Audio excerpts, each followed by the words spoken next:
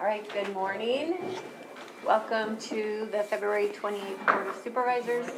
Oh, I had it, there we go. Welcome to the February 28th Board of Supervisors meeting. We'll call it to order. We have a moment of silence. I have two. Okay, And I have one as well. all right, go ahead. Want to go first? Okay. So I have a moment of silence for Thomas Brown, a longtime citizen of Lake County and a member of the Elam Indian Colony. He also was leadership for the Elam Indian Colony tribe. He worked for California Tribal TANF, where I worked with him at one time. And he was an intricate part to working at the Circle of Native Minds. And so we want to offer our condolences to him and his family, or to his family. And also Kevin Wasick. Kevin Wasick is also another longtime citizen of Lake County, especially Lucerne. He put together the Neighborhood Watch and did a great job, had everyone collaborated in that area. You'll see all the Neighborhood Watch signs everywhere in Lucerne. That's because of Kevin. He also served on the MAC for Lucerne for like the last 4 years. Did a very, very good job on that as well. And he was also a longtime security guard with the Robinson Rancheria Resort and Casino, retired there. And he retired so he could serve on the MAC, of all things. So he'll be missed. He's a real big part of a big advocate for the Lucerne Harbor being dredged too. As you probably remember, he came in numerous times and said, hey, we want to see that done. So I'd like to offer a moment of silence to him as well. In the city of Clear Lake, to be honest, with all the days that have occurred with the emergencies, I've lost track of which day this occurred, but approximately a week ago, we had another incident between a vehicle and a pedestrian. At this moment in time, the name has not been provided to the public, so I will not provide the name today, but we lost another individual in our streets. Again, somebody that is well known in the area and that will be dearly missed by both family and friends. And again, please be aware of your surroundings when you're driving, when you're walking, when you're on our roads, and please slow down. It's a little crazy out there, especially when the weather goes bad. So pay attention, please. Thank you.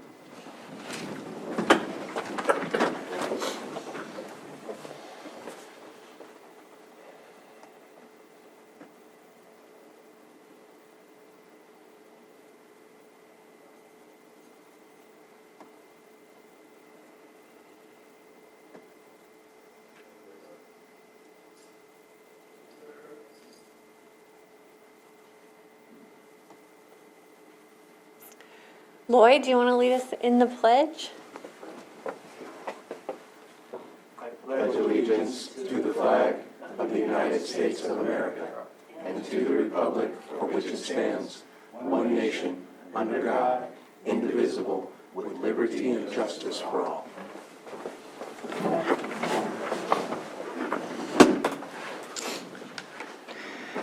Do we have an extra item to consider? Yes. I don't know if the sheriff wants to come up, but we'd like the board to consider this extra item. We need a motion for that. This has to do with the emergency declaration. Madam Chair, I'd like to, we're ready for that, right? All right, Madam Chair, I'd like to make a motion to consider this extra item that's presented after the posting of today's agenda. Second. Okay, motion and a second. All in favor? Aye. Aye. Aye. Motion passes. Want to take the extra item now? Yeah? Yeah. That way you don't have to stick around. Sure. I think this proclamation is fairly straightforward. I'm here to answer any questions. You've read the existence of an emergency due to the low elevation snow and extreme cold. This was a pretty unprecedented event here in Lake County. It's because it's snow and snowfall. I think the amount of damage that we're going to see isn't going to be seen until we have some melt and kind of figure things out. If you have any questions, be happy to answer them. But again, I don't know that there's anything that I need to add other than the proclamation. Supervisor Sabatier? It's not I guess there's a question and mostly comments. I know that we have already had some state support, which is exactly what this emergency declaration allows us to obtain, is some of the resources that we may not have available to us. So appreciate all the support that we've gotten. Definitely want to highlight first responders, public works, and everyone else that was out there while everyone tried to huddle in their homes and try and stay warm as best as they could, depending on their situation. We had folks outside trying to clear the roads and trying to make things as safe as possible to get electricity back up, and just want to highlight those individuals, including one of our individuals was hurt in the line of duty in trying to clear some of the brush and trees. So people are really in the front line, putting themselves at risk. I do hope that we have a debrief of this emergency as well. There's been a lot of communication or lack of communication in certain ways, and I want to make sure that we have the ability to come back and have a conversation about this emergency and how it all occurred, what went well, what did not go well. So I'm hoping that we can do that in the future. Yeah, of course, I'd welcome that. This event probably isn't completely over. We don't anticipate anything like we saw a few days ago, but we're still in the middle of this winter storm. So certainly when it's all over, I'd welcome it. Absolutely. Anyone else? Supervisor Green? Yeah, just housekeeping. I know we're here to add the item. I just don't know when that item ends up posted online for the agenda for people to look at. So I assume we are ratifying the emergency already proclaimed by you, and that is coming in the form of a resolution I haven't seen. It was added on Friday. It's not You pop- refresh. It's not popping in my Granicus. Refresh it, maybe. Yeah, just refresh Down here, it. a little circle. Okay. Well, as long as you guys are all seeing it, I'm just not seeing it, but thank you for that. Supervisor, or Vice Chair Simon? Obviously, thank you very much for bringing this proclamation. Our community definitely was impacted all the way around, but just as Supervisor Sabate said, I want to thank all of our workers, everybody, all of our first responders here locally that went out and did everything that needed to be done in the tough times. And, ultimately, we had a lot of folks, too, that work for the electric company, other places, PG&E, that are boots-on-the-ground folks here that did what they could to kind of get the electricity from 37,000 down to, I think, 7,000 today. So, a lot of local folks. But Sheriff, thank you very much. Greatly appreciated. Ready to approve this. That's what I want. Well, I appreciate that, and I appreciate the thanks as well. I've been trying to do that, give out thanks. Of course, you miss people, and there are just too many to thank. There's a lot of people working a lot of hours trying to keep our community safe, and I appreciate all of them, and I'm glad you do too. Okay, open up for public input. Is there any? There are no hands in Zoom. Okay, and no one in here, so I'll bring it back to the board for action. And I also, Sheriff, really appreciate your leadership during this. And we have a lot of people to thank, all of our staff and the utility crews and road crews and everyone. And it was pretty incredible to see everybody mobilize. So thank you so much. You're well, thank you. I'd have to agree with that.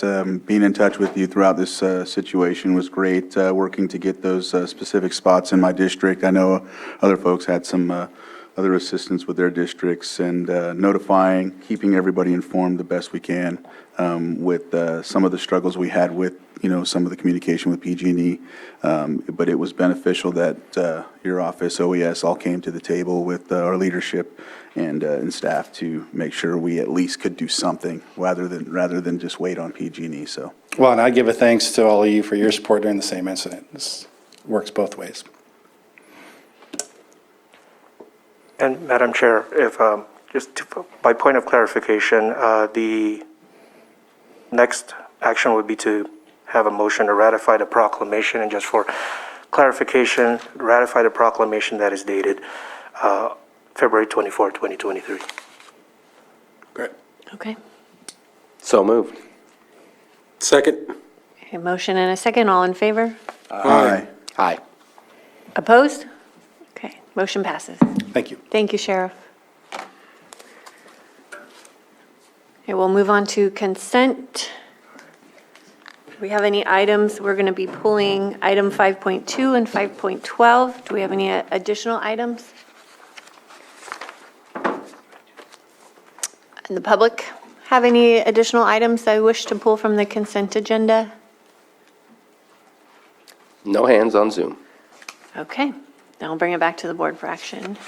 Madam Chair, I'll move to approve items 5.1, 5.3 through 5.11, and then 5.13 through 5.15 on the consent agenda.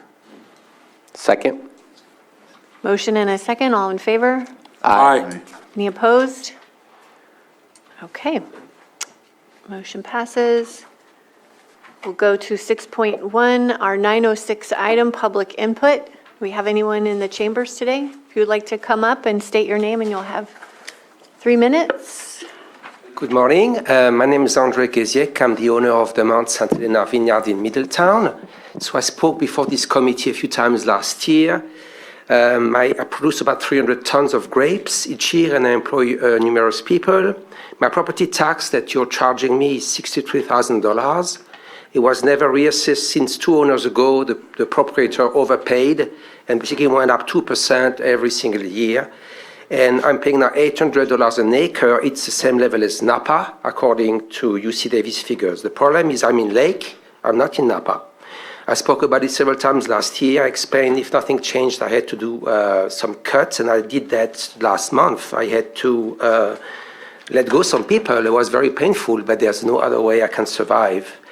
And I have a few more comments, so I'm really asking you again to look at reassessing this as soon as possible. I'm a bit surprised for the lack of interest that the county has for the grape growers. I've done a little research, but I found out that Lake seems to be pretty much the poorest county in California, and it's not ranked very well nationwide also. The economy is mostly agriculture, and agriculture for 80% is grape growing. So if we're not doing well, the county is not doing well. So I would behoove you to try to assist this critical part of your economy. I came to this county with an open mind. I actually wanted to invest money in all kinds of projects, electrical, solar and stuff. But my big concern, if no substantial changes occur, I might not be able to actually invest in this county. This county is not investable. So thanks again for your kind attention. And I hope this will be reassessed soon, if you can do something about it. Yep. Thank you. My district. Okay. Anyone else? In the chamber or in the Zoom room? There are no hands in the Zoom room. Okay, thank you. Need more coffee. All right, we'll close public input and we will move on to 6.2, our 910 item, consideration of the December 31st, 2022 report of Lake County Pooled Investment Treasurer Tax Collector. And there they are.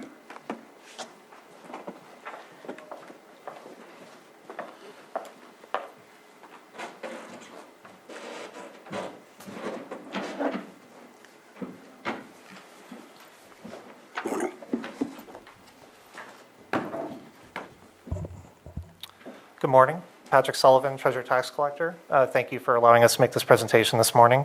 I have Carlos Oblitas here from Chandler Asset Management, who's prepared to go ahead and give this presentation. They're adding me as a panelist right now, so if I can just have a moment, I can put this up on the board.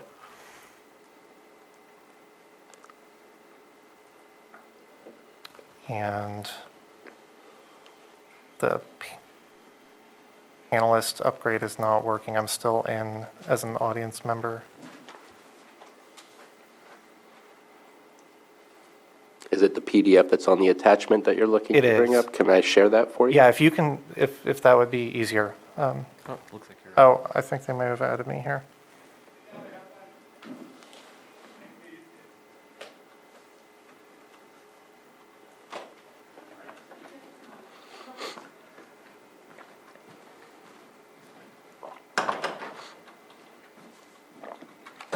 Okay, I am now sharing the screen. Supervisors, let me update you on the status of the portfolio and the events in the economy that are driving current returns, earnings, and the risks to the portfolio going forward. Just as a reminder, as always, this is the county's investment pool. The pool has participants in the pool. The pool is designed to provide liquidity to the participants, and county money is also invested in the pool. The objectives of the county pool are safety, followed by liquidity, followed by return. That's dictated by California government code. The types of investments that you're able to make are highly controlled and restricted.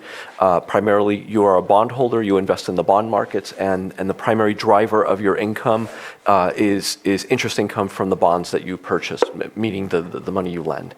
Having said that, your portfolio is always very subject to whatever's happening with interest rates in the overall market.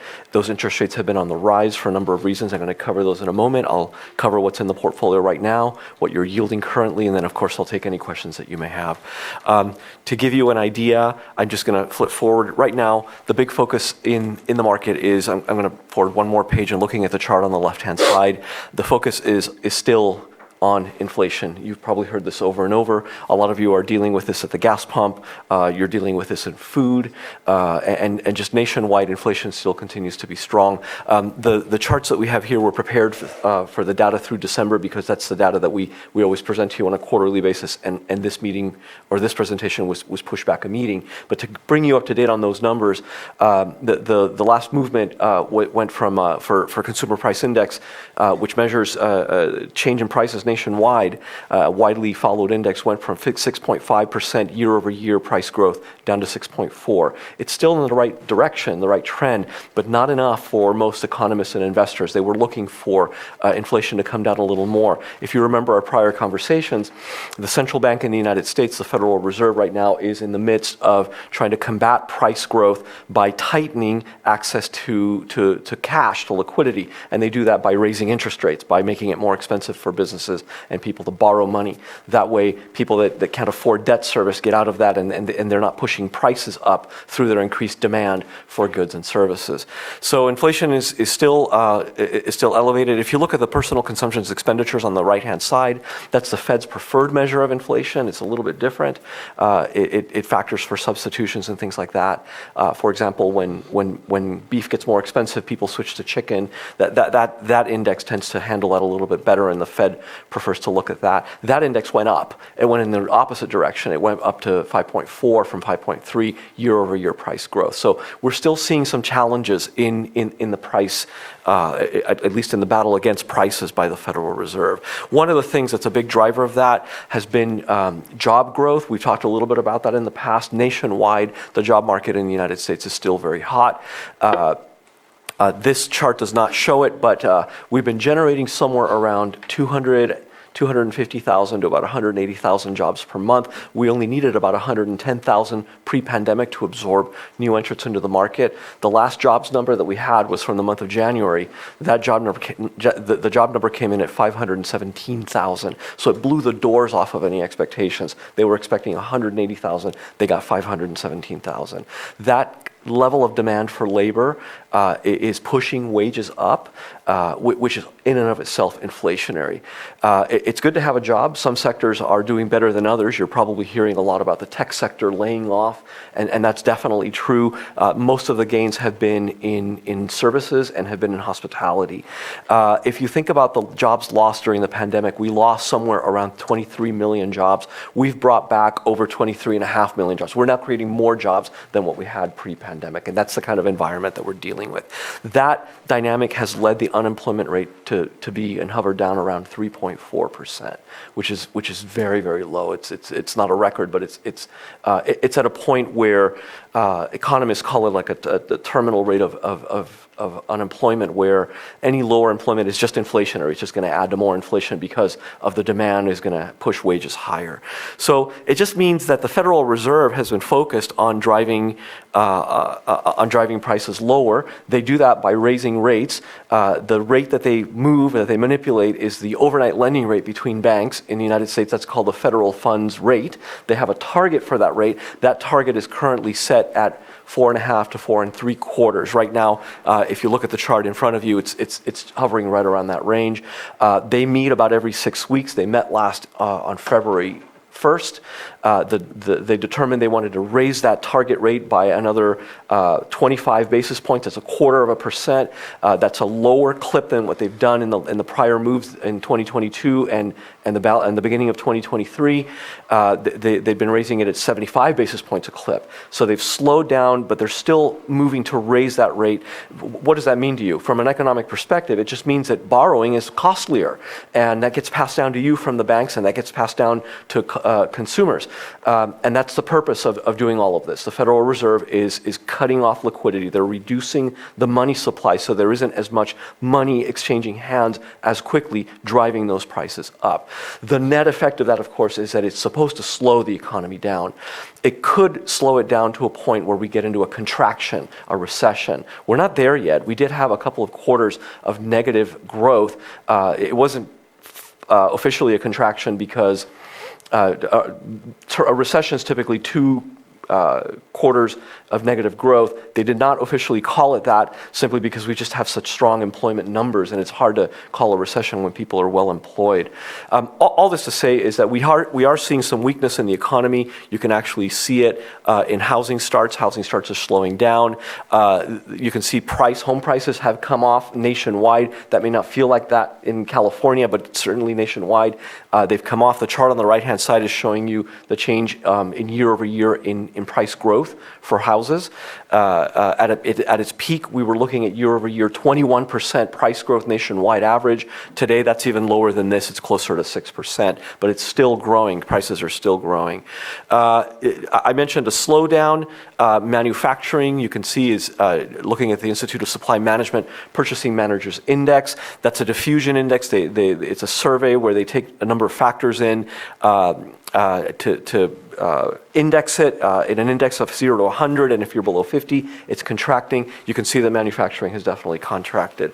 And of course, people are always looking at consumer, just looking at retail sales. You can see that retail sales have been on the slowdown. So the moves that the Fed is doing have, the net effect has been to slow the economy down, but prices have been persistently high. Part of that is labor. What does it mean to you and your portfolio? Well, it means that with the Fed being on the side of raising rates even higher, it means that rates in the market that are available for debt instruments that you purchase, the rates are going to be higher. And that has a dual effect. Whatever debt instruments you currently hold on paper go down in value. And that's been happening all of 2022 and now the beginning of 2023. That value, that drop in value is not generally realized because for the most part, we hold these investments to maturity. We hold them to maturity. At maturity, you get your money back, and we turn around and we reinvest it. That reinvestment, that's the second part. That reinvestment is at increasingly higher yields. To give you an idea, I'm just jumping forward to give you an idea. Looking at September 30th, we were earning 155% per year. That's the annualized earnings rate expected going forward. That number climbed to 182. The reinvestment rate, so whenever we receive new money or on maturity, we reinvested it at 3.63 3 months prior, and as of December 31st, we were getting in at 377. The nice thing about all of this is that reinvestment rate today, if I looked at a report as of yesterday in the portfolio, we were looking at yields of around 5%. So any new money we're getting in, we're picking up 5%, which is driving that average yield higher. Currently, that average yield is higher than 2%. So we're moving in the right direction from an earnings perspective. The valuations are still lower because, remember, when rates rise, the values fall, but that drop in value generally is not going to heavily impact you because most of this is held to maturity. Right now, the portfolio is valued at $465 million. This includes the component that Chandler Asset Management manages on your behalf. It also includes the component that's in the bank that's used to make payrolls and to make liquidity for participants. It includes money that's in the state pool, local agency investment fund. You're very well diversified. Let me jump forward to that. You hold almost every asset class that's allowed to be held by code. There are a few that we don't buy simply because we're just not finding value. But these asset classes are in the portfolio in the proportions that you see because of the analysis that we've done to make sure that if we're picking up additional return. We mitigate the risk that's associated with that. You're very well diversified.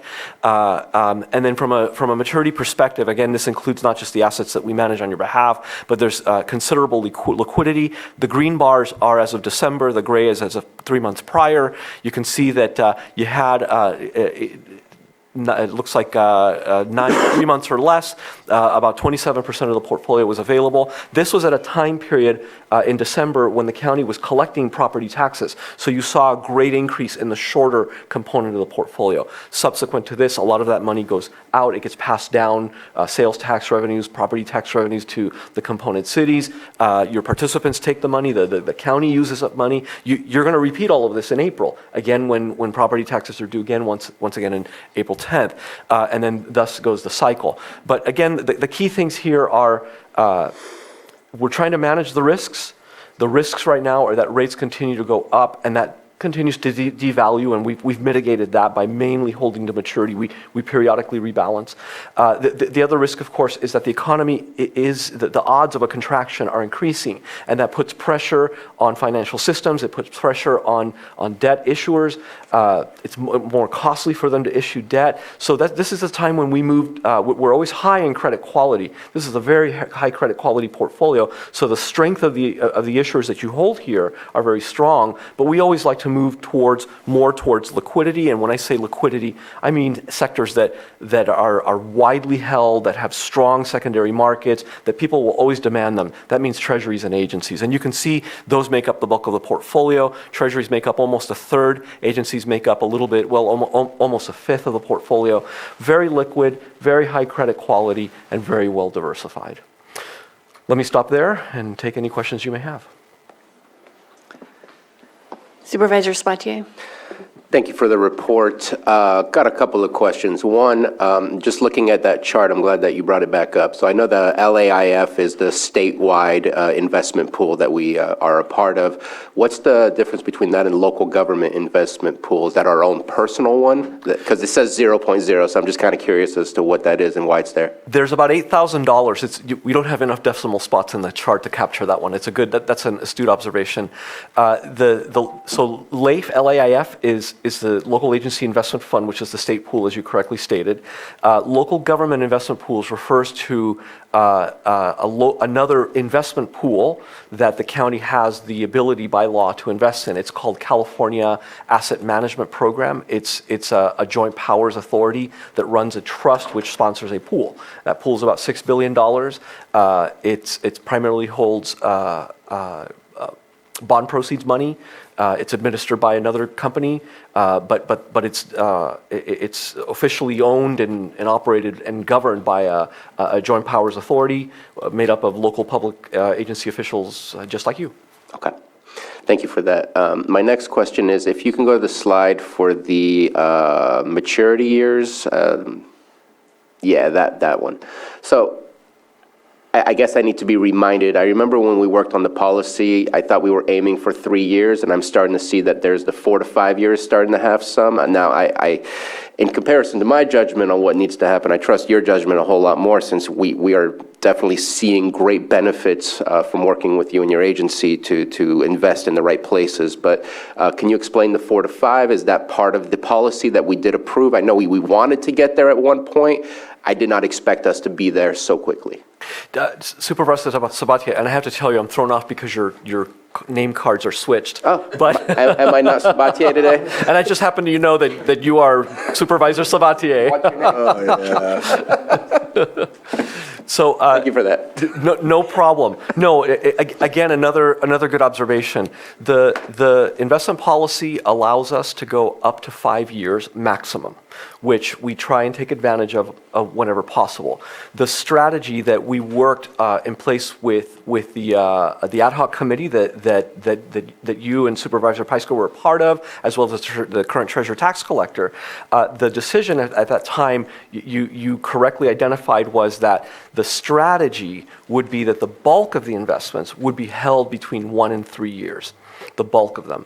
And that's on the investment portfolio, the part that's managed by Chandler.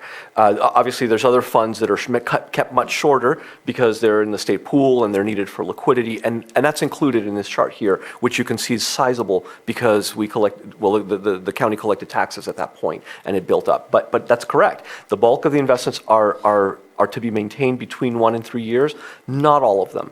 We do look for opportunities beyond 3 years when it makes sense. The average duration of the portfolio, between 1 and 3 years generally, when you look at an index of bonds between 1 and 3 years made up of treasuries and agencies, the average duration tends to be somewhere around 1.7, 1.8 years. So we try and stay, when we build this up in the portfolio, it tries to be somewhere around 1.7, 1.8 years. Sometimes we can maintain that average by maybe picking up a little bit more if we see some value longer. It's interesting that you say that because right now, the yield curve, that's a fancy term, that's the term structure of interest rates. If we looked at interest rates of treasury securities that are offered at 3 months, 6 months, 2 years, all the way out to the spectrum of maturities. If we looked at what's offered and we charted that, and that's a curve, and you're looking at it on the right-hand side, normally that curve is positively shaped as it was December of 2021, when you can see the bottom line here, it's positively shaped, when rates were much, much lower. If you look at those rates through December, the green line, the curve is inverted. And that's another, again, fancy way of saying that right now, shorter maturity bonds are paying a higher yield than longer, which your next logical question would be, why would we buy that longer bond? Generally, when you see an inverted yield curve like this, it's because investors are expecting a contraction. Since the 1960s, an inverted yield curve like this has a very strong correlation with a contraction following anywhere from 18 to 22 months forward. And so investors will buy up longer bonds expecting that rates will fall. Remember, prices and yields move inverse to one another. So if they're buying up more bonds in longer maturities, they're driving up the price, which pushes the yield down, creating that inversion. And of course, on the left-hand side of that chart, that's driven by what the Fed is doing, which we talked about. They've been raising rates. The yield, the market is not keeping up with what the Fed is doing. So why am I telling you this? I'm telling you this because if it's expected that there might be a contraction, and the numbers are showing us that. And if that happens, eventually the Federal Reserve will have to start doing the opposite of what they're doing now, lowering rates. And if you have longer maturity bonds where you pick up some sort of yield, you hang on to that yield much longer. You're not, if you keep it much shorter, right now logically you might want to buy shorter maturities because they pay more. Those shorter maturities will mature much faster, and if yields come down because of a contraction, those investors are forced to reinvest at lower yields. So this is why we diversify these maturities just like we diversify the sectors, and that this is why we have investments that go out, some of them out near the 5-year range. No, I appreciate the explanation. I know that the longer the term, the more risk, but also the more potential. It kind of goes both ways, but the explanation of the timelines of what's historically been seen, and the fact that there are forces that can change what the outcome of the economy is, that those actions will be taken, that makes sense to me. And I did have one last question. I know I asked Mr. Sullivan this. Obviously, the most important part for all of us is not just where is our money, but what are we benefiting from this? And you've already shown the yields, but I know that we get quarterly interest that comes in. That interest goes to not just Lake County, it goes to our schools, and it goes to our fire districts. I'm not looking for that separation, that level of detail, but just to kind of understand how we've been doing as far as the interest that we've received from placing these funds in the appropriate locations. Yes, I was aware of your request, Supervisor Sabatier, and I did prepare this chart just to try to outline that. This is the last 2 calendar years of the quarterly interest that was earned. So I hope, is that visible up on the screen? Mm-hmm. Okay. So if you look back to the beginning of 2021, this was before we were using Chandler Asset Management, and most of our funds were in our operating account or in the state pool, which at the time was not paying any significant returns. As you'll note, as we got closer to the end of 2021, in that fall, we engaged with Chandler and we began to enter the market. So you'll see these returns start to climb. By that March figure, we were fully engaged with the market. And Carlos, I don't know if you want to jump in more with an explanation. Absolutely. There are a couple of reasons why you see this spike in investment earnings, two that I would attribute. The first is that prior to the ad hoc committee that came together to make those decisions on the portfolio, prior to that, as your treasurer tax collector has stated, the funds were primarily in bank accounts to a point where and rates were so low, the banks were not paying anything, and your earnings were very, very, very low.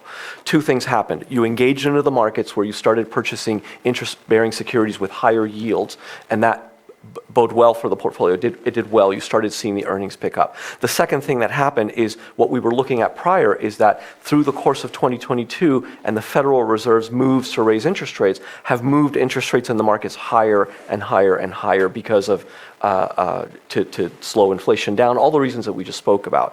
Well, you have been fortunate in that every time you reinvest, you've been reinvesting at increasingly higher yields. And I'm going to go back to a decision that ad hoc committee made back in November of 2021 when we originally met. And that decision was, going back to your point, was that you were going to maintain the bulk of the investments between 1 and 3 years, sometimes even shorter, sometimes a little bit longer, but between 1 and 3 years, rather than going longer and having it mainly between 1 and 5 years. So we were looking at an option of maybe averaging somewhere around 2.5 years. We made the decision with input from the Board of Supervisors where we would go a little bit shorter because we wanted to emphasize liquidity, because we wanted to be a little bit more nimble, because we anticipated that rates would be going up. So doing that move, rather than averaging 2.5 years, you're averaging 1.7 years or so, you're able to reinvest faster. It means that on the whole, on average, the portfolio is turning over faster right now, maturing faster. There's shorter maturities which come due faster, and that faster is bringing more cash available, which you in turn have been reinvesting in increasingly higher yields in the markets, and that's why you're seeing this hockey stick. So that decision, this is proving that decision to be a wise decision. It was a good decision, and it was made in a very timely manner.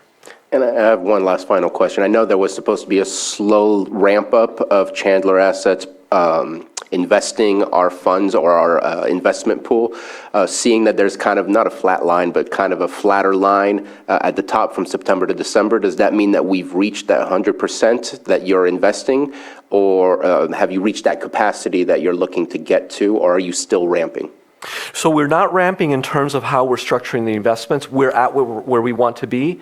So the structure, so meaning the pie charts that you saw, the proportions in the different sectors, the bar charts where you saw the different maturities, the structure of all of that is exactly where we want it to be at this point. We're not ramping up.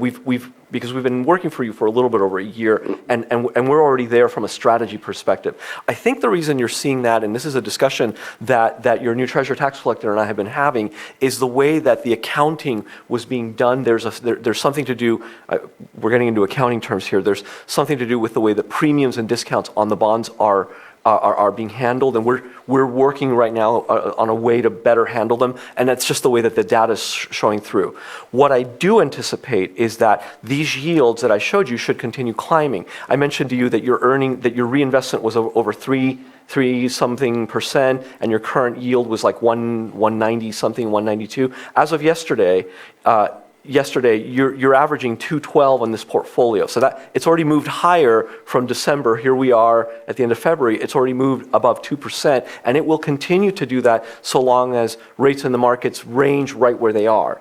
And then your reinvestment, which was something around 3.5 or something, well, that's today, as of yesterday, it was 505. So if I'm picking up new investments on average at 505, I'm going to move the average that I have higher and higher every day. That should continue. It should not plateau. That might be an accounting issue, which we're still kind of working out. Thank you very much.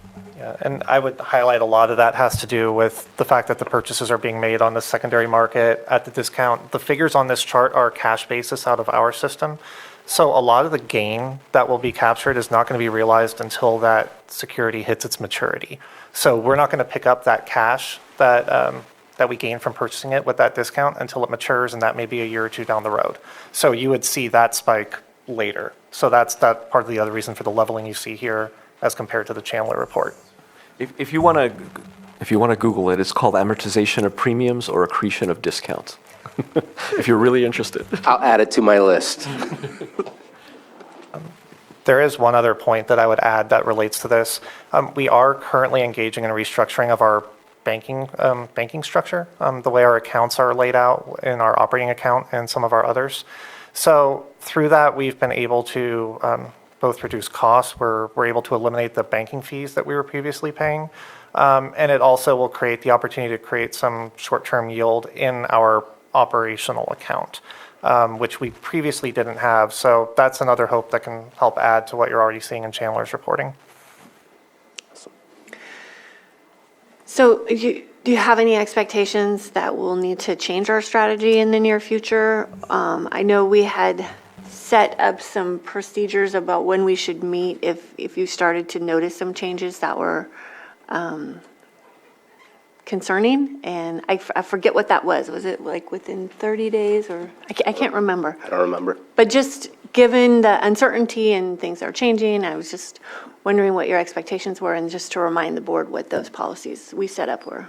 So generally, right now the obligation, the way that we wrote the policy, the obligation is to inform the treasurer tax collector if there are credit issues. If something's happening in the portfolio where credit deterioration occurs and you have names that where we think that there might be credit action, maybe even where the credit rating agencies might lower a credit rating below the minimum requirement to purchase that security. That's something that you pay us to monitor. The Treasury pays us to monitor that. So we and of course what we're purchasing in this portfolio is we're doing credit analysis on everything that's not a U.S. government security. So that we have to notify, and we have to notify immediately. That there's no waiting for that. There's no meetings for that. That we have to jump on that ASAP.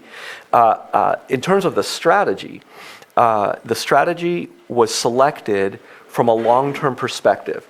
And we had two really good reasons when I say we, I meant that ad hoc committee that was working at the time. There were two really good reasons why the committee went this route. The first one was because it got you out of overnight investments, which is what you had, and at that time overnight investments were paying literally nothing. So you chose to move a little bit longer to be able to pick up higher interest income, and that's why you saw the initial pickup in this chart. The second reason was because you maintained it between 1 and 3 years was because that was a structure that we knew if anything happened to the markets in terms of interest rates blowing out and rising, and if we had to sell something, the longer that we went, the bigger that negative value impact on paper. So if you had to sell it in an emergency, your ability to do that was even more limited with a longer portfolio. This is why we settled in that in-between space. It's also a structure where if we literally did nothing but just sit and wait, we do periodically sell before maturity to rebalance, to diversify, to pick up higher credit quality. Sometimes we may sell at a slight loss to pick up a higher yielding security that pays us back for that loss and leaves us with more money than had we just done nothing. So we do that all the time. But the idea here was that if we, in an emergency, if we just sat and waited for the maturities to come in, this structure was giving us many maturities to allow us to do that. I don't anticipate this strategy to change even in this environment because this is a very strong liquidity position and the credit quality is very strong and everything complies with the policy and everything complies with code and you're very well diversified at this point. The only thing that would change, with most treasuries, not a ton of them go longer than this to perhaps a 1 to 5 year where they average 2.5 years. If anything, it would be during a dire emergency where maybe we wanted to shorten the duration even more, maybe give up a little bit of yield because there were emergency needs and we needed liquidity faster. And we're not at that point right now. We're not at that point. But of course, we monitor the economy and we monitor the markets to give you a heads up to think about what we're seeing. I want to remind you that this portfolio is, in the world of investments, if you think of everything that can be bought out there, because of code and because of your risk management policies by your investment policy, this is a very, very low risk, high credit quality portfolio designed to withstand shocks to the system. That's the whole purpose of this. When compared to other investments, it's a very low-risk portfolio, and that's because code requires safety first, followed by liquidity, meaning having the money available when you need it, then followed by return. You just happen to be doing it at a time when returns have been the best in about 15 years. Great, thank you. Supervisor Green? Yeah, thank you. I'm going to reference page 31 and then page 27 of the slide deck. And it's the peculiar creature of what's called a Yankee CD in here. So on page 31, I'm seeing we took dispositions totaling $34 million through assorted Yankee CDs. And then on page 27, I guess what we call this particular creature is a negotiable CD, and our current holdings are closer to $5 million. So that $125 million disposition kind of raised my eyebrows, but can you just give a real quick overview of the peculiar creature that is a Yankee CD? It appears to allow investments in banks that are not totally American funded. So the size of the dispositions and then our current stake in negotiable CDs. Can you just give an overview of that? Absolutely. Those particular dispositions, I believe we inherited. Yes, I believe the position you're referencing on page 31, the Standard Chartered Bank of New York Yankee CD, that was purchased before Chandler began managing our portfolio. We did examine it, and we made a determination not to take any action with it, to hold it until maturity, but it doesn't follow the standard practices that we would employ now in terms of selection. And if I may elaborate on that, that's specific to that Standard Chartered Bank. That one was inherited. The Svenska Handelsbanken and the Toronto Dominion, I believe, those might have been inherited as well. I'm not sure about that. We do buy negotiable CDs on behalf of the county. If you think of a certificate of deposit at a bank, it's simply a deposit where you put it in for 6, 9, 12 months or whatever, 2 years. They give you a rate. You really can't get your money out without a penalty. This works similarly, except that you, rather than taking a penalty if you wanted to get out of it, there are buyers. There are a large pool of buyers that are standing by, ready to buy it. They're in very high demand. They're mainly purchased by money market mutual funds, which are very low risk investments, places where people park cash. So in terms of Yankee CDs, to answer your specific question, a Yankee CD is a CD that's issued by a foreign bank which has operations here in the United States. About 95% of that market, they're issued by their U.S. subsidiaries. And the reason that California government code allows you to purchase them is because when they do that, they're just like an American bank. They are overseen by the Office of the Controller of the Currency. They have to follow U.S. banking laws, and they have to be capitalized to a certain degree to be able to operate. So for that reason, and on top of that, we're not just buying any Yankee CD, we're buying Yankee CDs which are very high credit quality. There's two things I'll say about that. During the downturn, the great financial crisis in 2008, 2009, these tended to do quite well because they weren't as tainted by the mortgage market that tainted American banks during that time. The second thing I'll say is that what's nice about these, especially with the longer ones, when they get longer, they resemble a corporate bond, say from Apple or Microsoft.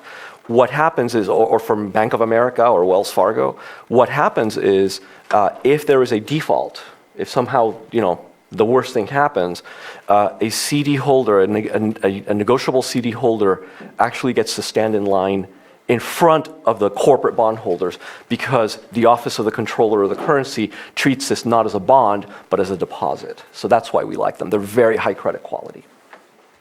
Then real quick follow-up. I assume you're just following the money wherever the rates are. So to note the prior balance, $34 million, the current holding of about $5 million, clearly as a percentage of the larger portfolio, our Yankee CD holdings have shrunk. So is that just part of the new management that you guys are bringing, or is that a changed view of the value of the Yankee CD, or is that just totally based on the rates of return? We have less exposure to Yankee CDs than we did prior. So, Supervisor Green, that's again another astute observation. It's partially our preferences. We do chase the money, but we do that by mitigating the risk. We really view ourselves primarily as risk managers. And to your point, where you identified 5% back in December, I'm looking at the holdings as of yesterday, or actually as of as I'm looking at the December holdings, and looks like all existing negotiable CDs in the portfolio made up a little bit over 1% of the portfolio. So part of the problem was that Standard Chartered Bank that you identified there, that single issue was $25 million, and we just don't buy chunks of $25 million bonds of any name. We have one of the things that we did working with that ad hoc committee was to build in an issuer concentration limit of 5%, which is not even in code. That's a best practice to limit our exposure. And in practice, we actually, our exposure by name, I believe, is less than, in corporate names, is less than 2%. In some instances, less than 1%.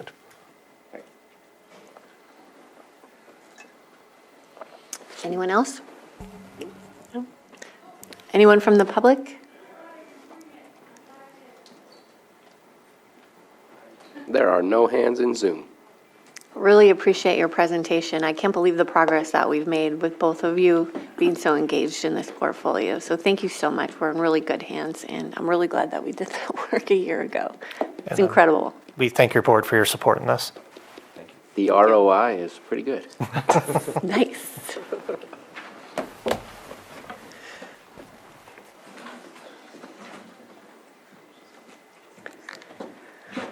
Okay, next we have our 6.3, 9:30 a.m. item. I have to read the whole thing. Sorry. Okay. Consideration of draft ordinance amending Chapter 5 of the Lake County Code and adopting by reference the 2022 California Building Standards Code, known as the California Code of Regulations, Title 24, Parts 1 through 6, 8 through 12, incorporating the 2022 edition of the California Administrative Code, Title 24, Part 1, the 2022 edition of the California Building Code, Title 24, Part 2, the 2022 edition of the California Residential Code, Title 24, Part 2.5, the 2022 edition of the California Electrical Code, Title 24, Part 3 of the 2022 edition of the California Mechanical Code, Title 24, Part 4, the 2022 edition of the California Plumbing Code, Title 24, Part 5, the 2022 edition of the California Energy Code, Title 24, Part 6, the 2022 edition of the California Historical Building Code, Title 24, Part 8, the 2022 edition of the California Fire Code, Title 24, Part 9,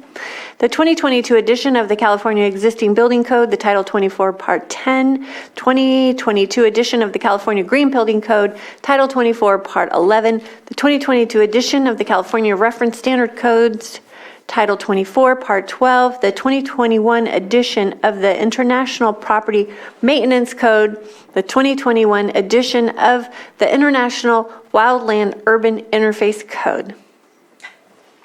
Good morning, Mireya Turner, Community Development Director. Hopefully that will be the longest title you read during your tenure as chair. But I do appreciate you slugging through it. So every few years, the state updates codes that are relative to our building and safety.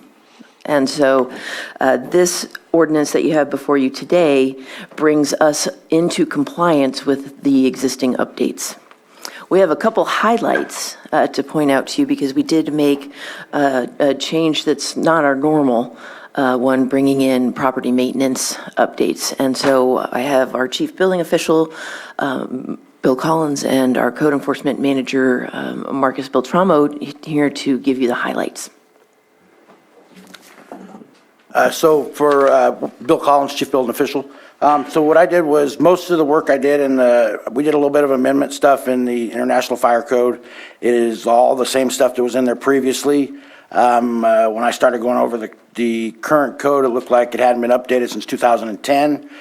So I put it in the right spots. It's mostly all just clerical stuff, putting it in the right area of the code. Most of the things have changed in chapters by about 30 chapters, so I just moved it into the right section. The only other thing that I amended was the California Green Building Code. I added a new section that is light fixtures must direct downward and not allow light to escape in an upward direction. This is just to be more in line with the Dark sky. with the Night Sky Initiative. We get a lot of complaints coming in about a project that we had with a bunch of While it was compliant with the existing code where it's hooded and shielded, it still allowed light to come out of the top and is not what we were looking for. So that was the only amendment that I've added. I believe Marcus has updated some administrative stuff on the International Property Maintenance Code. So just to give a little quick background, the International Property Maintenance Code, building enforces new construction, code enforcement enforces maintenance and upkeep. So the International Property Maintenance Code is a tool that we use and is a tool that has a lot of value. There was only one section, we adopted the code as whole. The code in the past had a lot of amendments or modifications to it. Based on the review I did with Bill, we believe the code is satisfactory to meet the issues and the conditions of this county. The one issue that we inserted some information is regarding to exterior property areas, weeds, premises and exterior properties. This goes to weeds and plant growth, and basically the jurisdiction having authority can insert a height. And so we chose 4 inches for weeds and plant growth. This does not include cultivated flowers or gardens. We feel that's sufficient. We didn't have that in our ability, so when grass grew to a certain height that didn't meet hazardous vegetation, we didn't really have a tool to address that. We figure this covers that gap, or closes that gap. Great. So staff does recommend that after your public hearing, that you approve the ordinance to be read in title only and advance it to the next meeting for adoption. Thank you. Supervisor Green? Yeah, real quick question on pages 13 and 14 of the revised ordinance. On page 13, there's a definition for agricultural building. I'm aware that there's been some discussion about ag-exempt buildings with our cannabis task force, and just want to make sure, and the word horticultural in that definition kind of stood out as opposed to agricultural. So I'm wondering if that definition is intended to just comply completely with the IPMC, and if it aligns with our definitions of ag buildings or ag-exempt buildings elsewhere in our code. And on page 14, it just looks like our accessory structure shrunk from 200 to 120 square feet. So again, is that to comport with state law, and does that meet with other requirements in our current zoning ordinance? I can speak to both of those. The agricultural buildings, we took that definition straight out of the California Building Code. And we're not saying that that is necessarily an ag exempt building, because we have some other requirements. You have to have I believe it's got to have 10-acre parcel, and there's some other requirements in the county code. But we just, basically we wanted to have the same concurrent definition with the California codes is what the ag building is. As far as the reduction from 200 square feet to 120, I don't know who put that in there, but as far as I've been doing this, it's always been 120 square feet per the California codes. And the code, the California Health and Safety Code says that you can amend the code, but you can only amend it to be more restrictive. So we can say we want it to be a permit is required if it's 100 square feet or more, but I don't think we can ever say that we don't need a permit if it's over the 120 square feet. So basically, I was just putting that back to where it's supposed to be. Anybody else? Anyone from the public? Anyone in Zoom? No one in Zoom. Okay, I'll bring it back to the board. Just a quick comment. Go ahead. Yeah, my experience from building tool sheds, which is kind of what the 120 square foot thing is typically seen as, both in Humboldt County and Sonoma County, where I've built tool sheds, those were typically my limitations. So that makes perfect sense to me. But I do have a question about what about those that did follow the rules set previously? How does that get handled for ones that you didn't have a permit for, therefore you don't know about, but then you come to let's say code enforcement goes on the property, how does that work to kind of walk it backwards to say now you're in violation of, even though maybe prior to that being in writing and maybe incorrectly, but still being in writing that it was approved to not require a permit?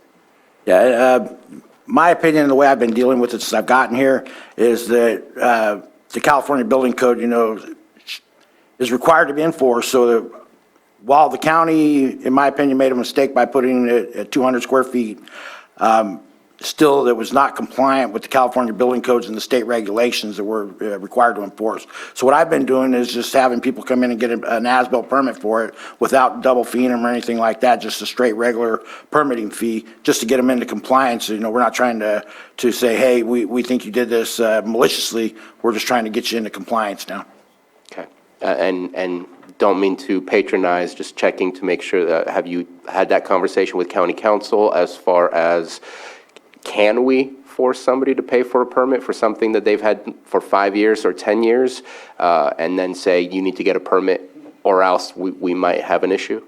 I have not discussed that with county council. I did discuss the fact that we needed to change it back to 120 square feet, but the conversation did not go to the point that you're asking about it, Okay. about if we have legal recourse to ask them to do that. I do know that the California building codes say that, if it was, no matter when it was built, if it doesn't comply, it's still supposed to be coming into compliance under state law.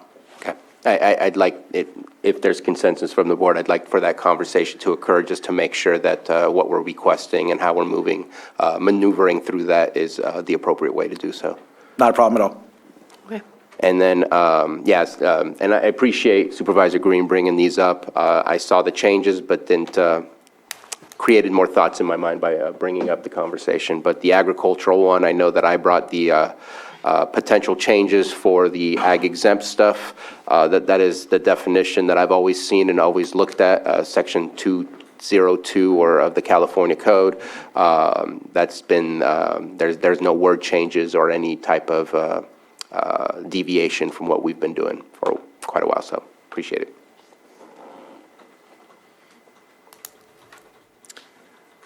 Action? And if I may, I know I saw Chair Pyska say yes to my request to meet with, I just want to make sure there's at least 3 or none. Yeah, you had consensus. Okay. I nodded, yes. Okay. And then, Madam Chair? Madam Chair, if I may, so just as a suggestion, your board, we have 2 motions for this item. The first motion is to waive reading of the ordinance and to have it read in title only. And the clerk shall read the title following. And we can do that first, then I'll get into the second motion. So moved. Second. Motion and a second, all in favor? Aye. Opposed? Motion passes. All right. An ordinance amending Chapter 5 of the Lake County Code and adopting by reference the 2022 California Building Standards Code known as the California Code of Regulations, Title 24, Parts 1 through 6, 8 through 12, incorporating the 2022 edition of the California Administrative Code, Title 24, Part 1, the 2022 edition of the California Building Code, Title 24, Part 2, the 2022 edition of the California Residential Code, Title 24, Part 2.5, the 2022 edition of the California Electrical Code, Title 24, Part 3, the 2022 edition of the California Mechanical Code, Title 24, Part 4, the 2022 edition of the California Plumbing Code, Title 24, Part 5, the 2022 edition of the California Energy Code, Title 24, Part 6, the 2022 edition of the California Historical Building Code, Title 24, Part 8, the 2022 edition of the California Fire Code, Title 24, Part 9, the 2022 edition of the California Existing Building Code, Title 24, Part 10, the 2022 edition of the California Green Building Code, Title 24, Part 11, the 2022 edition of the California Reference Standards Code, Title 24, Part 12, the 2021 edition of the International Property Maintenance Code, the 2021 edition of the International Wildland Urban Interface Code. And I believe the next motion is to continue the second reading to the next available agenda. Yes, which would be March 7, 2023. So moved. Second. All in favor? Aye. Opposed? Motion passes. Thank you. Now that's a soundbite right there. Our next item is 6.4, 9:45 a.m. Presentation of report on the Roadmap Task Force 2022 activities, community development, and sheriff. Thank you, Mireya Turner, Community Development Director. We are excited to bring this update to the board. As you know, the board did approve a pilot project of focusing sheriff and code enforcement resources on a single community for a period of time to sort of do team effort cleanups to see what sort of effect we could have. And so we've got some great data for you, but I wanted to just take a moment to express appreciation to the Sheriff's Office. The cooperative relationship that we have with them is extremely important to enable us to do our job. And so we have appreciated the cooperation that we've had as we've worked together in a team on this project. I will turn it over to our code enforcement manager to do his PowerPoint presentation, and then also the Sheriff's Office has their side of it as well.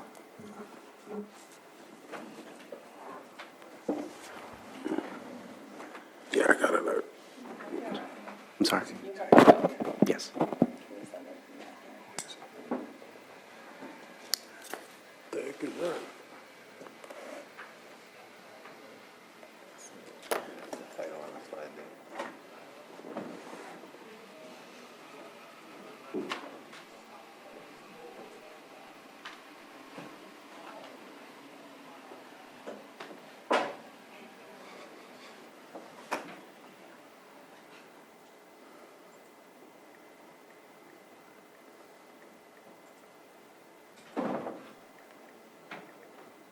Got to get rid of that box.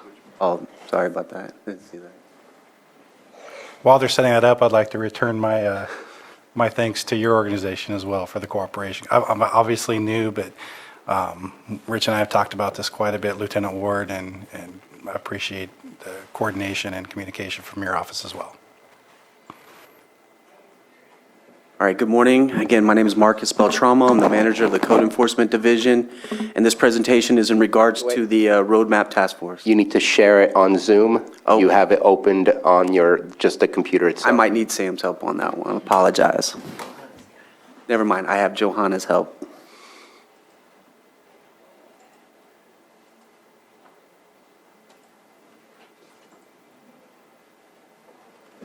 All right.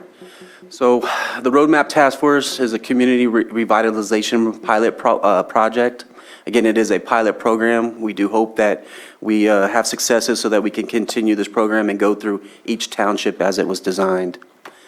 On May 4th, 2021, the Board of Supervisors approved the formation of the Roadmap Task Force. Just a brief history here. August 31st, 2021. The Board of Supervisors approved a Roadmap Task Force project for a community-driven revitalization pilot program in the Clear Lake Oaks area. If you can see on the right, the areas highlighted in the yellow coloration, that is the Roadmap Task Force area. That is where we concentrate and we focus our attention. On April 26th, the Board of Supervisors find the draft of Clear Lake Oaks Community-Driven Revitalization Action Plan is appropriate, and they directed county staff to move forward and to beautify and promote safety within the Clear Lake Oaks community.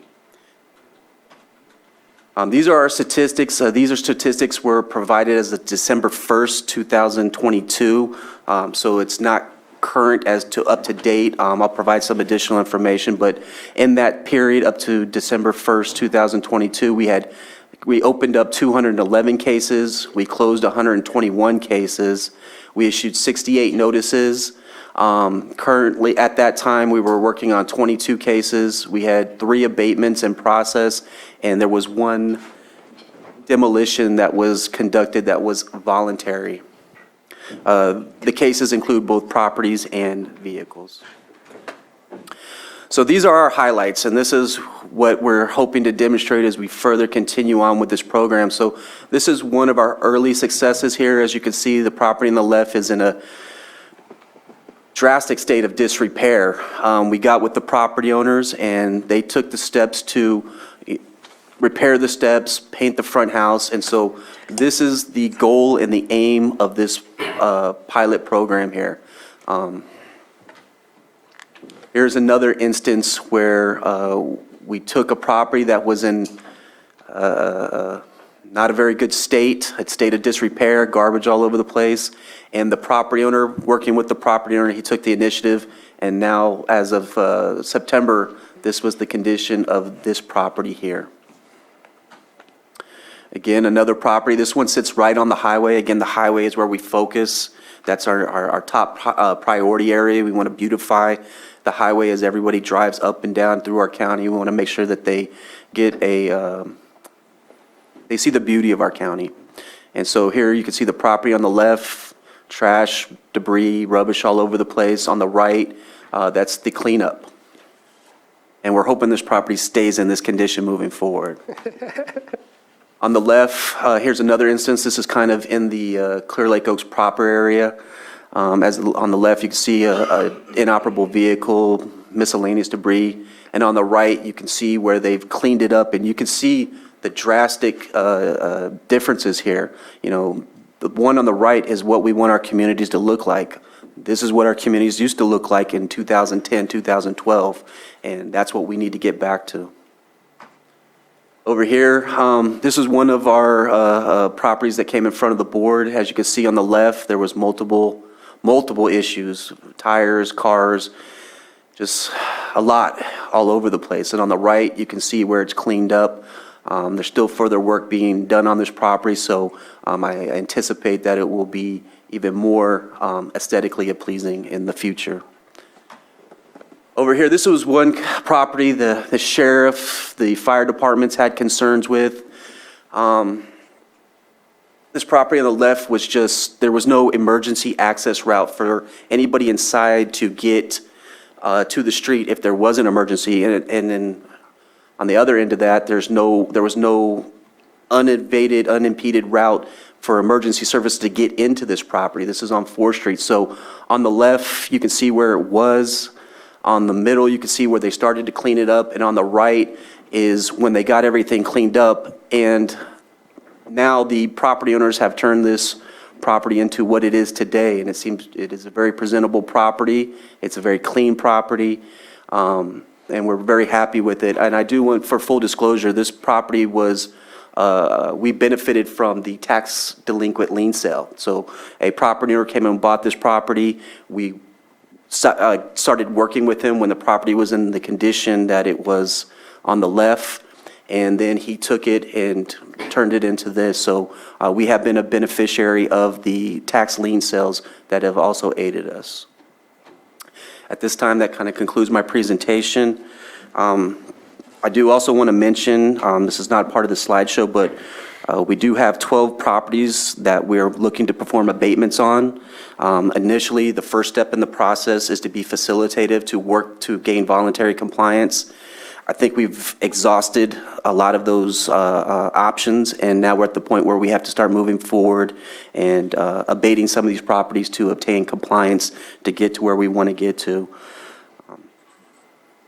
25 administrative citations have also been issued, and we are reaping the gains of that as well. As soon as someone gets a citation, recently a guy got a $6,000 citation. He came in immediately to correct those violations. So we are finding the benefits, and we are utilizing that tool. Again, as this code enforcement division grows, we will enhance and be better at using these tools to gain compliance. And at this point, that ends my presentation.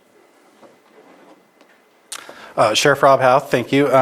Several people talking, obviously, and some presentations here, so I'm not going to take up a lot of time. I just want to make sure that I express my support for the program. A lot of experience with task force in my day, and especially in times like this with staffing being as it is. Our patrol, our beat deputies, if you will, are call to call, so that leaves very little time for proactivity, for trying to focus on problem areas. community-oriented policing, all that kind of stuff. These programs do allow for that. I not only want to keep this one going, but I'd love to have these kind of things throughout our community. With that, we have Lieutenant Rich Ward here, who administratively oversees the program for the Sheriff's Office. Good morning, Board. I'll try and do my best to present this a little easier from the comfort of my desk, but I'll do this the best I can with my head turned here.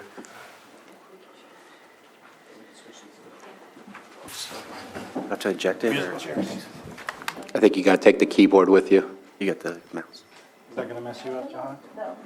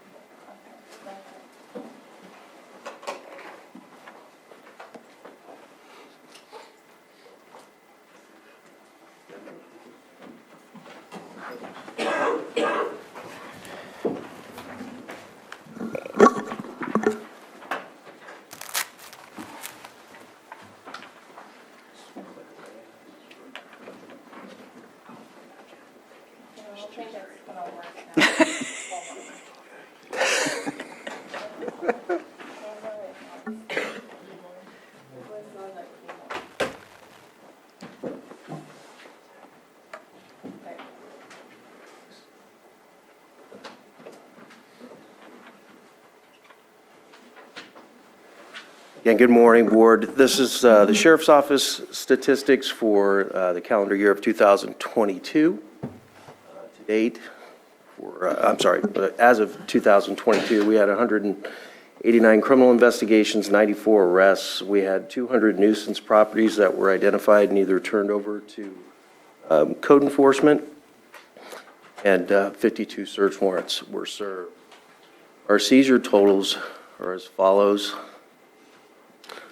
Some of the big outliers that we had were significant in the amount of, and the seizures of methamphetamine, fentanyl, and a large sum of ketamine that was located in a search warrant, and 44 firearms. Some more of our seizure totals as far as asset forfeiture.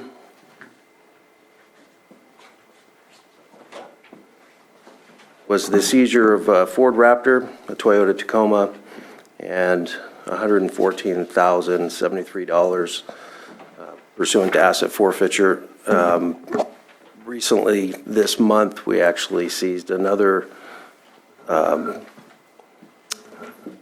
Dodge Ram pickup that was worth an estimated Kelley Blue Book value of about $65,000.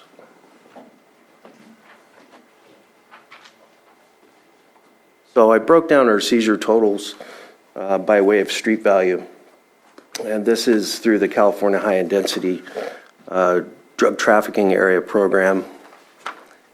Specifically, I used the lower street value in Lake County, which is estimated at $300 per pound. And you can see the totals there. Still have information that when this processed marijuana is sold illegally out of state, it could be sold to upwards of $1,000 to $1,500 a pound, which would be approximately $16.6 million. So it's still clearly a profitable industry. One of the difficult things out of these cases and the work that our deputies have done was actually selecting a few key cases and case studies to share with you. So I picked 5 kind of randomly throughout the year. This one, although the service of this search warrant was in Nice, evidence was obtained that tied the sales and distribution of methamphetamine, heroin, and fentanyl to Clear Lake Oaks and our neighboring communities. So 4 firearms were seized, including this one seen here, which is commonly referred to as a ghost gun. It's an 80% lower receiver, which means 20% of it is usually milled out and manufactured into a functional firearm. The firearm bears no serial numbers. You'll notice there's a threaded tip at the end of the barrel. That's often used to attach a silencer or suppression device. At the rear of the slide is actually a selector switch that was installed, allowing the firearm to be fired automatically as a machine gun. And this firearm was later test fired by our Sheriff's Office range personnel, and it did in fact function as an automatic weapon. With that ghost gun, there was inserted a 33-round loaded magazine, and that was, again, located in that ghost gun previously seen. You have a video here that where we function fired this firearm. Hopefully it will play for me.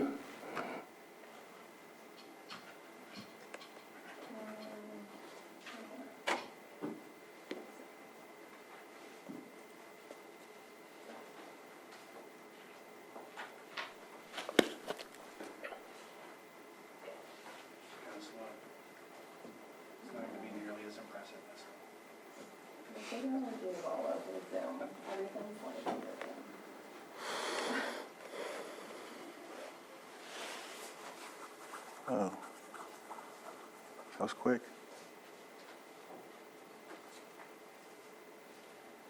Definitely see the shells flying. Well, we tried. It fired the 33-round magazine in about a second, maybe a little bit under or over, give or take. And all in all, these were the total seizures from that case study. It's 5 firearms, approximately 3 pounds of methamphetamine, half pound of fentanyl, 1 ounce of heroin, 24 pounds processed marijuana, and $2,570 in cash.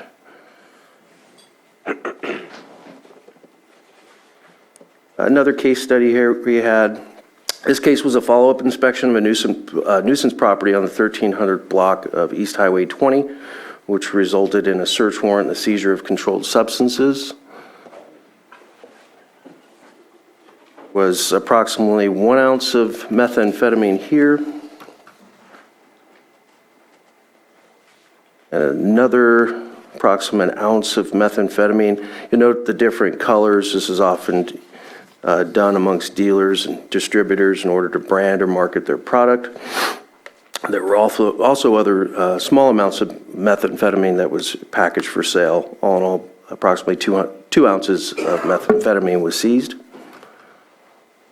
little under a half ounce of heroin, and over 50 pills of suspected Xanax. I would just note that it's far more common today that these pills are represented as a certain pharmaceutical, but they're often laced with fentanyl. And lastly, 74 separately packaged of marijuana totaling approximately 3.5 pounds. So a lot of what we do is proactive enforcement. As some of you know, the Highway 20 corridor is often used for the distribution of either controlled substances or currency. And in this investigation, traffic stop produced 242 pounds processed marijuana and a semi-automatic short-barreled rifle. This is the 242 pounds of marijuana and a semi-automatic rifle that was converted to a short barrel rifle. The appearance isn't that great, but it was functional, and it does have a detachable box magazine. Another case study here in October. Deputies conducted an enforcement stop on East Highway 20 near Orchard Shores. The driver was arrested for being under the influence of a controlled substance. He was also in possession of approximately 2 pounds of methamphetamine, $2,833. The suspect was charged with the sales and distribution of methamphetamine and child endangerment. So he was traveling with a young child. Here's the evidence that was seized, approximately 2 pounds of methamphetamine. In our last case study here, this was after a lengthy investigation. Roadmap Task Force deputies authored a search warrant in the 10,000th block of Pingree Road. Deputies discovered that the vast majority of the residents had been converted in order to cultivate and distribute marijuana. Deputies identified unpermitted wiring, environmental crimes associated with the cultivation of marijuana, as well as illegal dumping. I have several examples of some of the wiring, unpermitted wiring. You could note at the header of that door, you just have large amounts of cables punched through and different sub-panels throughout the house that were operating, not only lighting, but mini-split, AC units to regulate temperature, as well as carbon filters and a number of fans.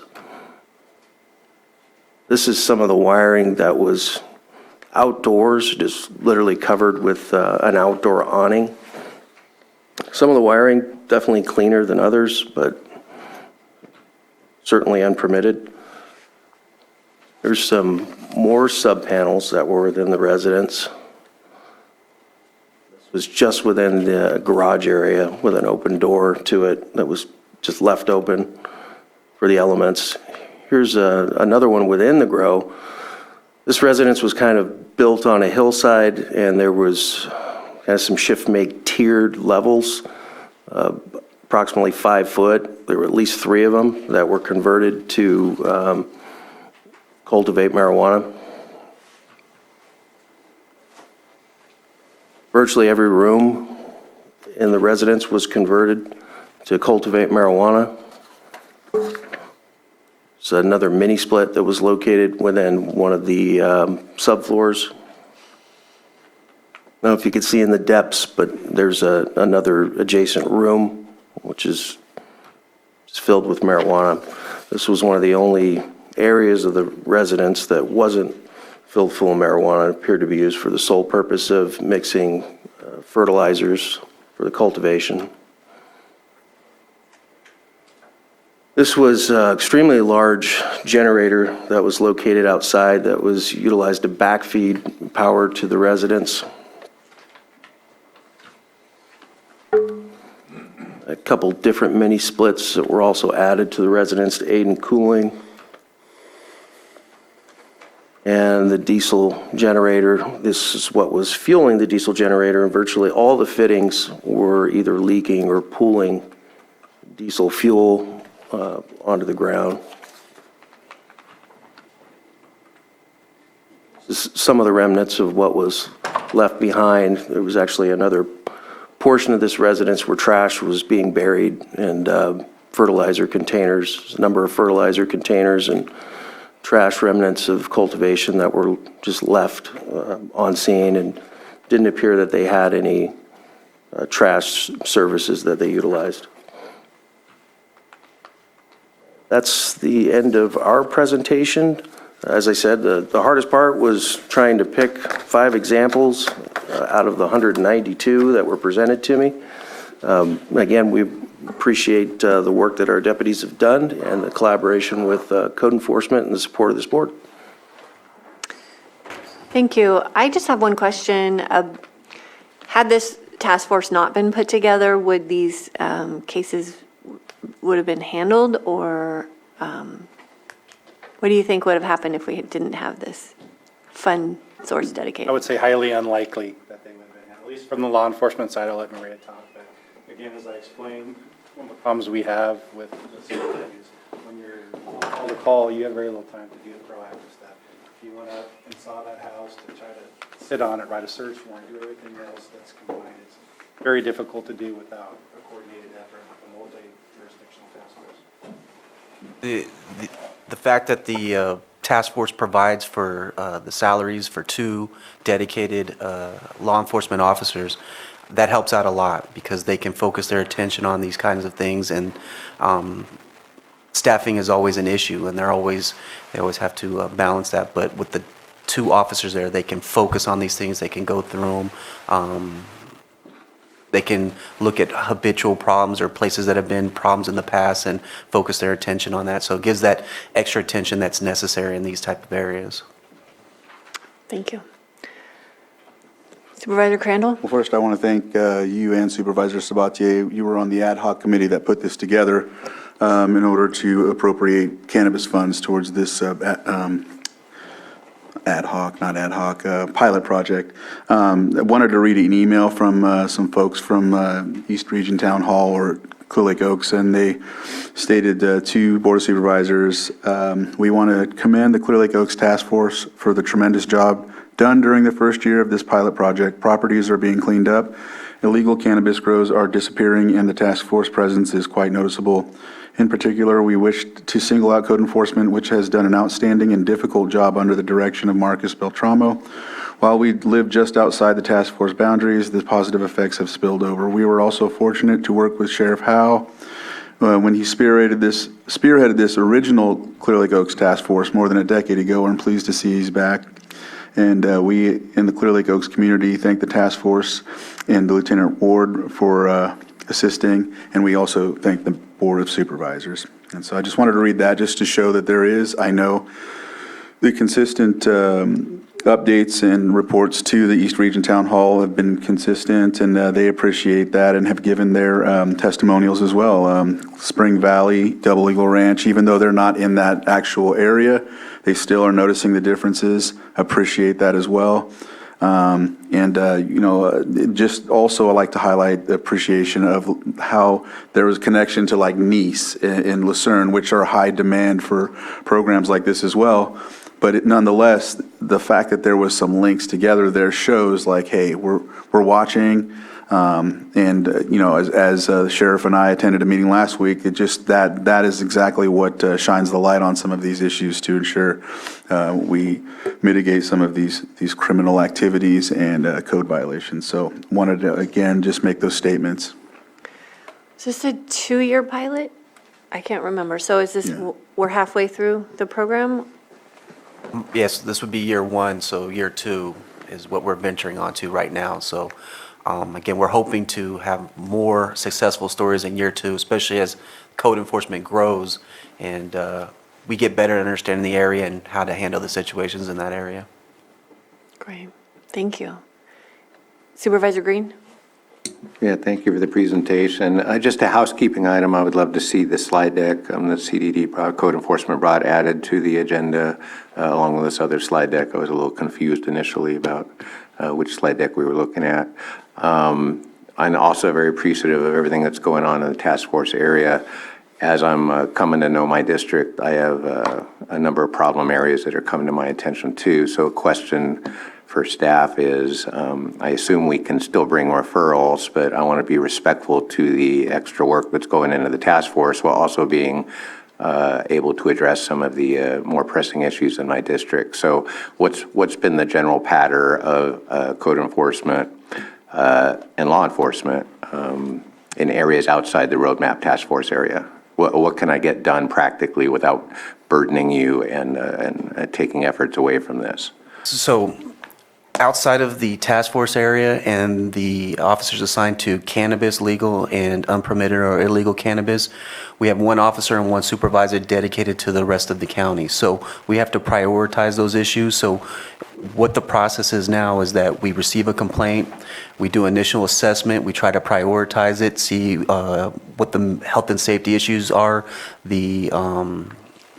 see how those impact the community, and we determine if it's something that needs to be immediately addressed or something that has to kind of go lower down on the priority scale and be addressed in due course. If I could add to that just a little bit, we do have a staff member now who's kind of our central switchboard. So when you do send in your complaints, everybody's been really good about making sure I'm included on those emails instead of just reaching out to staff. But when you do, then we make sure that Julie gets that complaint and she tracks it through to make sure that it gets addressed. And so on a weekly basis, she has been sending out that update so that you can not only see the progress in your district, but you can also look on everybody else's pages too and see what's going on countywide. And so do appreciate that since you're out in the communities, you're going to hear about things that we may not have heard about yet. So keep them coming because we do pay attention to them. We gave some recommendations for the community in Nice to start either calling that number with Julie and reaching out through email as well so that they could be added to that list, because some of those weren't. But at the same time, I mentioned to them that that list is what would carry the perpetual need for updates and whatnot, so. Yeah. Supervisor Green, from the law enforcement side of things, the reason this works is it's extra people.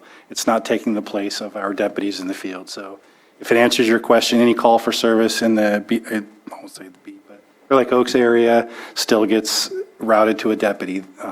So no disruption in our normal service. And if you don't mind, I'd like to add one thing. We'd like to hear complaints from those property owners that are directly affected. Having referrals is fine, but when we can follow up with the property owners, hear how it's affecting the enjoyment or the health and safety issues affecting their property, and we have multiple complaints, that helps us in our processes if we have to get a warrant or if we have to move forward. It also, the more complaints we get, it demonstrates the real issue within that community, and that also catches our attention to, hey, we need to look into this and see what's going on and see if something needs to be done on an immediate timeline. So it's probably best to have them file directly with us or contact us directly. Vice Chair Simon? I think. Oh, you were back. Either or. Sorry. All right, you go ahead. Thank you for this presentation. I remember when we kind of put this together, decided to start in Clear Lake Oaks, looking at entry points into our county so that we can clean it up and make sure that when people come into Lake County, they have positive experiences right away. In my mind, I feel like this is a high five moment, seeing all of these cases and seeing all of these changes that may or may not have occurred had it not been for the Roadmap Task Force. It's hard to always say, but I appreciate you stating that it would be more difficult. And also excited since we have Sheriff Howe, who's had that experience in the past of leading a task force such as this and seeing how that evolves as we move forward into the future. In my mind, I'm thinking finances. I know that we provided about $1 million. If I remember correctly, the original budget was about $700,000. So I'd like to kind of figure out where we are with that, and eventually, sooner than later, before money runs out and before the time runs out, I would really like to know how we expand this and how we make sure that this continues. We have other areas around the county that need this level of scrutiny and focus. And seeing the stats that you've provided today, those are I don't want to see the same stats everywhere, but the stats means we're cleaning up. The stats mean we're present, and people are going to be noticing those things. And so those are my things that I'd like to walk away with, is sooner than later coming back with how do we continue this, what's going to be the cost, where are we going to find the funding for it. I think there's a lot of options and opportunities, but I am really pleased with the outcomes so far. And I know it's been a work in progress to get all of this going. There is also, I've been working for quite a while with Marcus Beltramo on that database that I presented to you guys. By January 1st of this year, I was able to connect that database directly with our properties from the GIS system that we have. So we have up-to-date information there, and then still working with Marcus Beltramo on ensuring that it's going to work perfectly for the task force and code enforcement, so that it's not something that they're trying to fit in, it's something that they can easily flow right into. So that's still a work in progress, but I think we're getting closer and closer every day. But this is exactly what this is what exactly I envisioned in wanting to create this task force, that we would have these types of results. Cleaning up our communities is important, not just for the people living in the communities, but for the economics of that community. Hopefully we can start seeing some of those changes where businesses want to open up in a community that's been cleaned up and make that change. So I really appreciate this. Vice Chair Simon? Yeah, I appreciate the report and all the hard work that's been done. Same as Supervisor Sabate said, obviously a pilot program. When we talk pilot, It's just the step to get this really enhanced throughout the entire county.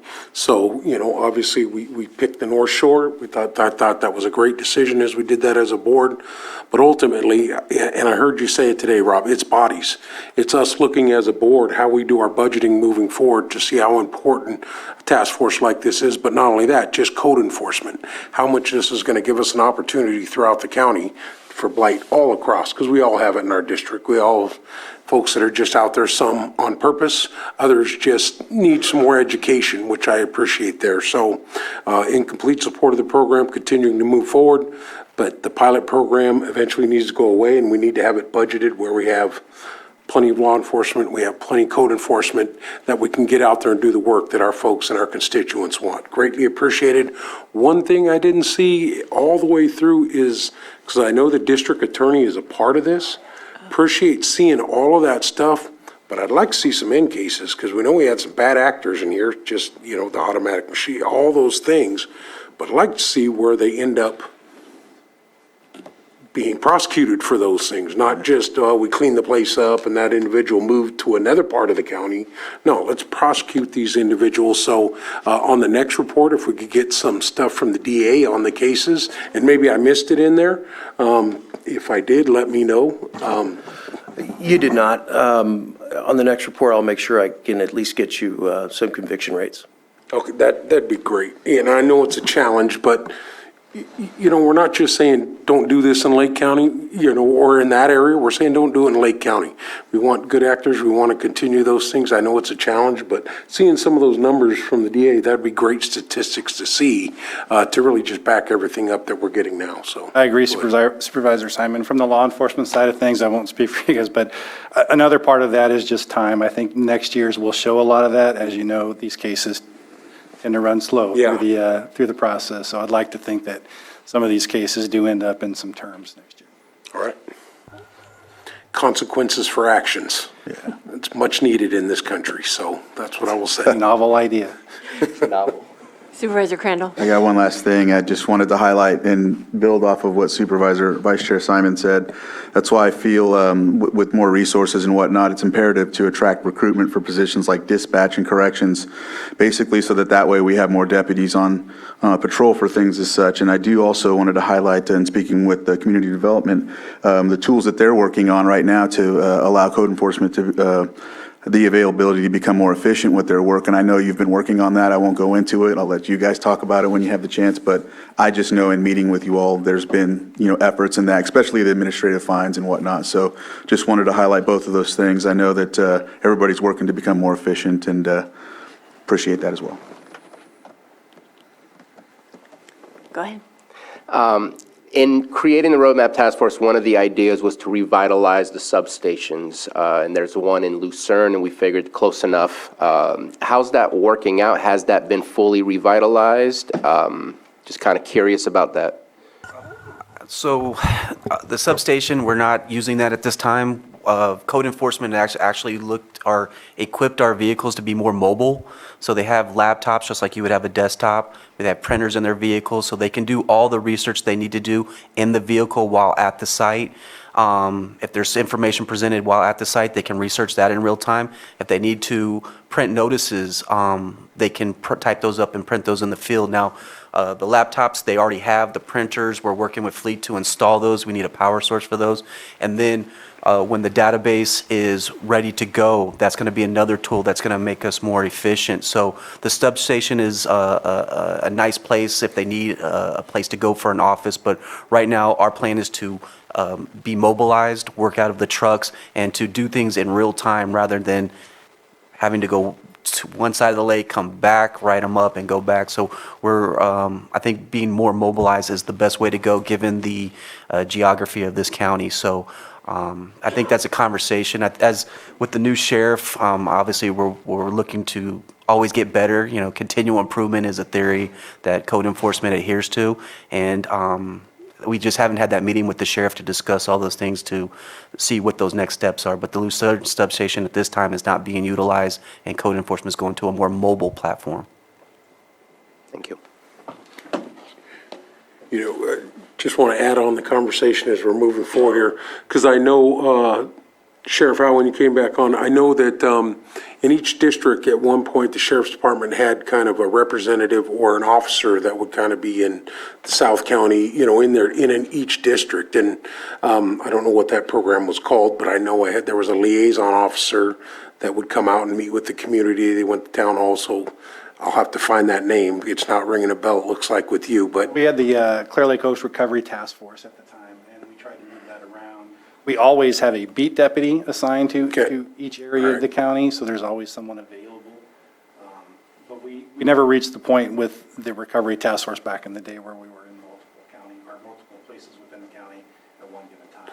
Well, I know we had officers, because we met with them. I met with them specifically, at least two different officers. One was Rob Rumfeld, that worked the South County, and so would love to get back to that. I know it's staffing, it's still that conversation, but down the road, I think that's a perfect example too, with the task force of, enhancing our code enforcement where, we got countywide everybody works on, but having individuals that are in each district would be really nice. I know that's budget conversations and what we're always talking about, but I just think it's so important that we continue that, because like I said, it's not only the enforcement, but the education process and then engaging the community. Now we have advisory councils that are all around the county, those types of things. We have some great things where we have some also artificial, the cameras and other things like that to help you guys do what needs to be done. So I'm saying I'm open to those conversations because we're seeing the benefits and we need to have that in our budget next year. I think what you're talking. Putting pressure on folks, so. I think what you're talking about is the COPS program back in the day when community oriented policing was very big. And that would be not just a beat deputy, it's when whoever worked that area was consistently assigned to that area, not just rotated around. And you're right, that there's certainly benefits to that program, but it is also a challenge when it comes to staffing.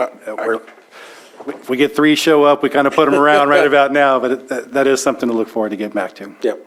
Thank you. All right, I'll open it up to the public. If there's anyone here, come on up to the microphone.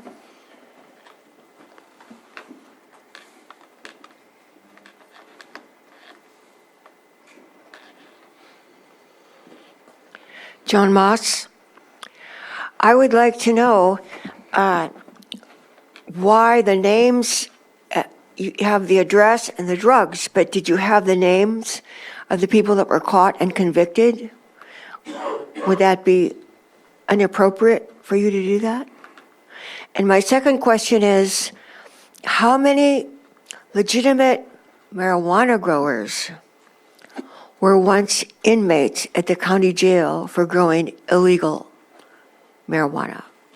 Do you know that there are some? I know that there's one. I don't have Thank that you. information.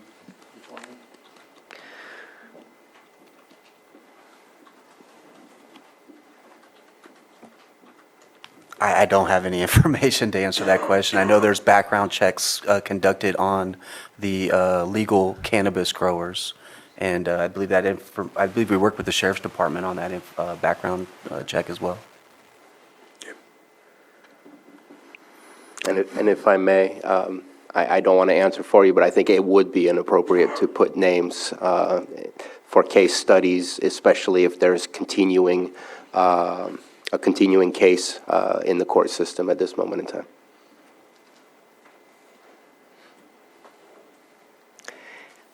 Anyone in Zoom? There is no one on Zoom. Okay. No, there's no hands on Zoom. Okay. All right, I will bring it back to the board for any final thoughts. Really appreciate this report. It's incredible what's happened in the last year. I know when we talked about designing this program, it was the intention of having a dedicated deputy and a code enforcement officer for every area, and hope we get there. If I could ask for a little additional clarity. This was an annual report, but the board has expressed interest that we come back before the end of the 2-year pilot program to maybe talk about funding options, things like that moving forward. So would you like the next annual report to be less than annual, like maybe in 6 months, 8 months? I think 6 months would be good. That way we can budget and plan for the next phase. Is that? I'm good with that. Yeah. Unless it's part of our budget conversation Yes. that we'll be having in June.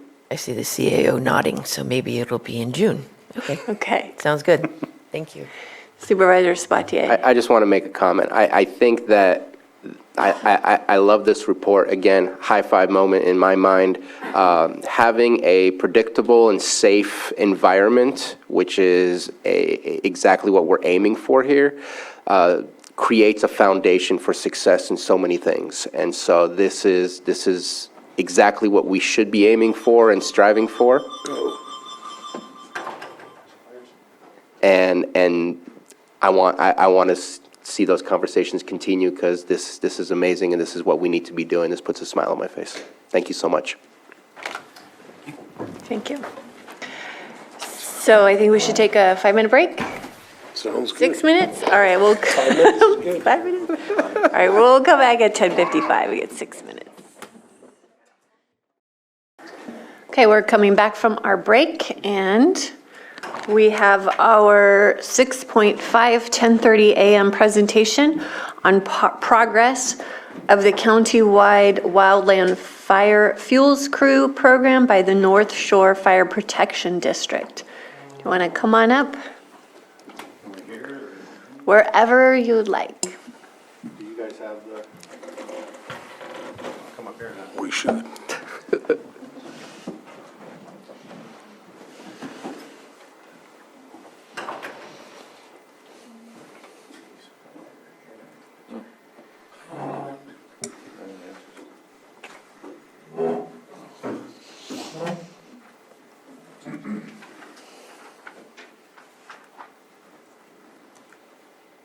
Okay, good morning, Madam Chair, Supervisors. Thank you for letting me speak here. And, oh, is this for me?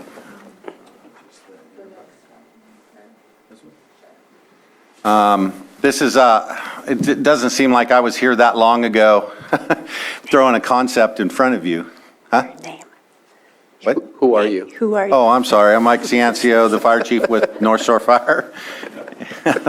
And I'm here to give you that update on the crew. Like I said, it seems like I was just here throwing a concept out in front of you.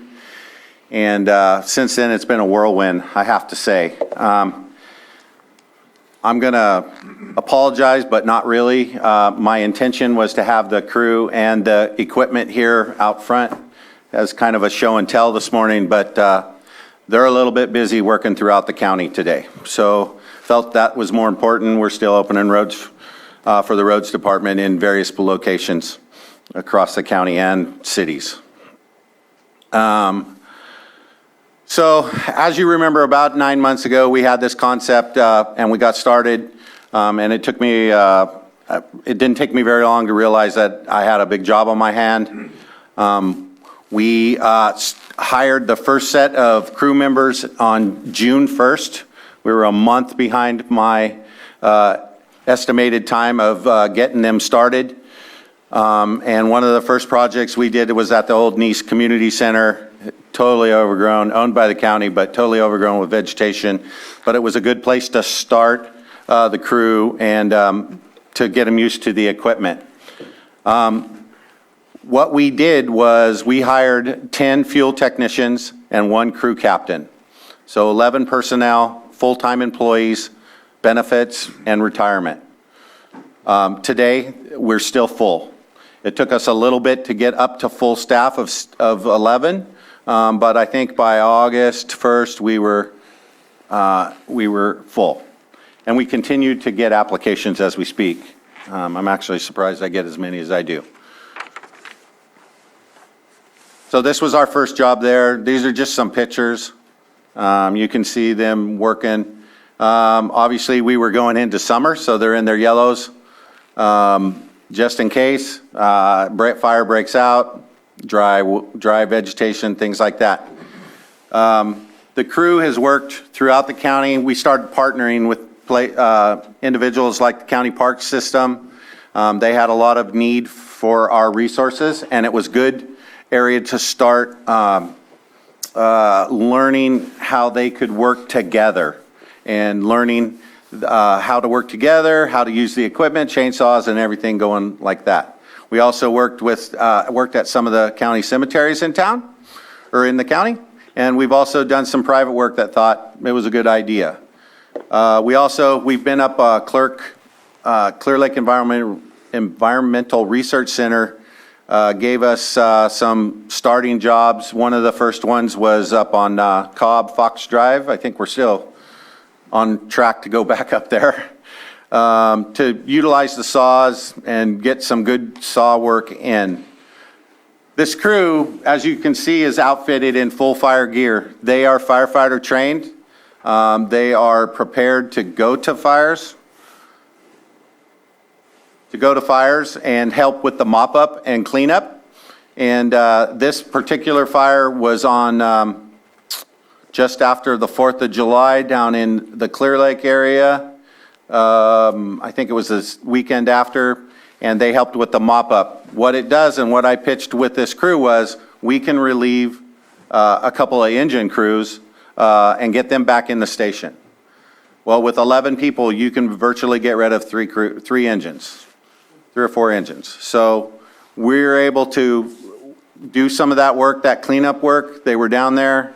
There's a list of some of the fires that they went on this summer. I think we did 9 fire responses, and we're still working on getting hooked up with CAL FIRE and also the U.S. Forest Service to try to get MOU agreements together so that we can respond through their agencies also.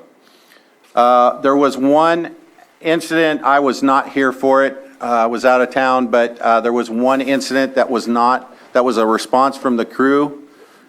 Well, now there's been 3, but the first one that the crew responded to that was not a fire was a vehicle accident out towards Saratoga Springs, involved a big rig and a vehicle, had a fatality involved, had a major injury involved.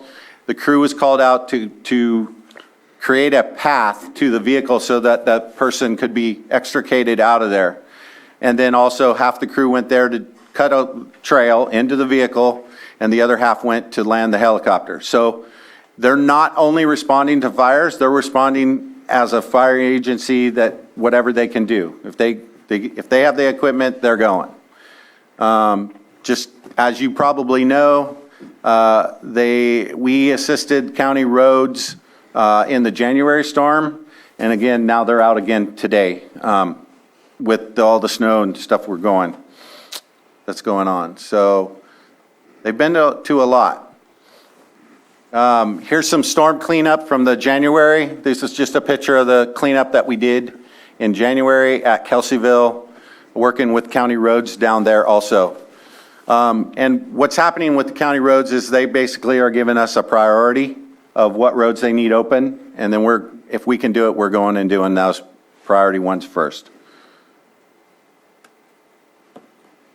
So as I said, we were able to employ 11 full-time fuel technicians, one of those being a captain. That was made possible by the Habmatol tribe. They thought so much of this project, and they were one of the first ones that I talked with Supervisor Crandall, and it wasn't a week later after that initial conversation about concept that they were on board, and they stood up the secured the wages and benefits and retirement for 1 year, and I'm very thankful for that. We're still working on that money, and I'm very appreciative of that help from Habmatol. Shortly after that is when I came to the county and asked, of the concept to come for the rest of the funding that needed to start the crew. We've had our partnership with the county and North Shore Fire. It's been extremely good, and I'm hoping that we can follow that into the future years. I know that it's been helpful. I believe that, we need to there's a lot of work to do, and I'm a little overwhelmed with all the work, but we're doing what we can. The North Shore Fire Crew has proven success in their short time. It's only been 8 months, and yeah. The Clear Lake, so what's coming? Clear Lake Environmental Research has been a huge help also. We partnered with as many people as we could, the county, Habmatol. I'm working with partnerships with PG&E. We're still working on that one. we're getting some traction, though. You know, individual ownership, people have said, yeah, this is a good thing.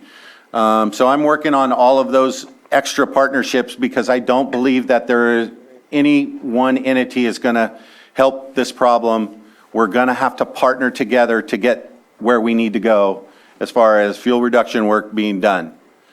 The Clear Lake Environmental Research Center has been our grant writer and administrator. We have done the remaining work.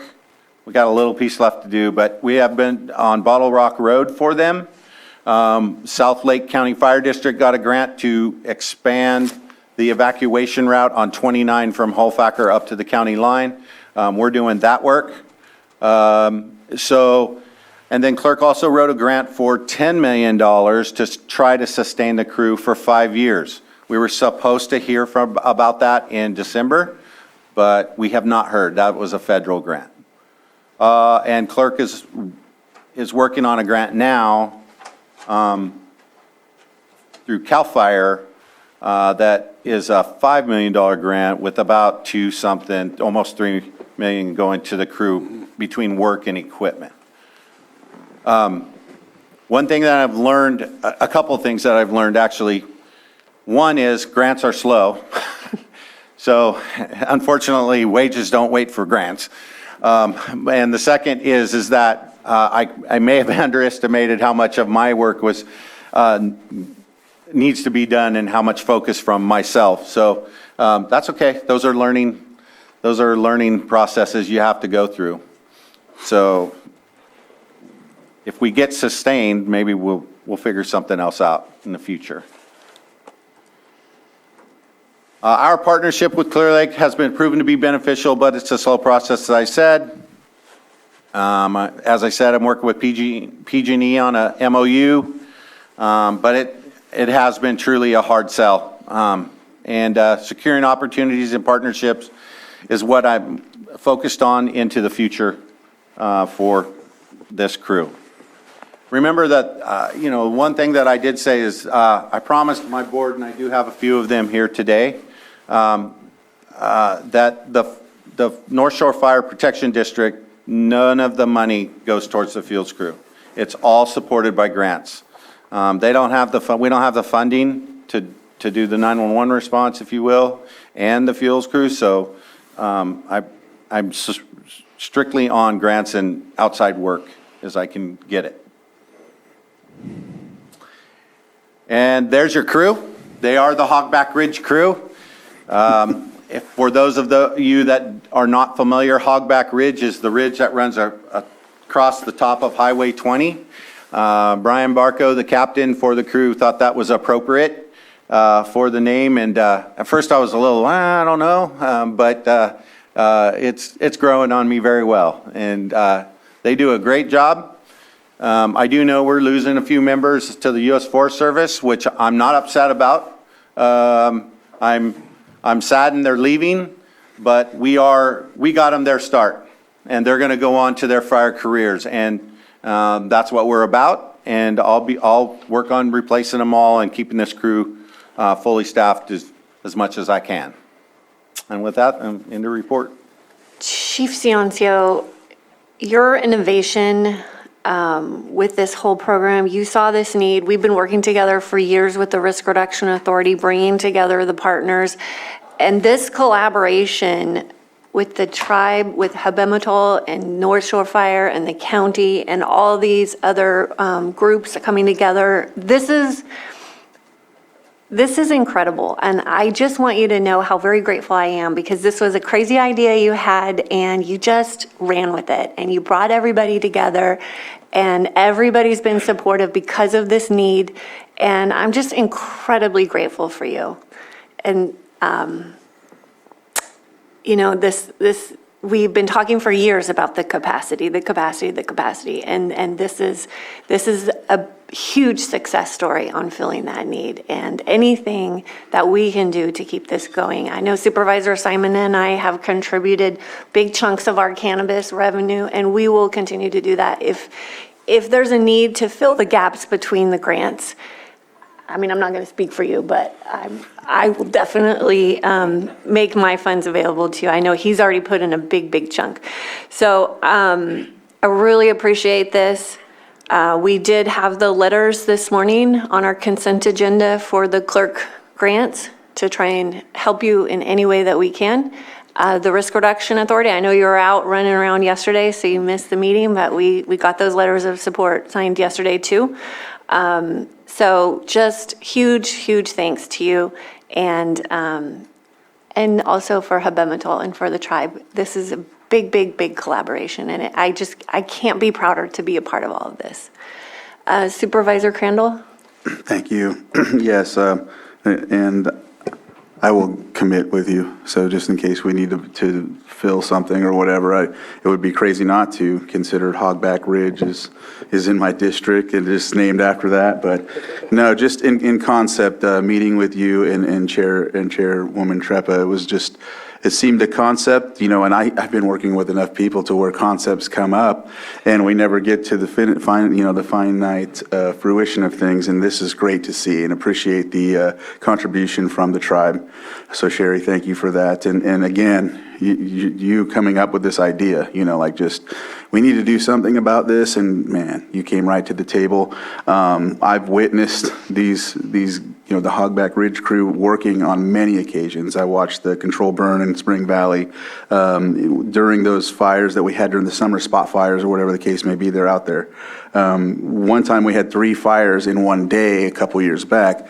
This would give your actual crews that are, on the fire, not the fire crew, but the actual firemen, or to have the chance to go to the next fire in case of that. And these gentlemen can be the reserve backups. And I was just talking to, Chief Cepeda about it. And so I think it's very important. I do also like this crew also cut some grass in the lake in certain areas like that. I remember in the harbor they did so, and then also in that creek.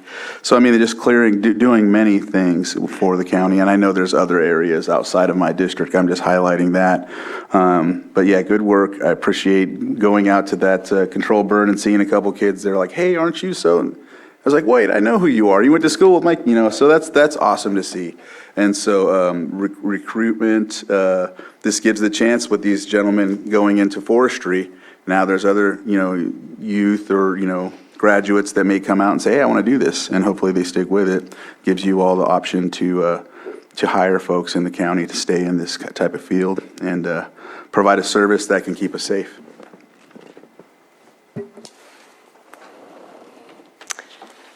All right, Supervisor Sabatier?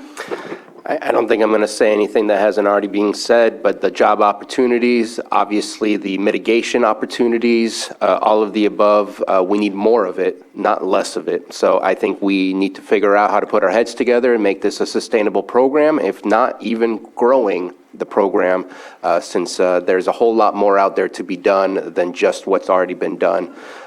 So thank you very much for approaching us with this concept. Happy that we supported the concept and that others have supported the concept. Let's make sure that this becomes sustainable. This, to me, it's a similar conversation than what we just had earlier about the Roadmap Task Force. It's important, but it's important that it continues more so than anything else. So thank you so much. Vice Chair Simon? Yeah, obviously in complete support of the program. I was able to witness during fire cleanup, fire, responses. Also, with the cemeteries, I helped with two cemeteries, the Pioneer Cemetery in Lower Lake, and also down at the Middletown Cemetery, some stuff that, since I've been on the board, haven't been able to find an answer to of how we help, mitigate these issues that have caused so much damage during the fires. So, Jessica, you're not speaking for me. I said it last time. 100% support this program. I think, remembering the number, was it $100,000? So obviously committing that again for this year to move forward with that. And obviously making this a sustainable program is so important. We sit up here all the time being requested by phone calls or something, and we run into, well, we don't have enough folks. This is a crew that can go out and do that dramatic work that needs to be done, whether it's just vegetation abatement. There's a big conversation about what needs to be done in all the streams and creeks in Lake County that need to be cleaned out. These are opportunities opportunities as we continue to grow to really make some significant impacts in all of our communities. And obviously, take that to heart. So don't have an easy way. I think, what is the overall budget? I see 521 in here. Was it about $800,000 a year? Yeah, or- it's a guesstimate, because we bought all the equipment in year one, it's going to be around 850, I think, for a year worth. And so, I had a meeting with the county auditor's office last week about audit, and it's basically a month-to-month budget. Okay. I don't have to, but unfortunately, for me, it's scary to not have secured funding going forward. And all those, I don't want to lay them off. I don't want to get rid of those jobs. So, I'm looking for as much as I can, and that's why I'm reaching out to, PG&E and things like that. We can sustain things. There's an opportunity there. We'll see. But I am working diligently with people within PG&E to get that done. And I'm hopeful that it will. So, Well, my question on that is getting us to that point. This year we need to, as you said, keep this program going. Last year we did a lot of different things. I know I want to just start throwing out where I think we could help some more. My discretionary funds is something, can already commit. But I'd like to challenge this board to figure out how we get that gap funding this year. We're all working together in partnership to do that, but I really want to see it going, because the second year's work, obviously, just like our task force we just talked about, is going to be the most important thing. We've seen a lot of benefits, but I think this year, with the guys knowing the land, getting them on the crew, even though we're replacing some of the three, understanding, because you see it when you drive around, man, that really needs to be taken care of. Somebody needs to step up and do that, and I think that's important. So I'm putting it out there to challenge the CAO to bring something back with the administration and financial officers, that we could have a deeper conversation on that during budget time. But I'd really like to, or even sooner, to solidify that, because work can start here it can start now as they're doing. So anyway. yeah, I've also had conversations with county partners, different departments. Lars Union and I are going to sit down and discuss, can I just do all of his vegetation management work? And that'll free his employees up to do other work, things like that. It's in its infancy right now, but, that partnership could be there also. Maybe something could be made with the county roads department for that type of work also. I don't know. More to come, but I'm working at all of those just to see where we can keep the crew busy. One other thing, just want to expand too, what you talked about was private landowner opportunities or businesses to get out there and to really have this paid crew. As you all know, here in Lake County, we used to use the con crews to do a lot of this work. I really like the opportunity that this North Hogback Ridge crew puts together for individuals who need that work to be done on their properties, that have the funds to do that, and are always asking us. So I imagine we all get calls like that all the time, and having a crew say, all right, I do have someone maybe we can have the conversation with to look at doing those projects. So I know it's challenging. You might have to use like the Neighbors Helping Neighbor form that we do for the South Lake Fire Protection District and other stuff like that, but want to keep enhancing. We're a little more expensive than the CAL FIRE crew. I know you're more expensive than that, and I understand that, but yeah, I understand that. But, once those rates are set up, that gives an opportunity, because, just a whole nother aspect of it, because there's so But we are going to be less than third-party vendors also. Yeah, okay. So, yeah. Sorry, I wasn't typing pricing, just somewhere to go. Well, 'cause, that's shocking to hey, people. you pay for convenience, right? You don't have a crew that needs to do it on a 50-acre parcel. I've got some problems, spending $50,000 or $20,000 or $10,000 compared to a property completely burning down, rebuilding, dealing with the insurance. Absolutely. Those are the things we're talking about, and we've all been through it throughout the entire county. So as you can tell, I'm passionate about it. Want to be able to make sure we can find these things, because we'll continue that partnership. And we, I'll talk from the Middletown Rancheria standpoint, we needed to set up an MOU to use our chipper that we had. It very quickly got done, so we didn't have to move it from county to county, or from one end of the county to the other. I appreciate your crew, all the work they did, but it's partnerships. We can't do it alone as a county. Can't do it alone as North Shore. Everybody's got to chip in. And Sherry, thank you very much for what your tribe has done. You're always a leader in the county, so thank you very much. Supervisor Green. Yeah. Thank Thank you. First thing I heard, hey, we have Hogback Ridge crew clearing Scotts Valley Road during this recent storm. I very much appreciate that. And I share the enthusiasm of my colleagues here on the board. I'm trying to figure out where we might be able to move forward. I think you're right to be concerned. We got a one and done, and I got bills to pay. But a lot of what you highlighted here wouldn't necessarily fall under the wildfire defense umbrella if I were seeking grant funds or something like that, storm cleanup or something like that. So as we look for other buckets of money with clerk and other partners, I assume probably there's interest in stumbling toward an MOU of some sort with the county or with the Risk Reduction Authority or something to continue doing this. But I see two main things: to keep a year-round crew going. It may not all be all wildfire defense all the time. And if we can better identify what grants we're going for, then we can have a better discussion on what potential cost share the county or Risk Reduction Authority or somebody else might have to bear to keep you going.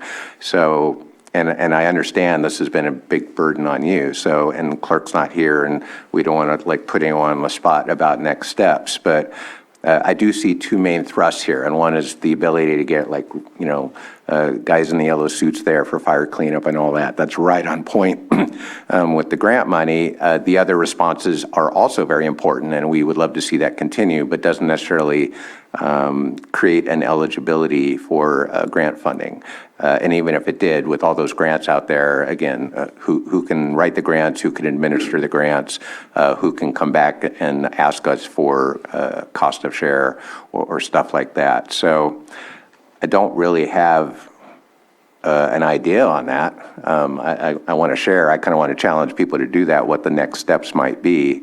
But I'm not seeing here necessarily that you've identified. Do you, for example, the stuff you're doing with our roads crew, is that something we should be stumbling toward an MOU toward, or is that just kind of a mutual aid thing? I don't really know how to put my head around that.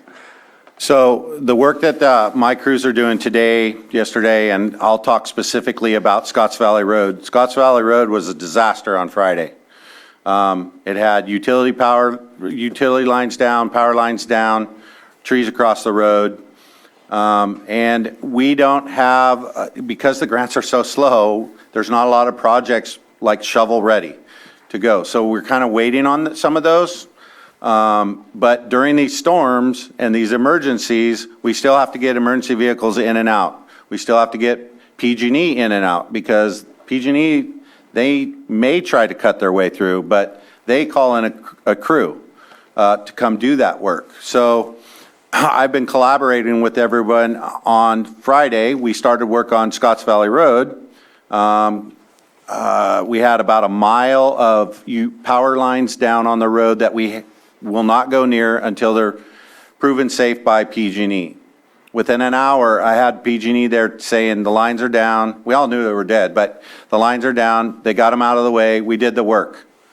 And got Scotts Valley Road cleaned up from 11th all the way to Highway 20. On Sunday morning, we had a structure fire in my part of the district on Scotts Valley Road, past where the crews started. That could have been a different outcome had my crews not went in there, cut the road open, cleared the road so that we could get emergency vehicles through. And I'm thankful that we do that. I'm committed to that. I'm sitting in the EOC, the county EOC today, pushing that crew to roads that are still blocked. I have a list of them. And, I feel it's important we got to get those roads open so that our emergency vehicles can get through. I don't care what district. And also that PG can get there and get their work done a lot quicker. So I'm bearing that. We're bearing that on year one of the grant money that was donated, from Habermatol and the county. But I feel that that's the right thing to do right now, because we're in a state of local emergency. Yeah. And just so that my colleagues are aware, we are having conversations with Public Works, and we do have some other opportunities. It's just not really, we can't really share with all that right now. But I'm so appreciative that you can reprioritize during an emergency. The clerk grants are for CWPP projects, so it is funding that's going to be keeping the fuels crew going for years. But there is that gap. So the grants are due this month. They'll likely be awarded midsummer, funded sometime next fall. So there is going to be that period of time that we have to figure out how to cover to keep your crews working all through the spring and summer and fall. I'm really feeling confident about those grants, but of course, nothing is ever a done deal. So we do have this time right now in the next couple of months to get our strategy together to support and make sure that you all are not missing a beat and you don't have to let anybody go, and hopefully you can hire more. Yeah. Supervisor Green, just to answer one other question, the partnership we've done with county parks, some of those parks were way overgrown, and they needed some work. We've had homeless fires in some of those parks because the vegetation was too much, and that's what Supervisor Crandall alluded to. We went in there and cleaned them up, raised all the branches up, raised all the trees up so that we don't have that problem. So yes, it's not really fuel reduction work, but it is in a sense with the constituents going into those areas. And we've cleaned up parks around the county, I think, and just done a lot of that work is raising everything up. And under the watchful eye of the superintendent, Brian and Lars, but they're super supportive of us continuing. Supervisor Sabatier? So there is one thing that I forgot to mention, and I don't believe that we participated in putting in a letter of support for the $10 million grant that you haven't heard back from, I don't think. And today we do have a letter in front of us, or two letters in front of us to support. I just hope that let's not miss another grant opportunity without getting the board's support. Or if the timeline is short, individual board members can easily supply letters of support, and anything that we can add on to your packet to make the points just grow as high as possible so that you could be eligible to receive the grants. I would say let's not miss an opportunity like that. Obviously, you've had the support of the board in the past because we want to see these things happening. So I would say reach out and get as many letters of support as you can, because the better the packet, the better the possibility of the grant. We have some possible, hopefully you get the grants, but I definitely think that there's still a way for us to contribute. I know that we've received already some funds and are receiving more funds, and I'll leave it at that, that we have the opportunity to use however we feel. And I think that we should make sure that you're part of that conversation when we bring it back to the board to discuss how to utilize those funds that we've received. So we'll make sure to reach out. Thank you. Public input? You have Oh, I'm sorry. Let me get to Director De Leon first. Good morning, Board. Can you hear me okay? Yes. Thank you. Good morning, Scott De Leon, Department of Public Works. There was a quote shown on one of the slides already, and it's been certainly noted today, the work that's been done by the crew. And I was asked to read something. This is from one of my road foremen. I was hoping that tomorrow at the Board of Supervisors meeting, you could give a huge shout out to the North Shore Fire Fuels crew for all their help during these storm events. They have saved our rear end so much and have been so beneficial to our operation during these storms. So Chief Ciancio, on behalf of our entire Department of Public Works, I'd like to personally thank you and the crew for all the work that you've done to help the County Road Department. Again, it's been talked about quite a bit this morning, and it is greatly appreciated, and you certainly helped us out immeasurably. So just again, want to personally thank you and look forward to partnering with you in the future on future projects. So thank you very much. Thank you. Thank you, Scott. Okay, now public input. Hi, Willie Cepeda, Lake County Fire Chief. They're called a fuels crew, but they're really an all hazard. So the Teclis fire and then the Augulin fire resulted in multiple dispatches after that. And if it wouldn't have been for Mike's crew there, it would have been a delayed response. This last fire season was one of the slowest we've seen for a while. But with our grass crop, we're going to see a grass crop similar to 2017, and we are limited for resources. So having that crew, like you said, for the vehicle accident, getting access to, we have a lot of those vehicles over the cliff, and it is amazing what his crew has done. I think every one of you, your constituents, have benefited from his crew getting out there and freeing up those 911 resources. Most of us have 3 or 4 people on, and that's, like I said, that's everybody. So having them there and doing that, amazing. So as fire chief, I really am mesmerized by what you've done, and glad to be working beside you. Thank you. Thank you. Give his name? Yeah. He didn't. Mesmerized. Well. Joe Huggins, Kelsville Fire Chief. I would like to applaud the board for the overwhelming support that you're giving Chief Ciancio. I have firsthand witnessed the crew at work, not only during our our winter storm things, but we were on several large incidents this last summer, and they showed up and they went to work. I'm dear personal friends with the crew captain. He's in my office a lot because when they're working in Kelseyville, and it is my intention, and I'm going to try to bridge a gap, because right now if we have an incident, large, small, whatever, the hogback crew, they're all trained firefighters. They're all RT-130'd, which is fire line safety, all that. I would like to have them on initial dispatch. To bridge a gap, because right now if we have an incident, we have to step back and say, oh yeah, there's a hogback crew there. So if we need them, we call them. But when we're in the fight, I'm not thinking that. So to get these folks, guys and gals on the crew, inserted into our response matrix, because with the reduction of CAL FIRE crews, like Canocti Camp inmate crews, it's imperative to have crews like this show up on an incident. So I'm going to try to bridge that gap with cooperation with Chief Ciancio and CAL FIRE. But again, and it is fuel reduction, and I get it, and I understand it, and we absolutely need it. Places like Riviera West, one way in, one way out. The reduction of ground fuels, ladder fuels is imperative all through that corridor. That's just one spot in the county that's horrific. If we get a fire established in that area, Riviera West area, the chance of life loss is incredible. You can't get out. There's nowhere to go. You got a mountain behind you. So the reduction of fuels is imperative.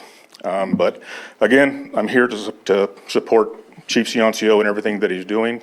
The crew is working out fantastically, and also to applaud the Board of Supervisors for your overwhelming support for Chief Ciancio.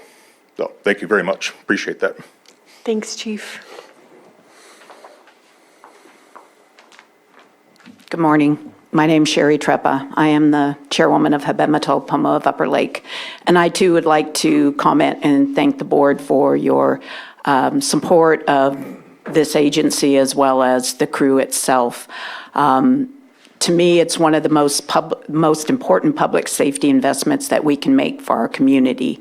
And to not continue to support it would be a dire problem and an ongoing, challenge for the community, because this is really vital effort. For many years, our tribe has had a great relationship with North Shore Fire Protection District, stemming back to years of 2004, 2005, when we were undertaking very difficult effort to put land in trust for the purposes of building our small casino. We had a lot of support from the agency and previous chiefs. But just to highlight some of the commitments that we have made, that fortunately that we have businesses that are helping us make over the years. So We commit $80,000 a year since 2012 pursuant to the MOU that we concluded years ago, I believe in 2005. But upon the opening of our casino, we've been able to make that commitment every year. Similar commitment through an MOU for our executive offices and call center in the amount of $25,000 a year, I believe since 2018. Moreover, we made a one-time contribution during COVID when we understood that there was a real need to replace the generator for the Upper Lake facility there in the town of Upper Lake. And then significantly to the point of why we're all here today, the tribe committed $630,000 to hire the existing crew and I think purchase some of the equipment that you have. Notably, these contributions are all voluntary, and I think it shows the tribe's commitment not only to the Upper Lake community, but to the county in general. I just want to say a couple of comments. Every day, the agency's brave staff are there for our community, ready to take the risk required for rescue while others are running from the danger. These folks run into it. It's these heroes that are there for some of the most difficult challenges a family, business, and a tribe can have over the course of time. Like many in our community, our tribe knows firsthand the service and sacrifice of the firefighters that we have.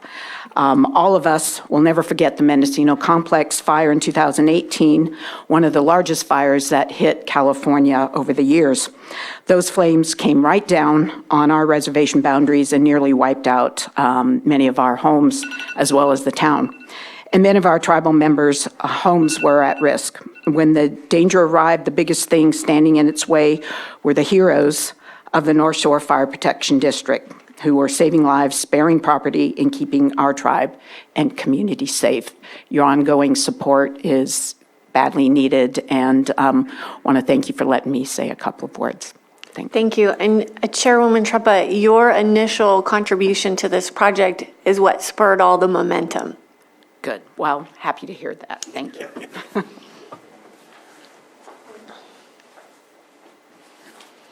Hello, I'm Shannon Stillwell, and I'm a board of director for the North Shore Fire District. And I just wanted to first of all thank you guys for all the support.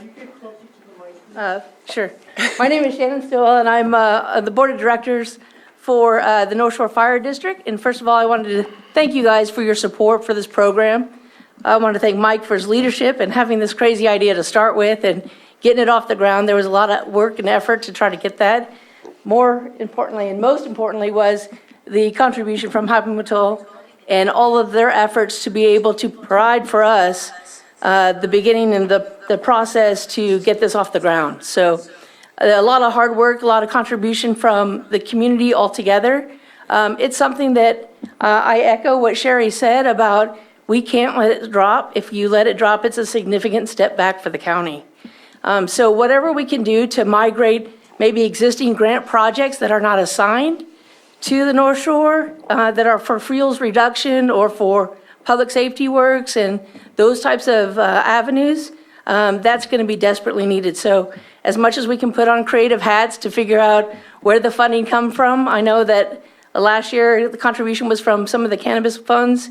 So wherever we can do to try to see where we can actually support this, ongoing would be significant. And I think it's a valuable project. I've also been a personal recipient of the fuels crew. I had them out to my property specifically, and it's tremendous effort for them to kind of clear a property because it's unique. It's not going to a public land and being able to just do what they need to do. They have a property owner kind of like overseeing what's happening, but they're very professional. They get the job done. They work very efficiently, and I'm very proud to be part of this project with Mike.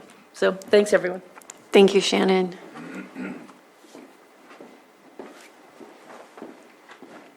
Good morning, Madam Chair, Supervisors, Patrick Wrights, Lakeport Fire Protection District, Chief Ciancio. I'm the new guy on the block, and I know firsthand how much work it is to even pull one of these projects together.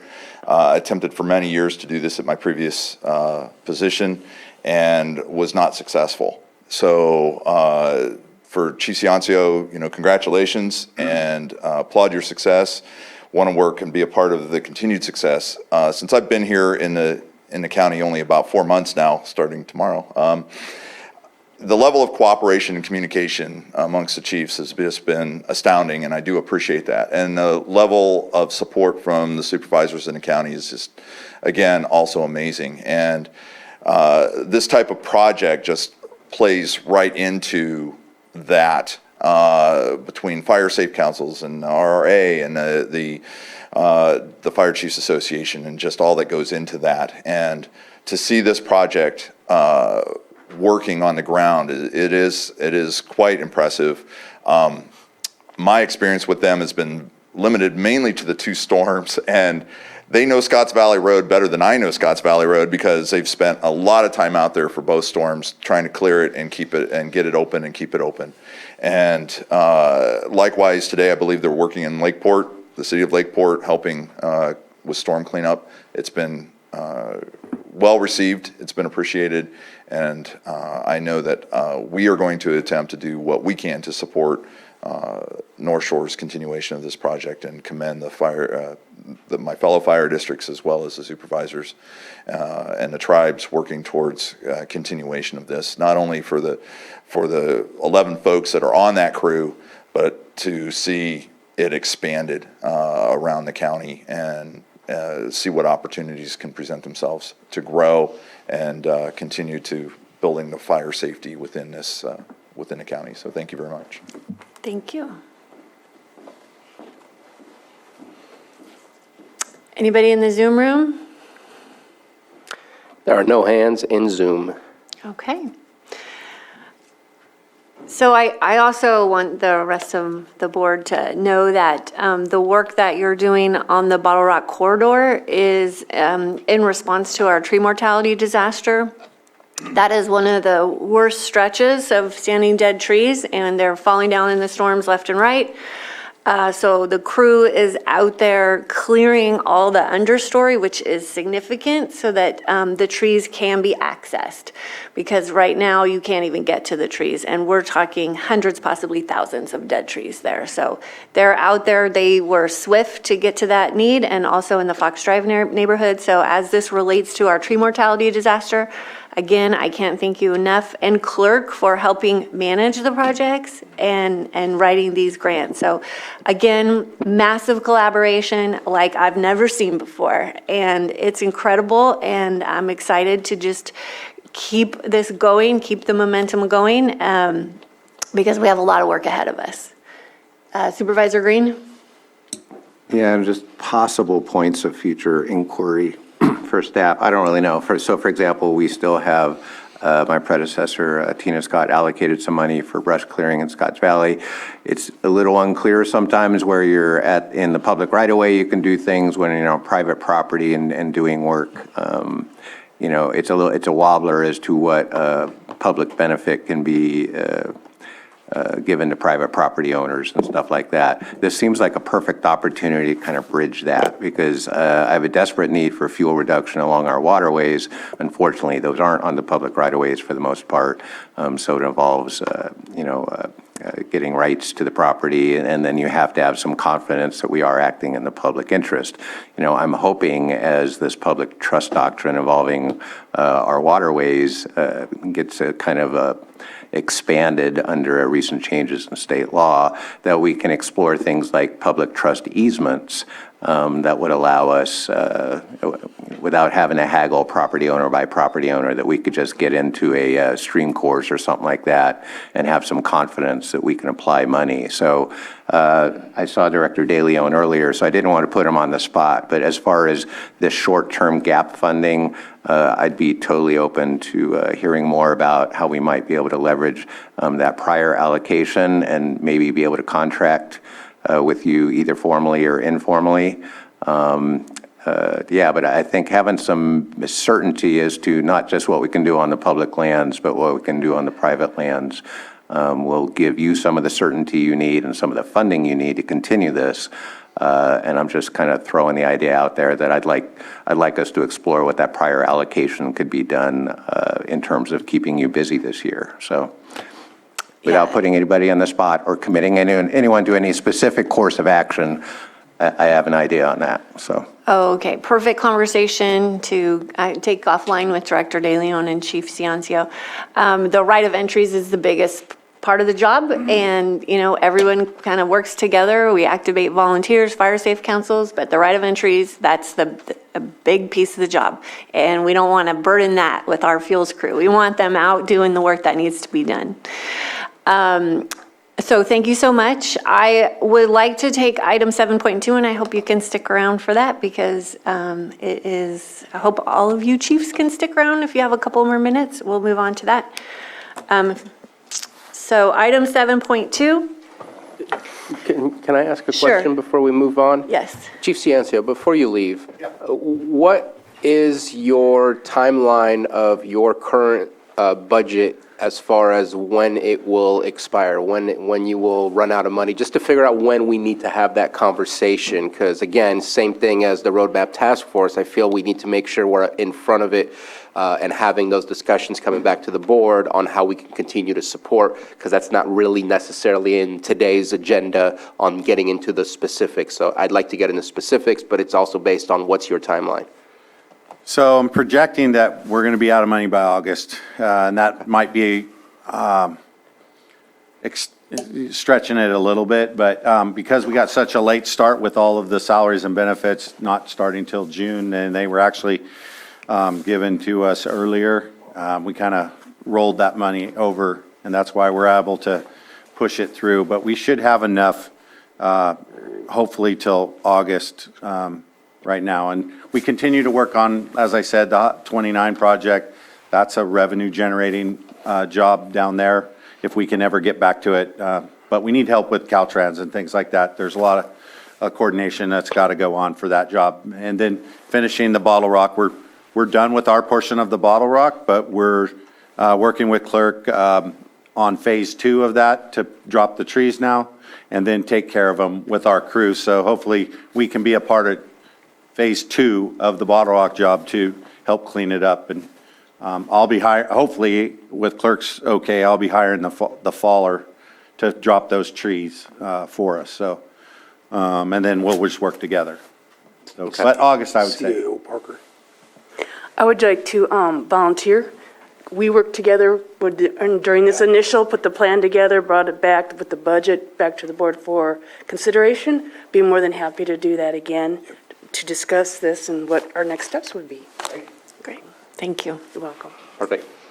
Okay. So item 7.2 is an item that I am bringing consideration of an informal report on a CAL FIRE grant application currently being prepared by the Lake County Resource Conservation District, the RCD. So when we met for our governance meeting, I shared with the board that the RCD has brought on a grant writer, and that I would be looking for support from the board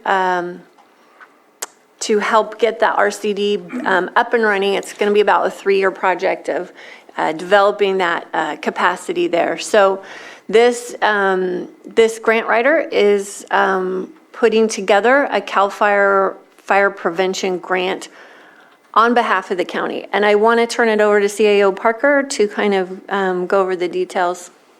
Yes, thank you, Chair. And actually, I'm going to bring up Matthew and Terry Logston to come to speak to this directly. They've been more involved than I have been.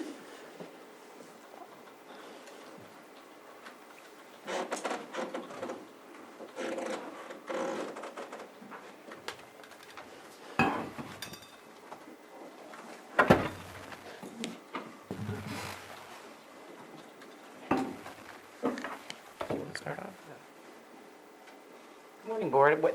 This is a very exciting turn of events for the Lake County Resource Conservation District to build the capacity of them and have a grant writer on staff because, as you know, many of you have worked with the director, Harry Lyons, for a number of years, and they have been under-resourced like so many organizations in Lake County. And as the RCD is a special district of the state of California, it gives them more opportunities, more funding opportunities. And so to have a grant writer writing this grant is it's great for all of Lake County. Some of the specifics in this grant, we have had funding from the USGS to do the LiDAR work. So there is what's called a derivative of the products. Once you do the actual mapping, how do I put it? There's several ways you can look at the data and use it. And so having that fully funded in this grant is also very important.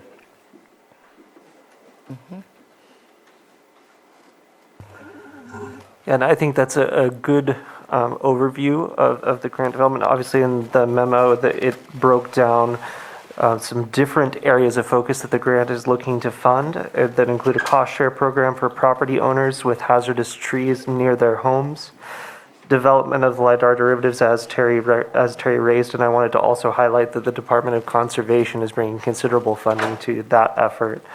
And some program management capacity building for the RCD, which Supervisor Pyska mentioned is expected to be a multi-year effort, and constructing fuel breaks along ingress and egress routes throughout Lake County and areas affected by tree mortality. That was the impetus to trying to meet those significant community needs, was the impetus behind developing this grant application in the first place. This is one of the most standard means of funding work of this type. And the RCD had the capacity to develop the grant application. So we moved forward with an agreement, or developed an agreement with RCD to complete that work. Did you want to add anything? No, I want to hear any questions that the board may have. Okay. So I am just so grateful to the RCD and the Risk Reduction Authority and the Fire Safe Council and the collaborations that just continue. This is a $5 million grant. Clerk is also submitting a $5 million grant, so it's a potential for $10 million to come into the county through the fire prevention grants. And we have consulted with the new pre-fire chief Wink to make sure that both these applications are complementary. They're not going to be competitive in any way, which is what CAL FIRE wants to see. We have kind of tweaked the numbers and made it to kind of hit that sweet spot. So we're not asking for too much, but we're asking for enough to get started. So obviously in this is fuels work that's going to happen on our right-of-ways, and I think we know who's going to be doing that work. So I just wanted to bring this to the board as an informational item and see if there's any questions that anybody has. Supervisor Spatier? Yeah, no, I think that supporting this is the obvious direction to go. I'm just looking through your memo. It's recollecting what I reviewed. Where's the $13,875 coming from? Because it talks about the $25,000 threshold, which is a county threshold, not a RCD threshold. Who said yes? Was that our CAO Parker? Okay, it wasn't very detailed. Just wanted to make sure that was the case. I support that. I think that especially if it helps to fill in the void afterwards once the grant is received. So I see this as being an investment into more opportunities later on. So yeah, no, in support. Appreciate you bringing this to us so that we're aware of the work that's happening and what's being requested. Vice Chair Simon? Just more of a comment that the Lake County Risk Reduction Authority did approve a letter of support yesterday on this. Obviously, we're all in coordination and collaboration of moving forward with bringing as much funds into the county as possible. There were 4 letters that we approved for grants yesterday at the RRA. So happy to see that happen in the collaboration, and obviously want to thank our climate resiliency officers for pushing these things through and working hard to get it. I know a lot of folks did a lot of work to get it to this point. So, I think the collaboration just continues to be enhanced, as we move forward and filling in and building our capacity that we've been looking to do over the last few years. So just wanted to report on that and in complete support of this today. Supervisor Green? Yeah, also in great support of this, and I don't know if the work's already done on this, but the only thing I would add is hazardous trees near homes, also hazardous trees and riparian corridors. There's such a great need, especially in our hitch-impacted streams, to get brush clearing done. It's kind of odd to see a lot of limbing getting done on ag lands, but it isn't just cost, I don't think. I think there's also aversion to the complexity of the permitting process and stuff like that. So definitely support cost share program for property owners with hazardous trees near their homes and also along riparian corridors. But they may also need some technical assistance. And if there's any way to leverage our CHI emergency proclamation to highlight us from other applicants and give us a competitive edge, I think adding some verbiage about riparian corridors and the need to get not only fire hazard vegetation, but water wasting vegetation off those waterways, get us access so we can address other issues, including environmental damage in the creek channels themselves. So if there's any way to add a little love for riparian corridors in this, I would love to see that if the board has consensus for that. Yeah, I'm going to just say probably not at this point with this grant. We are looking at helping homeowners remove 150-foot tall pine trees that are right next to their house. And people can have 7, 8, 10 on a quarter or a third acre lot. And those trees cost $2,000, $4,000, $6,000 to remove each. So, I mean, if it's $2,000 a tree, that's 500 trees. And that is a drop in the bucket for what we have to accomplish. So I do encourage you to look for some other opportunities for that work, but this is specifically for fire prevention.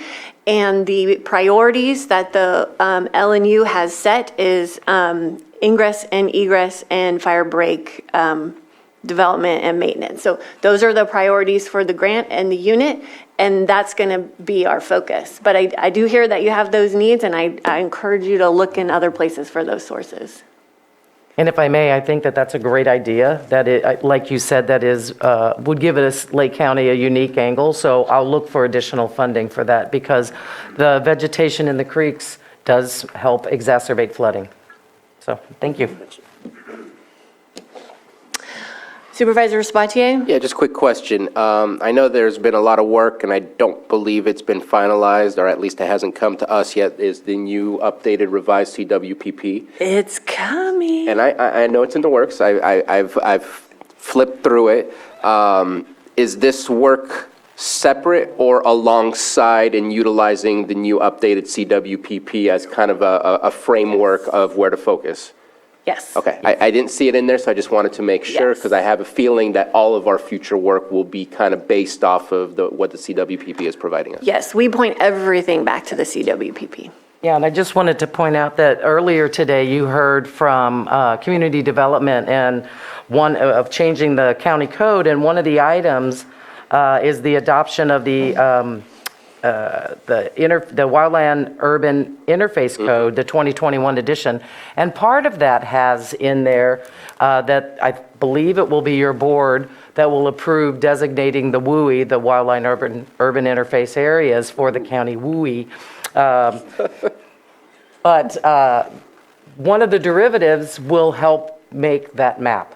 Or actually, I think it's a couple of derivatives. So this just has multiple benefits that we, when she started writing the grant, to find out how applicable it will be once it's funded. Yeah, great. Thank you. Any other questions? Public input?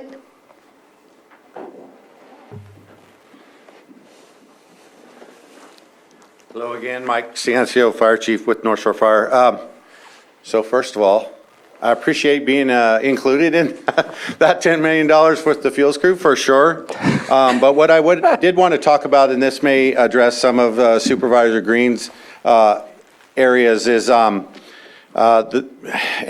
it's still being built, and Terry knows a lot more about this than I do, but the Scotts Valley Indian Tribe wants to bring those burners into the county. Then they worked on a deal, and they're going to need a place for all this vegetation work to go. I've reached out to them because right now we have county properties that we can take all the chips and all the brush to, and they're perfectly fine with that, but we're just burning it. You light it up. End of January every year, it gets lit off up on Pile Road and goes away. We collect it for another year, and same thing. So all of that stuff, if we collaborate together, again, partnering together to get all this done and get those burners in place to generate energy and char, I guess. Not my expertise, but might be worth looking into and stuff like that. And again, I don't currently staff a faller full-time that can take trees out, but I have access to fallers that are certified with PG&E and everything to work next to buildings and power lines and everything. So I have access to those people, but as Supervisor Precious said, they are not the cheapest in the world, but they can get the work done for sure. And if we keep looking for those opportunities, that faller could work with my crew and it would be cleaned up. And it's cheaper than doing it next to a house. Yeah. Yeah. I was going to follow up with that, Chief. I was going to catch you offline about this, but since you brought up the biomass situation, Golden State Natural Resources, which is a conglomerate of Golden State Finance Authority, which is another JPA of RCRC, because they have all those. They're working on a biomass, basically a project in the same aspect. They're working on getting it together. They have a railhead going from Tehama to Tuolumne. They've just reached out and went to a visit at a port in Richmond, and they're looking to, because there's a high demand for pellets in Europe and Asia. And so with all of our, tree mortality situation and all the vegetation, they're looking to put together a program that mitigates that risk and also keeps it self-sustaining. I know that they've given a report this last week in the executive board committee. They anticipate some holdups, but my biggest question, because I met with a couple of the staff members about this, was, well, how do we get our product to you all?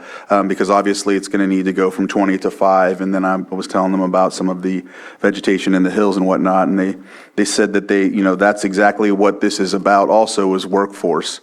And so this may be another thing. I'm going to connect with you and see how we can integrate that as well, so that way this is another way to get that product if, it takes time for the other project from Scotts Valley.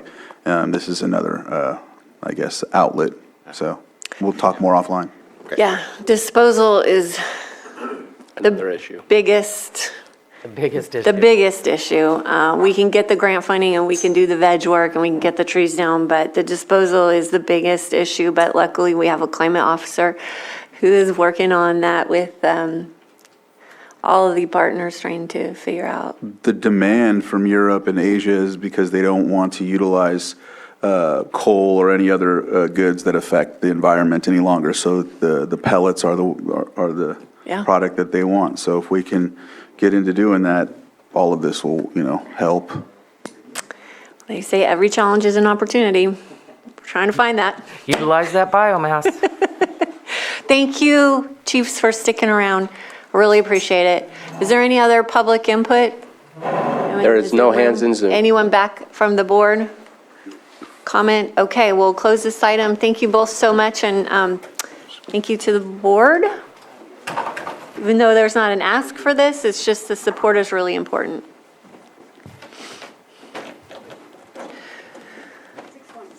6.6. How long do we think that's going to take? Shouldn't take long. 15, 20. Okay, I'll need a 5-minute break if we're going to go that long. 5-minute break, okay? I can be less than that. Yeah, and then we can find out how long it's going to take too. Yeah, okay. Okay, welcome back from our break, and we are going to take an hour lunch. We'll come back at 1:15. Okay, welcome back to our meeting. It's 1:15. We will start with our 6.6 item, 11:30 a.m., presentation and acceptance of Big Valley Groundwater Sustainable Agency, GSA charter document. Water Resources? Hello, good afternoon, Board. Marina Delajanis, Lake County Watershed Protection District Deputy Director. I am speaking to you all as the Big Valley Groundwater Sustainability Agency, GSA, on behalf of the Big Valley Groundwater Sustainability Agency Advisory Committee, also referred to as GSPAC. I am here today to talk to you about our Big Valley Groundwater Sustainability Plan Advisory Committee charter document, our GSPAC charter. I would just like to note that in the memo, the title, it did say GSA charter, but it's in fact the GSPAC charter. But the memo, if you read further in, it did clarify that, and the document at hand does state that it's the GSPAC charter. So how today is going to work, I'm just going to go ahead and share my screen if that is okay with you. We'll walk through the GSPAC charter. Of course, I'll open it up to the GSA if there's any questions, and then the public. And then, of course, the goal of today is to adopt our GSPAC charter to replace the 2021 GSPAC charter that currently stands. So I'm going to go ahead and share my screen. All right. So I'm not going to read this word for word as much as I would love to. I'm just going to hit some high level aspects of the charter. So as shared in the memo and as stated during the introduction, your board has seen this, the GSA, the Big Valley GSA, has seen a charter of this nature before. There's been some minor changes to the charter from the first one that was adopted in 2021. And the few minor changes that have been made from the previous charter to this current charter is just changing from the Sustainable Groundwater Management Act planning and Big Valley Groundwater Sustainability Planning to now implementation. As I've come to your board before, we are well into the implementation aspect of our Big Valley GSP. Before I keep going, can you all see my charter document okay? Yes. Great, thank you.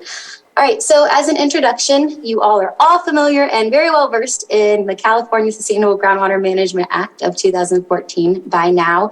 So as I've shared in previous updates to the board and the GSA, SGMA provides a framework for us at the local level to implement Big Valley GSP, our groundwater sustainability plan, and ensure sustainability of our Big Valley groundwater basin looking well beyond 2042.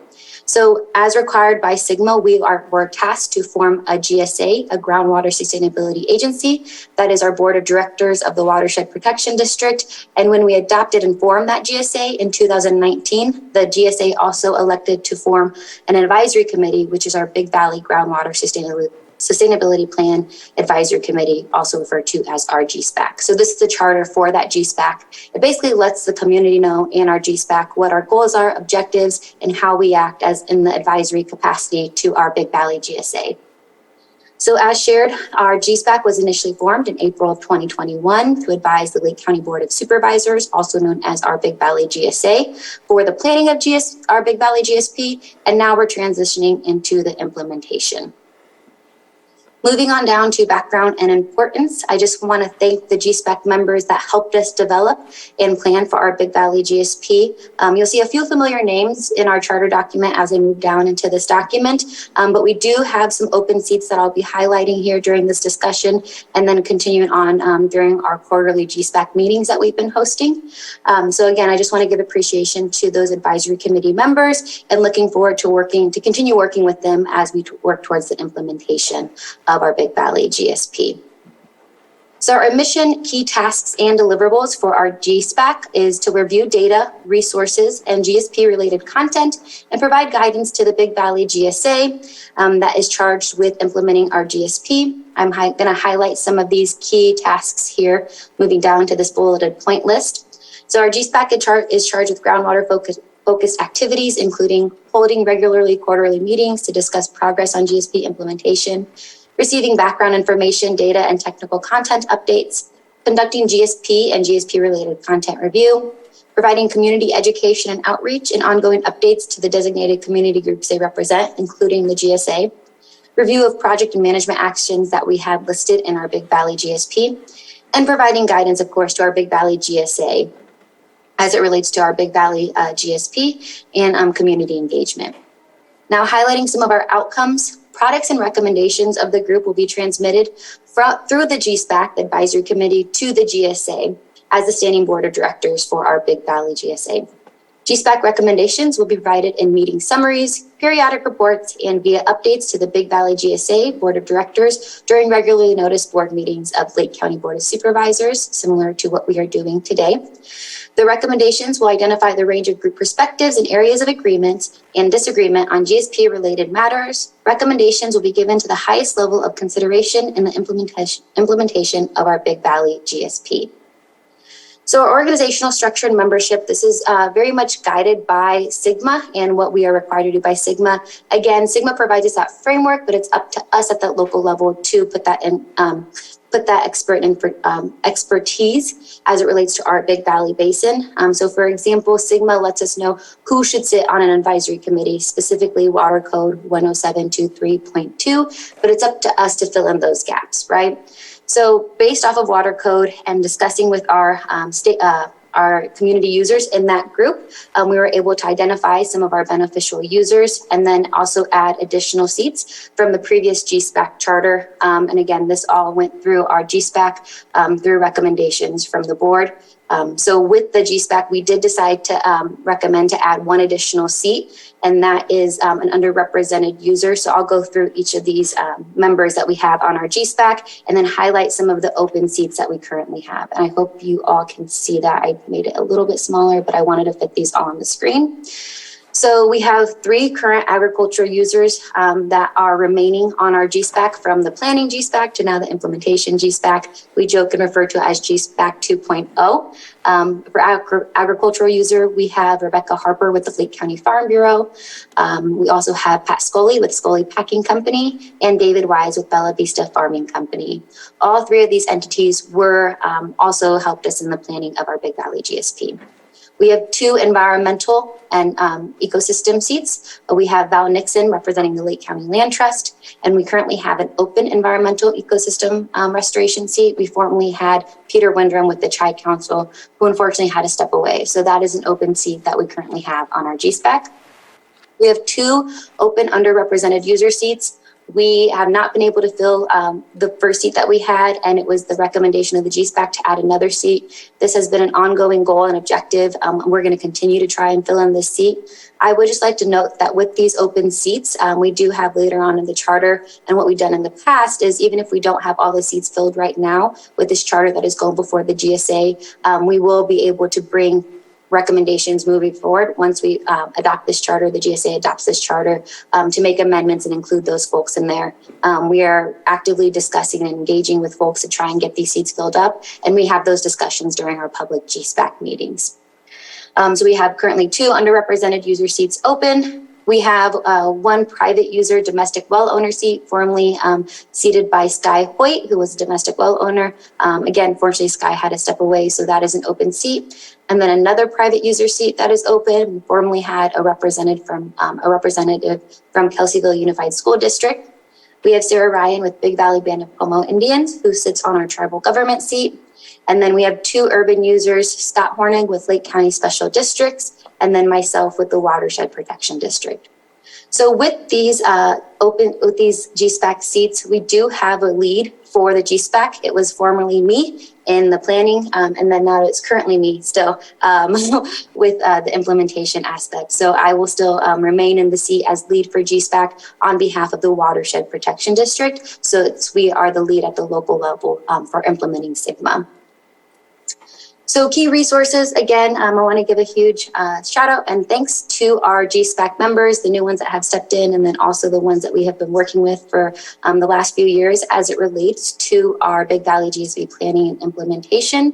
But we've also had additional resources that have been very beneficial to our GSPAC. So we understand that our community members in the basin know the basin, they work in the basin, they live in the basin, they have been, they're the key experts, but understanding that we also need additional resources and expertise as well.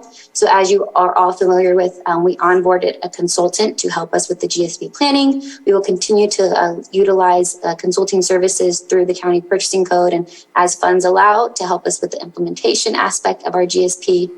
This includes GSP technical contractor staff. As you can see, there's no specific names in here. We're keeping it broad because it depends on which project we're going to tackle and what component, but we do want to highlight that in our GSPAC charter that our GSPAC will continue, and we do have the goal of continuing to work with additional expertise. And of course, I want to give a big thanks to our Lake County Watershed Protection staff. William Fox, our program coordinator, does a great job of helping with our groundwater management, and we have an awesome new technician, Mitchell, who has been really great in getting up to speed in terms of groundwater monitoring. And again, we were able to utilize a lot of support and resources from the state, one being our facilitation support services. They really helped us with the facilitation of our GSPAC meetings, helping prepare agendas, helping bring items to the board, helping do facilitation during these public meetings and open houses as it relates to our Big Valley GSP, and then meeting summaries, which has been a big help.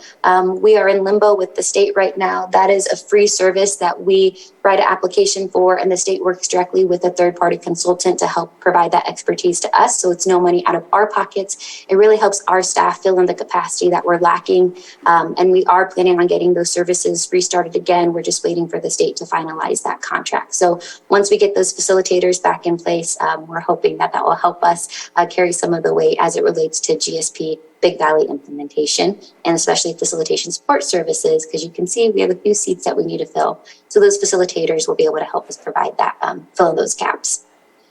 Now, attendance and open process, since we are an advisory committee and we work and we work very closely with the GSA. We do follow Brown Act compliance. Our GSPAC has been updated a few times now from our friends County Council who have come to us, given us an update and overview of Brown Act, and we'll continue to provide those updates. And we do follow all of that Brown Act compliance. So these are all public meetings. Members of the public are encouraged to participate. We have a listserv, I'll keep saying that, where you can get those agendas for our quarterly meetings and any special meetings that we have.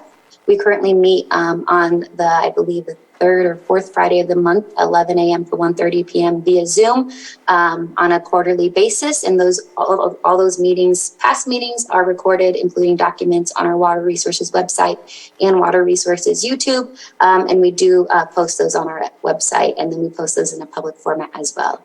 If you're not able to Zoom in, we do have the ability to host you here in the Lake County Courthouse, and our GSPAC members are also able to help host if that is of interest to the public, because we do want to make sure that we make these meeting spaces as equitable and attainable as possible for our users in this basin. So the decision-making process, I would like to note our GSPAC is not a voting group. They are consensus seeking.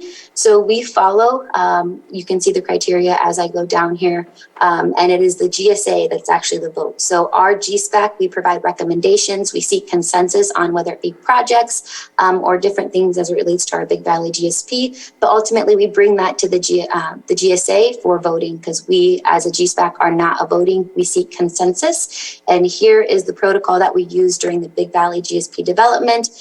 For example, we were able, when it comes to our Big Valley GSP, when the board officially adopted the GSA, we were able to solicit all comments, not only from the public, but our GSPAC on different chapters and et cetera. And we were able to compile all that, bring it to the GSA, who ultimately voted to approve and adopt our GSA. So the voting criteria that we say, and please see my air quotes when I say voting, the consensus seeking criteria that we use, that our GSPAC members go through is 1, fully endorse, meaning that they strongly support the proposal. 2, endorsement with minor issues. They generally like it, proceed with their support. 3, conditional agreement. They can support it if some steps are taken now or in the future. 4, which is neutral. They neither support nor reject the proposal. They can proceed. 5, disagreement. They do not agree with the proposal in its current form, but will not reject it outright. And 6, rejection completely. They cannot support the proposal. So we take this consensus seeking on something that we would bring to the board.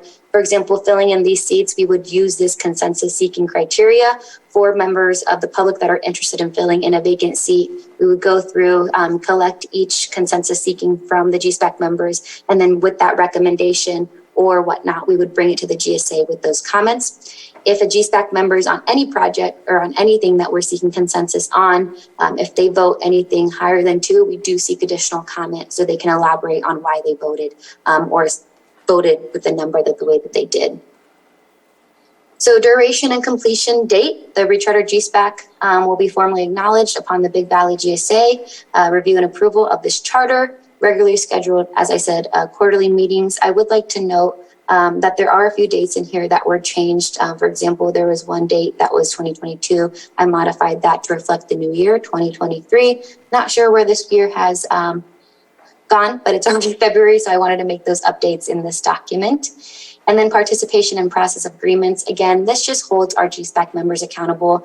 We've gone through this charter document for at least through 4 different GSPAC meetings at least and collected comments. And we've gone through this as a GSPAC. So they know their roles, especially as it comes to now from the planning to the implementation. It's going to look a lot different. So every GSPAC member has seen this charter document, has been able to make comments. And we've gone through it together to create the one that you're seeing now so they can know what they're signing up for, right? So they know, what they're required to do, come prepared, participate in public meeting, provide inputs, and then of course, meeting attendance. It's very crucial for our GSPAC members to participate in these meetings and being able to review and prepare documents that we request of them. And they all do a great job of doing such. We know it's a hefty load, so I do appreciate all the work that they've been able to provide. To date, they've made this process very enjoyable and very much appreciated getting their input and expertise. And then just the latter part of page of the documents, just identifying additional resources. As I said, we meet in a virtual capacity, hybrid option as well, in a public setting, and we follow Brown Act compliance. All of our historical meetings are documented and archived on our Water Resources website. And then we also state in here, understanding that things may change before we can bring this back to the board for a 2024 charter in a year. We understand that if amendments are appropriate, we are always willing to take any recommendations from the GSA to later amend this charter document. Or again, if we need to fill in a seat, we can make amendments to this charter document with including additional names, with additional seats that we will have and filling in the vacant seats that we have. And then the last aspect of it is just the charter acceptance date. Ideally, we would put today's date if approved by the GSA, and then we would put this on our Water Resources website stating that we have approved, the GSA has approved this charter document, and this is our new charter document and our standing charter document for our Big Valley Groundwater Sustainability Plan Advisory Committee. That's what I have. Thank you. Do we have any questions from the board? Supervisor Green? Yeah, thank you for that, and thank you for the clarification that we're sitting here talking about the charter for the GSPAC, the GSP Advisory Committee. I'm new to this, so I'm just getting into it. So I'm looking at the regulation 10723.2 that basically outlines in the regs all the interests of all beneficial uses and users. And so I think that's sliced and diced, but that particular regulation doesn't require or authorize or limit. That regulation doesn't speak directly to the notion of an advisory committee or the use of charters to create such advisory committees. Advisory committees certainly would be one way to consider all the interests of all the beneficial uses and users. So anyway, I'm just looking at this drill down list. I did see in here on this drill down list that local land use planning agencies should be represented. So in this current iteration of the GSPAC, is there going to be a seat for a CDD? So that has come up a few times, Supervisor Green. And again, we have these in-depth dialogues. We've had additional special meetings talking about filling in the vacant seats. CDD has come up, environmental health has come up since they do the well permitting as well. So these are all ideas that we've discussed. We've also discussed on just inviting these other county entities to participate in these meetings, but not necessarily hold a seat since they do have the expertise. So these are all ideas that the GSPAC has discussed and considered, but it has not been brought forward to the GSA to add an additional seat for county CDD. Okay. Well, I'm open to hearing more about the history. It appears there's broad authority for the GSA to implement these regulations. I assume that the creation of an advisory committee and the charter reflects previous direction of the GSA to do so. But I was just like, if we're going to move forward with this, maybe just have a little bit of dialogue about whether all the people in these regulations that are mentioned here, yeah, now that you mentioned EH, that probably would make some sense too. So totally on board with the idea, totally on board with the charter, just wondering if despite the difficulty of filling seats, there appears to be some interest in Sigma that we have those seats filled with local land use planning agencies and environmental uses of groundwater. So just Yeah, and I would just like to add that, this discussion, we've, for over a year now, going on 2 years, we've had continuous dialogue during our advisory committee documents and special meetings on what seats are need to be filled. So this has been a continued discussion, and we're going to continue to have these discussions. We're having a meeting mid-March. We're going to get that date out by Thursday morning of when that rescheduled GSPAC meeting is. And it's a strong focus is going to be on who needs to be at the table and how can we make it more accessible, et cetera. And again, specifically talking about these seats. So that's where some of our facilitators have come through, help us provide some input. We've gotten input from the state. We've gotten input from other experts around the state. And again, just leaning on our GSPAC. So we do have some folks that could possibly fill in some of these vacant seats. And again, it's just going to be an ongoing thing of, continuously looking at our charter and our GSPAC of who's missing, who do we need to bring to the table. So it's been a continued dialogue for the past 2 years now. I appreciate that. I just think since we are here today for the specific purpose of accepting this charter, if there is something missing from the laundry list, I think today would be the day to address it, not a future meeting. That's just me. Thank you. Supervisor Sabatier. Three things. First off, thank you for your presentation on this. On the resources portion that you spoke about, the Zoom meetings being available, it kind of reads awkwardly in the sense that it sounds like meetings will be held virtually rather than they will also be held virtually, because right now the way the Brown Act is reading, it's you do it in person, and it almost speaks like we're still in 2021 or 2022. Just kind of wondering if that might need to be changed to make sure that the charter reads with what's actually happening. And I get it that you also want to provide a Zoom option so that people could come in, but at the same time you speak of the Brown Act, and the Brown Act is requesting that we all meet in person with caveats of who and how you can meet virtually. So just, I think possibly just adding the other than in person, scheduled GSPAC meetings will be held virtually, something like that I think would be appropriate, just to get picky on that part. And then is there a potential exit strategy out of this? Because I know that it costs us money to continuously through 2042 have this GSA. But is there data that can be provided to the state where it allows us to have the exit strategy that we are no longer seen as a Sigma area? And maybe I'm not saying that appropriately, but I know that we revised our numbers for Upper Lake, where originally that was in Sigma, and we were supposed to do the same type of analysis and review and formation. Is there something within this charter that if enough positive data comes out of it that we can produce that to the state? That's a good question, Supervisor Sabatier. So I've been working on Sigma since 2019 now, and I also sit on a state level organization that works very closely with legislative and lawmakers regarding Sigma. And based off of conversations I've been having with the state since 2019, I don't want to say for certain. I don't have my crystal ball that can predict the future, but it's not in our best interest to try and pursue getting out of a priority basin for Sigma. The state is not leaning in that direction. Every basin that they've already established as priority basin is going to stick to priority basin.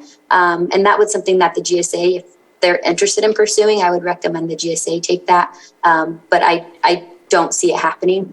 We are very far into Sigma. We've already spent, $1.4 million in GSP planning. And now we're towards implementation. So it just wouldn't be in our best interest to try and move that direction, because I don't see that happening. When we did make that modification and give that land use update a few years back, that would have been the time to do it. But the state wasn't even considering our Big Valley Basin. And from my understanding and dialogue with the state, the reason why they have our Big Valley Basin as a priority basin is because of just the agricultural use in the area and the streams that we have. So it's just, again, a cautionary measure. you're right, it is going to take, it is going to take a lot of staff time. It has taken a lot of staff time, resources, and funding, but we, on the Watershed Protection District's behalf, we are actively seeking funding opportunities. We have applied for funding opportunities to try and lessen the burden, the financial impact that complying with SGMA will take. Okay, had to try. Yes, appreciate it. And then the last one is, I'm looking at the list of members, and I agree with Supervisor Green that this is a good day to have this discussion if we're going to have any changes. And I'm trying to look at a fair, equitable membership, and so I'll just read out what I see. I see 3 agricultural users as members. I see 2 environmental ecosystem members. Underrepresented, there's 2 members. Private users, there's 2 members. Urban users, there's 2 members. And then tribal government, there's 1 member. It just feels like that is not an equitable placement of membership, especially when tribal comes down to just 1 when everyone else has 2 or more.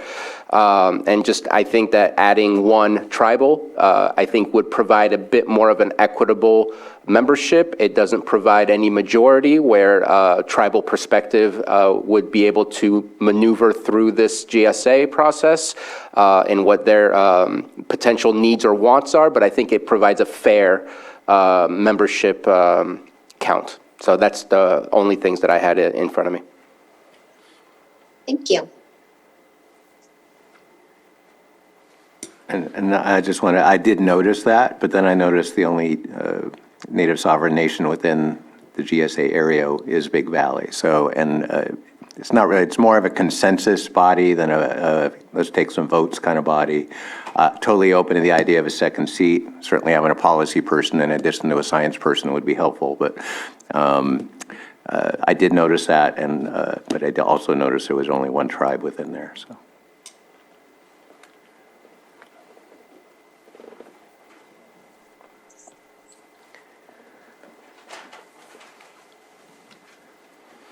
Anyone else?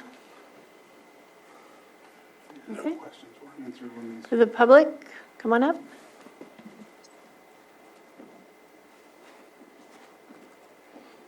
Let me get my Zoom open. My name is Joan Moss. I filled in the position of a member of the public. I wrote a lot, and I haven't seen where I wrote it. I haven't seen it printed, but I also wanted to ask, didn't Peter Windrum also resign as well as Sky Hoyt? Thank you. That's what was related to us, is that they were members and they are no longer members. Yes, and just to elaborate, so all of the public comments that were solicited during our Big Valley GSP planning and implementation are recorded for the record. Our Big Valley GSP is hosted on the California Department of Water Resources SGMA portal. Smas, I know you do have a copy of that document. It's a 900-page document, very lengthy. Again, encourage everyone to read it. It's great. But all those are hosted on the SGMA portal, and those were solicited and recognized as public comments. And Joan did participate as a member of the public, but Joan does not currently hold a seat on the GSPAC. So I just want to clarify that. But did Peter Windrum resign also? I didn't. Yes. I've already answered. The question was again about Peter Windrum. Yes, he has resigned. So has Sky Hoyt. Anyone in Zoom? No? I opened it up, but I haven't checked. There are no hands in Zoom. Okay, we'll bring it back to the board. I did have a question, and I thought it was answered. It was in some instances, but with the environmental ecosystem position, I'm assuming that's the one that Peter resigned from. So is it one of those agencies that require just to be a part of that agency, not to be residing in that area, or is that a requirement as well? So that's a great question, Supervisor Crandall, and we've had that discussion, and that's, again, been in the dialogue as we're talking about, who can we have fill these seats. The majority of the GSPAC members would recommend that those folks actually live or work in the basin. But we also understand that, for example, there are folks that may have interest and have interest in the basin that necessarily don't live in the basin, but have that expertise. So that's something that we would consider. The GSPAC definitely would consider if there's someone from an entity that could possibly fill in that seat. Maybe they don't live or work in the basin, but they have strong expertise or knowledge of the basin. The GSPAC would definitely consider that person. So that was a very political response to your question. Thank you. So is there a quorum now with the members you have? Yes, yeah. And again, we're non-voting, so I don't know if I could lean on Anita to help with that, but you know, we don't do any sort of voting specifically. We seek consensus. But you still have to have a quorum to have the meetings, correct? Yeah. So my concern is adding more seats when we can't fill these, and then we'll not have a quorum to move forward. Yeah, and that's where we're at as well. So that's why we do have the aspect of making amendments if we want to add seats later on.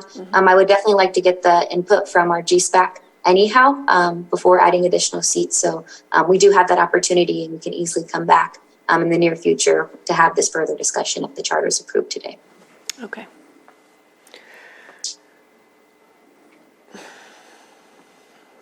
There's no more comments, so when we get some action, or you have a comment? I'll just add to that, if there's consensus from the board to ask for the GSPAC, the GSPAC, it's a horrible acronym, to review the request by both Supervisor Green and myself for a membership. If there's consensus for them to review that and then bring it back to us if there's a consensus there. And then also looking to see if it's acceptable to make the amendment as well on the resource to add, to not just say it meets virtually. Yeah, I'm in agreement with the virtual meeting conversation that you suggested, saying that it's both. Other than meeting in person and then continue where it already has. And then the other, one more clarification kind of off of Supervisor Crandall's question, you know, the environmental ecosystem, as you know, all tribal governments also have an EPA coordinator, you know, and some have even have been funded for a climate resiliency officer. So there's different aspects, I think, of that. So I guess that would be clarification for the board. Maybe to come back, or the GSPAC to come back, and I'll get that right too with the recommendation, because I do see an opportunity there. And then I would just make a comment that, yep, Big Valley is in the basin, but Scotts Valley is right here too, which that's part of their ancestral lands also. So I think that conversation could be opened up a little bit farther. So I don't know what your thoughts are on that.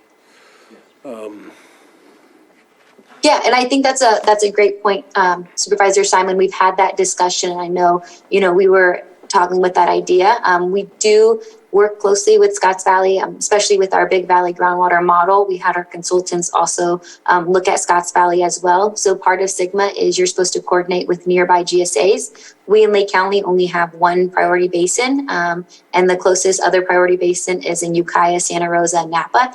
Doesn't really benefit us, but we do want to work very collaboratively with our other groundwater basins, and especially since Scotts Valley does border right along our Big Valley Basin. I think that is definitely a discussion that we need to entertain in coordinating with Scotts Valley and Pomo. Just as a clarification, Vice Chair Simon, you were speaking more along tribal areas rather than basins? Yeah, absolutely. You know, when you look at the ancestral lands, obviously throughout Lake County, yeah, there are districts, there are counties, but long before that, traditional lands of the tribes, especially on the north side or, you know, or on this side with Scotts Valley and Big Valley. You know, I think there's an opportunity there in this conversation when we talk about it, instead of open it up, maybe that opportunity for the environmental ecosystem or underrepresented user could be the Scotts Valley band, or even, you know, you have Sarah Ryan as one seat from Big Valley, but she may not be the EPA coordinator. There could be another opportunity there. So just would like to have those discussions, because before county lines, before territorial lines were established here in the state of California, there were the traditional lands and cultural boundaries of the tribes, which were all linguistic, not drawn by lines. So just, I guess that's my clarification on that, and maybe getting out there where the board could have that conversation with maybe a couple of the tribes on this side here. Instead of adding, because I clearly understand adding another seat, it's a challenge. We had a challenge in the middle of a disaster to get a meeting pulled together yesterday, so that would be my request instead of adding the seat. So that was a long way to say that, I guess. I don't know what's wrong with me, too much coffee today. Those are my thoughts as well. I think with the two underrepresented seats in the environmental ecosystem, we have opportunities to fill those and just be more creative with that before we start adding seats. I don't want to give that direction right now because I don't want to be in a place where we can't even have this group meet. I think we got 1, 2, how many openings now? 3, 4, 5 openings. Supervisor Green? Well, I'm okay with kicking the discussion to the GSPAC, and they'll understand better than anybody the difficulty of filling the seats and pulling meetings. But just a semantic thing, underrepresented user could be disadvantaged communities as referenced in the SIGMA regulations. And then on page 3 of this, under the title Organizational Structure and Membership, the first paragraph describes what we're here doing today, accepting that. So in that we are approving this revised charter. I don't know that that paragraph needs to be there. If we did strike it, the next paragraph would move up, and it says the GSPAC is composed as an ad hoc advisory committee. I don't believe the words ad hoc are accurate. So the suggestion would be to strike the first paragraph under that heading and to strike the words ad hoc from the paragraph under that. Totally support all the other consensus items that have been brought forward.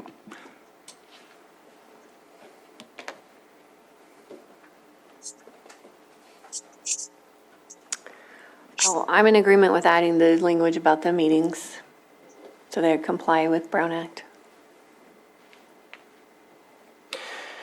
And I see no problem with scratching off the first paragraph because it does say what we're doing today, and then it'll be the charter that they go by. So I have no issues with that as well. I don't think it changes anything.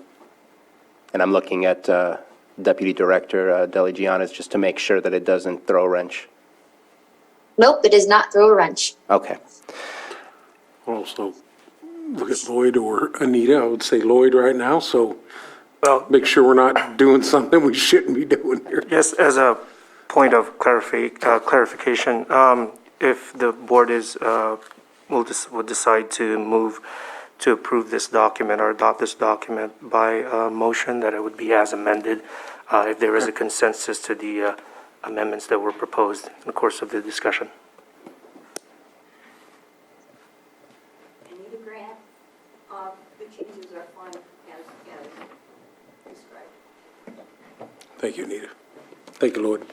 Thank you both. Good transition learning. That's on the fly. And if there's no further comments from the board, I move to approve the 2023 charter of the Big Valley Groundwater Sustainability Agency as amended for the resource section and for the organizational structure and membership changes. We're approving the charter for the advisory committee, so the GSPAC. It's the Big Valley Groundwater Sustainability Agency charter document. Yes. GSPAC charter document. Again, the title, as she explained at the beginning, the title of this item and now the recommended action both reflect a little confusion. So we are sitting as the GSA today approving the 2023 revision of the Groundwater Sustainability Plan Advisory Committee charter document. That is correct. Okay, so. As amended. So moved with amendments. Second. There we go. All in favor? Aye. Aye. Opposed? Okay, motion passes. Thank you. Thank you, Marina.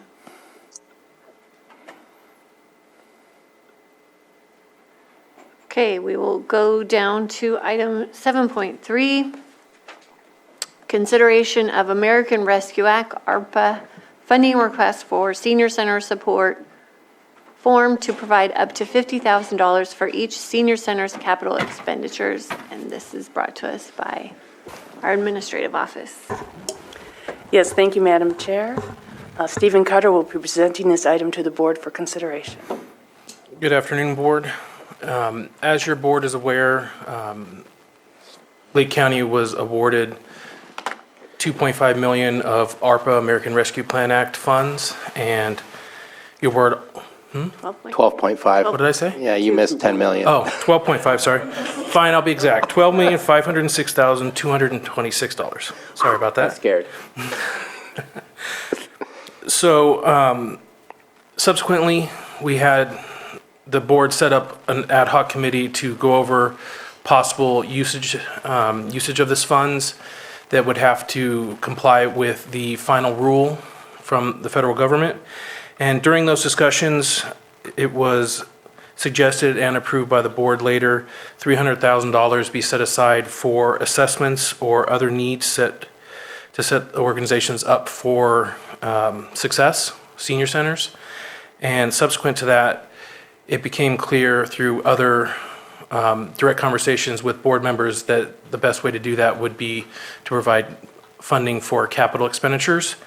And before your board today is the actual form that would be sent out to each senior center that they would have to apply for the funds, with staying within the guidelines where within U.S. Treasury Department and Lake County guidelines. So the final rule, because we have to claim these funds through this, I call it SLRSIP, as the state and local, I don't want to go through it, but we have to claim these funds with the receipts to claim them as allowable.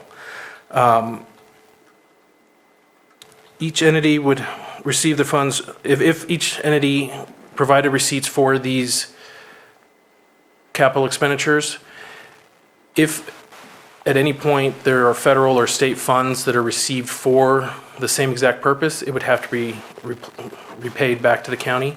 But other than that, we're here just to allow each senior center to apply up to $50,000 for capital expenditures for new roof, windows, solar, vehicle for Meals on Wheels, appliances, and anything to that effect.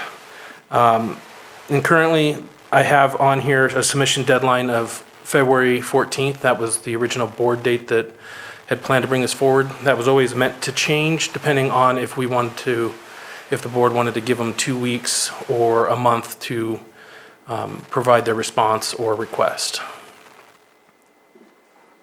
And that's pretty much it, because the document, whether you guys have any adjustments to and approve to send out to the senior centers. Is this a reimbursement or? Yes. Okay, so if the senior centers don't have the funds to be reimbursed? We can front the money. It just has to be proven through receipts that the expenditure actually occurred and was done. And as long as it's up to 50,000, then we provide that back up when we claim.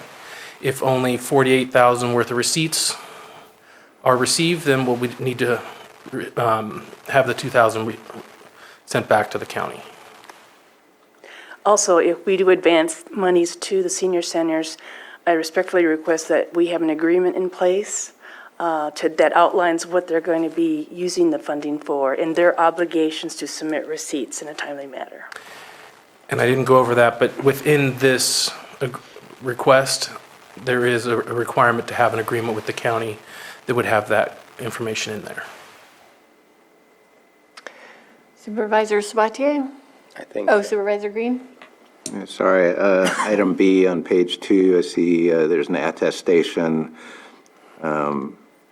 that all capital expenses weren't budgeted and a direct result of financial losses from COVID. Now, ARPA in general, is kind of like money thrown out there without necessarily a requirement to show loss. So is that an ARPA requirement? I assume it's going to be an easy burden to meet, but it's odd that it's in there. It is an easy burden to meet, and there are requirements related to COVID-19 within it. Within ARPA, each county government can claim up to $10 million for lost revenue, and that just has to be governmental services. Everything above and beyond that, if you so have the funding available through the grant, has to be per the final rule. And within the final rule, it is COVID related. Now, if, like, the roof has been leaking since, let's say, 2020, that qualifies. So they just have to be financially hampered due to COVID. But it is very COVID specific.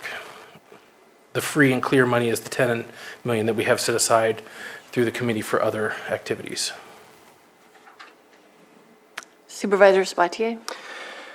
So I'm going to suspect that most senior centers had some hardships during COVID-19, so that's not going to be a difficulty to seek out that portion of it. However, I think that, number one, for the amount of money and for it to be so specific to almost infrastructure type of things, I mean, just by delivering meals, with the amount of extra seniors that requested and required the service of our senior centers, that probably came at a loss for a lot of our senior centers. I know that, and so I'd like to see it not be so rigid about infrastructure or capital improvements, but for the purpose of senior services to our seniors, prove to us a loss, and then we can provide you the reimbursement of what you're providing to the seniors. But this just, I feel it's too specific, too rigid, and it should be broadened. I mean, one of our Vision 2028 is to provide support for our seniors. The service itself is the support that they're providing, not necessarily the building. Obviously, you need a building in order to provide the services, but not every single one of them owns their building. So for some of them, are we asking them to do infrastructure upgrades and we pay ourselves back for the upgrades that we're going to do to our buildings because they happen to be our buildings? It's not an equitable situation for every senior center. Everyone has a different situation. And I know that each one of them will know best what their needs are in order to serve the seniors best. So that's what I would like to see. I also have been told, and I'm sure that Councilmember Overton is here, she's also the director of the Senior Center for Clear Lake Senior Center, that there was a grant provided that could have been used for infrastructure from AAA. I am not on the AAA, and so I'd like to know if maybe a board member can provide more information, or if someone can speak to that, because are we complementing that? Are we duplicating that? It just seems like that might have already been provided for the specifics of what we're looking at. So my personal opinion is I'd love for it to be a little bit more flexible for what the senior centers require in order to make sure they serve their clientele the best, our seniors, rather than telling them specifically what it can be used for. I'd love to also look at the conversation of equity. Not every senior center is equal in the people that they serve, nor on where they stand financially. And so I think that is a secondary part to me, but primary is the flexibility for the senior centers. And I don't disagree with you. We would have to look into the final rule whether it can be claimed that way. It is, final rule for claiming the ARPA funds is not wide open for whatever we want. That's why we geared it more towards this, because this is very much claimable and an expense that is acceptable through ARPA. But we can look at it and possibly bring it back. And again, I can let Ms. Overton speak to this, but I know in my discussions just regarding Clear Lake Senior Center, the amount of reserves that were utilized in order to accomplish their goals during COVID-19, in my opinion, could easily be shown as a loss during COVID-19 that then could be recuperated through some of these funds. I can look at the final rule. That's all I can say about that, because my first reading would, certain expenses like that would not be something that we can do. Okay. It does not mean I will definitely look at it and see what we can do, though.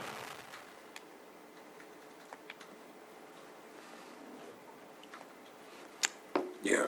Supervisors, or Vice Chair Simon? Yeah, so kind of the same comments along those lines of being restrictive, and I understand the ARPA funds, but I know there are other opportunities where you can use it for capacity building, obviously loss of revenue, recovering those, so obviously they're a subrecipient and they have to go by that. Is this how we're doing it? Because right in the ARPA funds, you can be a subrecipient since the senior centers are kind Issuing of tied. grants.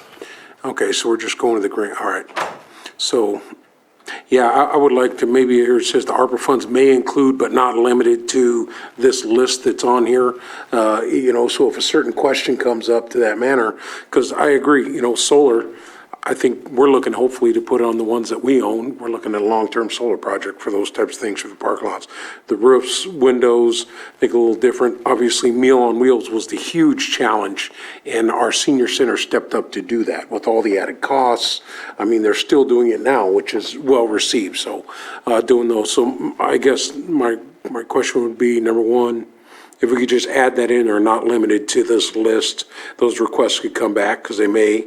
And then also, yeah, they don't have the funding. So I don't agree with it being a reimbursement program. We need to, if they fill it out, we give them the funds and then we kind of work with them. We have the area, right, the area on aging or AAA to work with them, but making sure they understand that this is available to them and As long as we get receipts back. as long as we get receipts and we continue down that road, because it's going to be a heck of a task for the federal government to come to everybody to try and reclaim these. We want to have as many receipts as possible, but, it might happen in a decade or two, but we'll see. And that's why we want all our Yeah, T's crossed and I's dotted. yeah. But in the agreement, it already talks about receipts, making sure you have all those things. So that was my thing, to open it up to as much as possible. And it can't be a reimbursement program. We all know, we got March for Meals coming up this month. We're gonna be trying to raise money. All of our senior centers are doing that by doing deliveries and being out marching. We get to do it this year, which is excellent.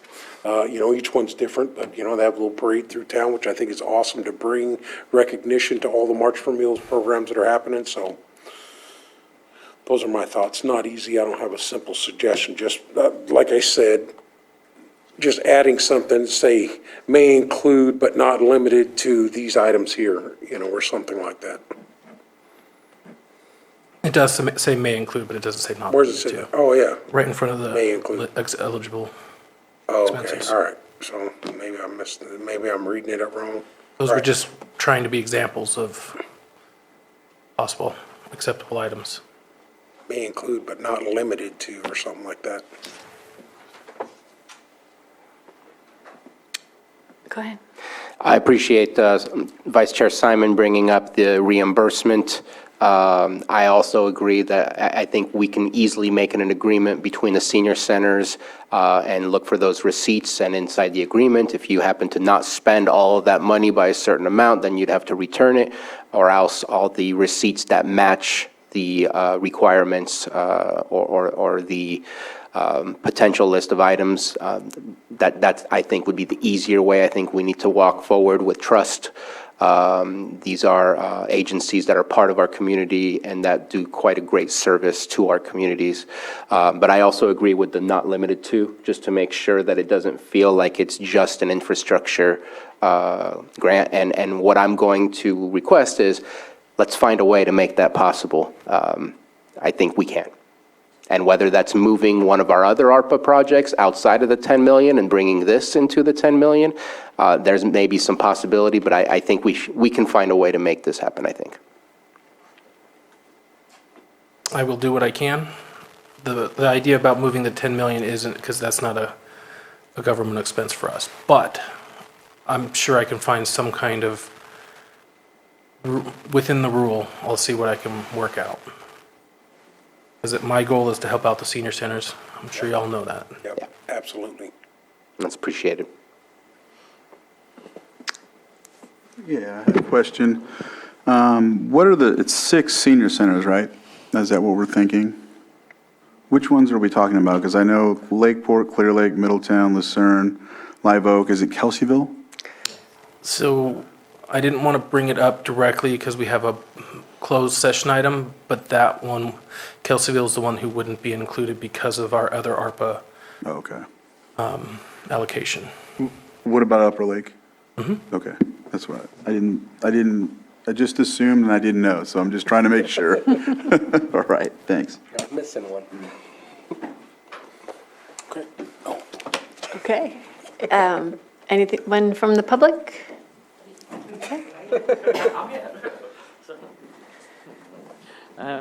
Well, I do really appreciate that you guys have considered the senior centers of Lake County in on this because, as we all know, they're very needed. And the pandemic definitely showed us how bad they are needed. And for our facility, we have over doubled. Even today, we were into the triple, and we went from 4 routes to 15, just to give you an idea how we expanded. And we were already set to close on April 1st before the pandemic because of non-funding from our own communities. We did, just through AAA, get what they called the infrastructure, and I'm going to put that in quotes, but we couldn't do any infrastructure really with it. Things that we need is enlarging our refrigerator and freezers. You know, it would be nice if we could put doors to bring in the outdoor space, which for the pandemic, that's one of the things they would like to see happen.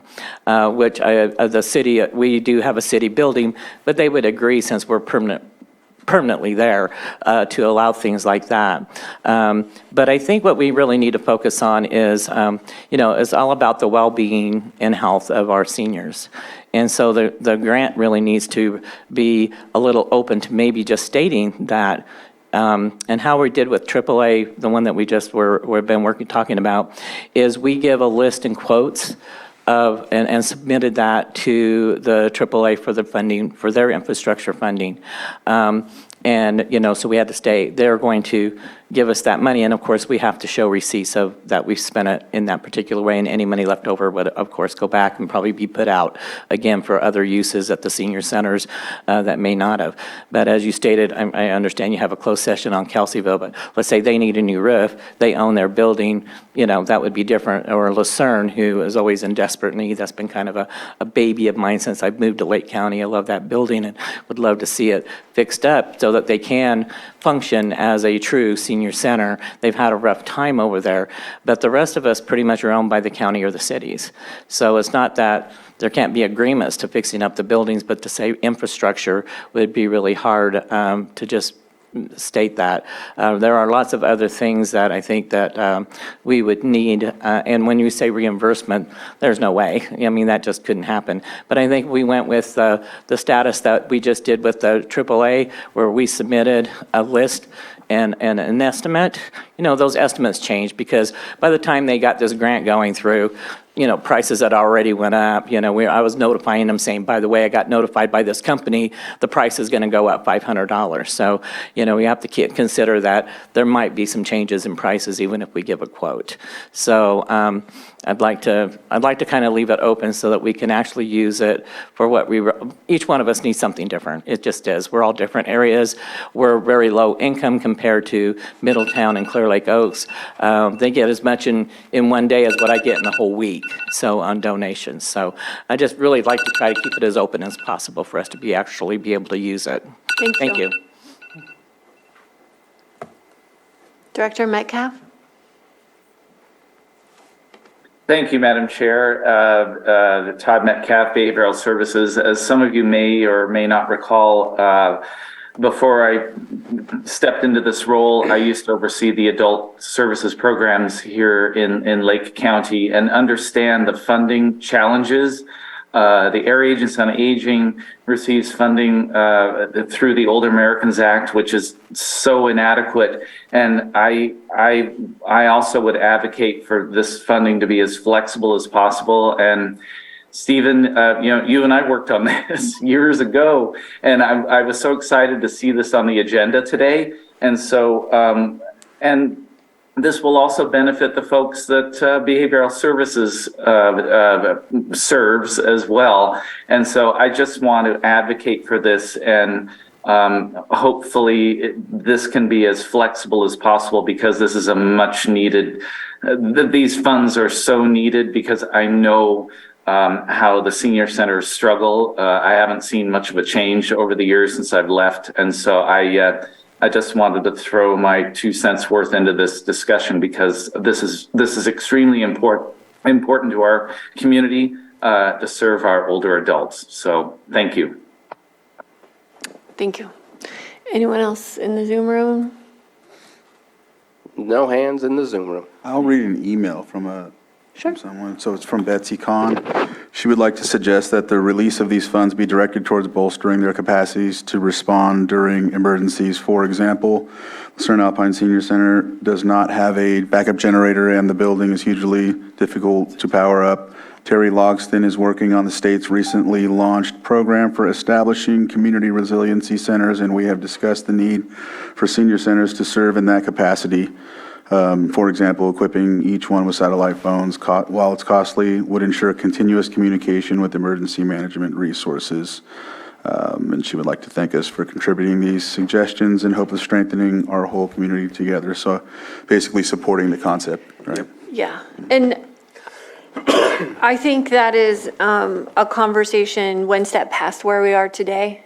I want to make sure that the senior centers can do the work that they're supposed to be doing, which is serving seniors before we that is another conversation that's happening, but this money, the intent that we had with the ARPA committee is to make sure that they can continue to serve, and we wanted to set them up for success. It does sound like the things that were mentioned for Clear Lake could be used with these funds. I didn't hear anything that wouldn't be allowed. I don't know if there's other things, but having some flexibility in here is, more than appropriate. There's there are infrastructure, but there's also appliances. It's not infrastructure at all. It's capital expenditures. So it's Capital, anything that's yes. capital, that doesn't have to be infrastructure related. It can be a vehicle. It's just basically big one-time expenses. Yes. It's not as strict as I Furniture, think everybody yeah. thinks, but. And just to clarify, I believe Ms. Overton, when speaking of the kitchen stuff and appliances and storage, I think she was talking about the grant that she's already received, that she's using it for, not what she would like to utilize these funds for. I just want to make sure and clarify that. So it did sound like it fit what we were offering. That would fit. But it was more speaking about the grant that was provided to all of the senior centers and that they've already had access to those funds to fulfill some of the things that we are listing currently. Yes, and that is an opportunity, but it's not a large opportunity. It's significantly under 50,000. Is that what the Clear Lake? I'm trying to remember because each. We actually got 89,000. Oh, you got more. Okay, yeah. I needed so much that. Okay. I didn't want to be a hog. I could have added more. Right. Yeah. I think at the end of the day, our intent is just setting them up. So if we can be more flexible with what their needs are, I'm fine with that. We want them to continue to work and serve. So do you want this to come back once I've made it more flexible, or just So make it we'll more fix it flexible and today, put it get it out? out. Fine with Yeah. it. Is there a way that we can just fix it and? Until I look at the final rule, I can't say exactly what can be Okay. used, but I'll go directly from the final rule and make it as flexible as I can. Okay. Because it's all about claiming it properly. Is there any, we keep bringing back. My only concern with that is, we know the senior centers need the money, so, my request just put may include but not limited to the list here, and then, we're gonna have questions, and it may be a no, well, that's not gonna work, have time to do that. My thought would be get the money moving towards, just like you said, Joyce, I don't know how long it took to get the AAA funds. 9 months, a year, it's like if we're there, so that would be my request today. If we could just do some word changes or wordsmithing that may lend us in the direction to have that conversation. And if it's just limited to this, then someone might just say, well, I'm getting appliances, I'm gonna do what I can. So that would be my thoughts, and also not a reimbursement program, a direct funded grant program with the simple MOU in place. So those are my thoughts. If we're going to be talking about any generation, our seniors and in the senior centers and folks using them, They don't have time for us to wordsmith stuff. Let's get them the funds. Well, and we don't really know, yeah, I agree, because we don't know specifically what these asks are, and if we try to build the policy around things we're not really sure of, I think it might be easier for the senior centers to reach out directly to Stephen to have their needs worked in. One already has. Okay, good. So I have no problem working with each senior center, and that's really what it would be to me, is, well, from what I've heard today, this may be relatively what goes out to the senior centers, but the main goal is they need to talk to me, and with whatever their idea is, I'll find a way to make it work within the requirements as long as I really can. Yes, perfect. I mean, that's all we can do, right? If I can make a stab at the wordsmithing, because I think really eligible for reimbursement from the ARPA fund, meeting the criteria of ARPA fund final rules may include, and then there's the, but not limited to, and then have the list. That way, we're telling the senior centers, we got this money from somewhere, and we have to follow their rules. Go ahead and provide us what you think you want to do, and let's make sure we can figure out how it fits, and if it doesn't, then it doesn't. If it does, then Artie says that? Yeah, the guidelines about about the final rule. And the reimbursement part is 100%. The reimbursement part would need to be. So we could just change that for sure. Just say it's a Oh. program, not a reimbursement grant. I forgot that wordsmithing portion. Yeah. Yes. I understand the intent. Okay. No, I was basically going to say the same. Basically, that there are final guidelines within the rules of getting this funding, so doing what you just did provides that. So it allows them to, if it's outside the scope of what's listed on the list here, what is it, a new roof, solar, a vehicle for deliveries, appliances, building remodel, HVAC, weatherproofing, but it's something else, as long as they coordinate with Stephen to ensure that it follows the final rule, right? That's what you called it? Right. Yep. Would be follow the guidelines of the grant that's being proposed, and that's really makes it to where it's open to whatever that grant says. Right. So if I'm like Hogback Senior Center and I'm asking for a karaoke machine, it's not going to count. Like, no, we can't do that, right? So You're gonna have that's to buy just an that yourself, example. Supervisor. Yeah. What if during COVID it broke down? Okay. Oh. But I think a little more wordsmithing than that might be appropriate, just because not limited to, everything on the bullet list so far is a capital thing. So if the leaning is we're toward services or supplies to do meals and stuff like that, and he's not entirely sure we can do that. So I think just get him discretion to wordsmith it to address non-capital items, services, however he might word it, however you might word it. So if you want to wordsmith it here, my suggestion would be go ahead and throw something about services or something in there, that including not limited to the things you want to get in there.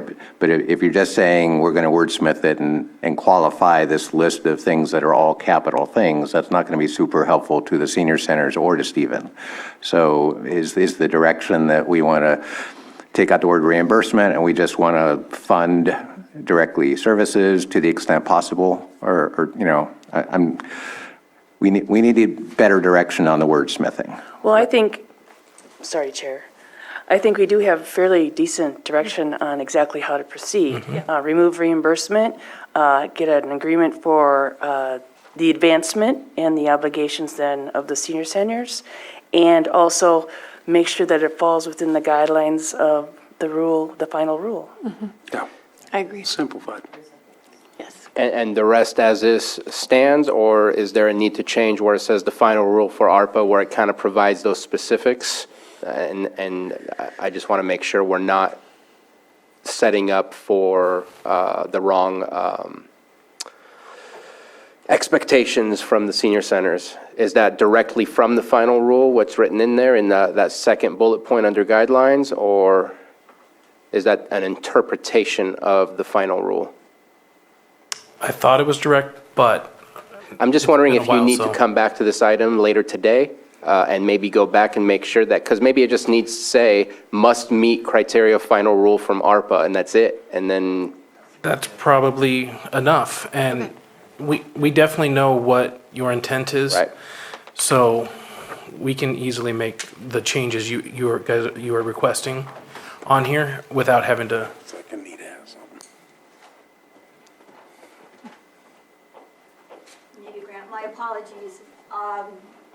delegation of authority cannot be discretionary. It has to be ministerial. So you do have to establish the parameters for this. And the discussion is great, but it still has to translate out onto the page. It doesn't have to be exhaustive word use, but it does have to be sufficient so that it's very clear. So that if you want to say that all approved expenditures must be in compliance with the final rule, that's what you say. Yep. And then you're done. And just remove the reimbursement wording, and that should complete it. And that would be sufficient where you're giving at least parameters of your direction to admin. So moved. All right, I got a motion, a second? So moved. All in favor? Aye. Opposed? Motion passes. Thank you. Thank you, Stephen. He's like, He just gave you a smirk.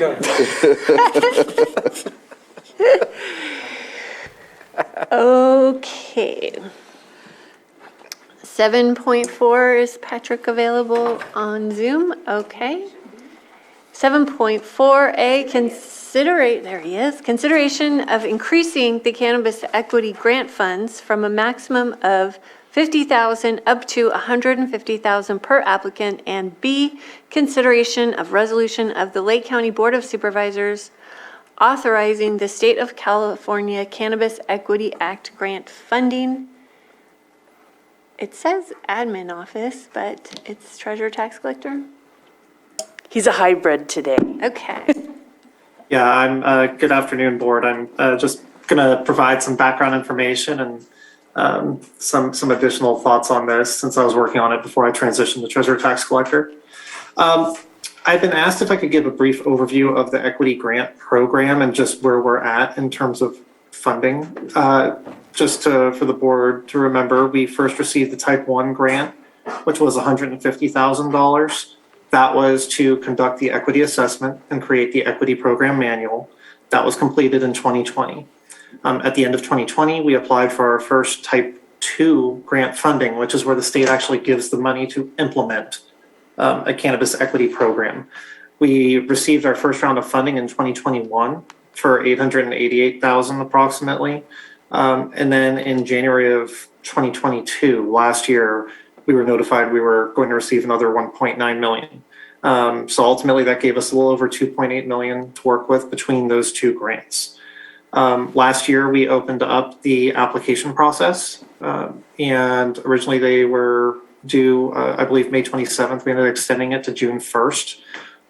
Throughout the summer, admin staff worked on reviewing those applications and determining who met that equity criteria. We had previously consulted your board about what direction to take with these funds. A lot of our sort of peer counties were struggling in terms of how to implement this program. And ultimately, what we settled on, given our capacity, was that using it to assist cultivators and cannabis businesses with county taxes and fees was probably the most prudent and most viable option. And that is the direction your board ultimately gave. Up to $50,000 of expense could be covered for those county-related taxes and fees. There were ultimately 23 applicants that were awarded some type of funding, a total of $723,000 in tax, and there was just a little under $2,000 in CDD fees.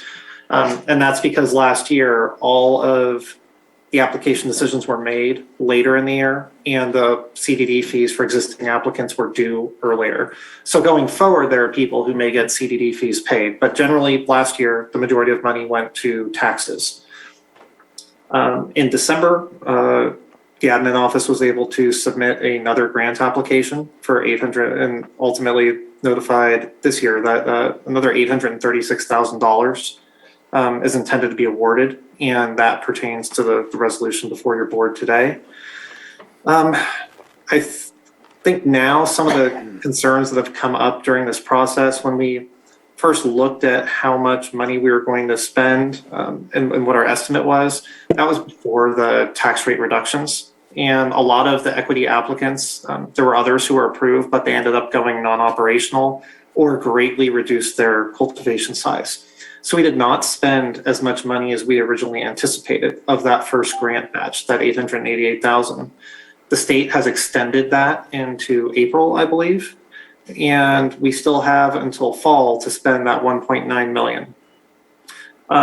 The application that was submitted for that 836,000, that maintains the same model that currently exists, recommending the use for county taxes and fees. That's what was submitted to the governor's office, GoBiz.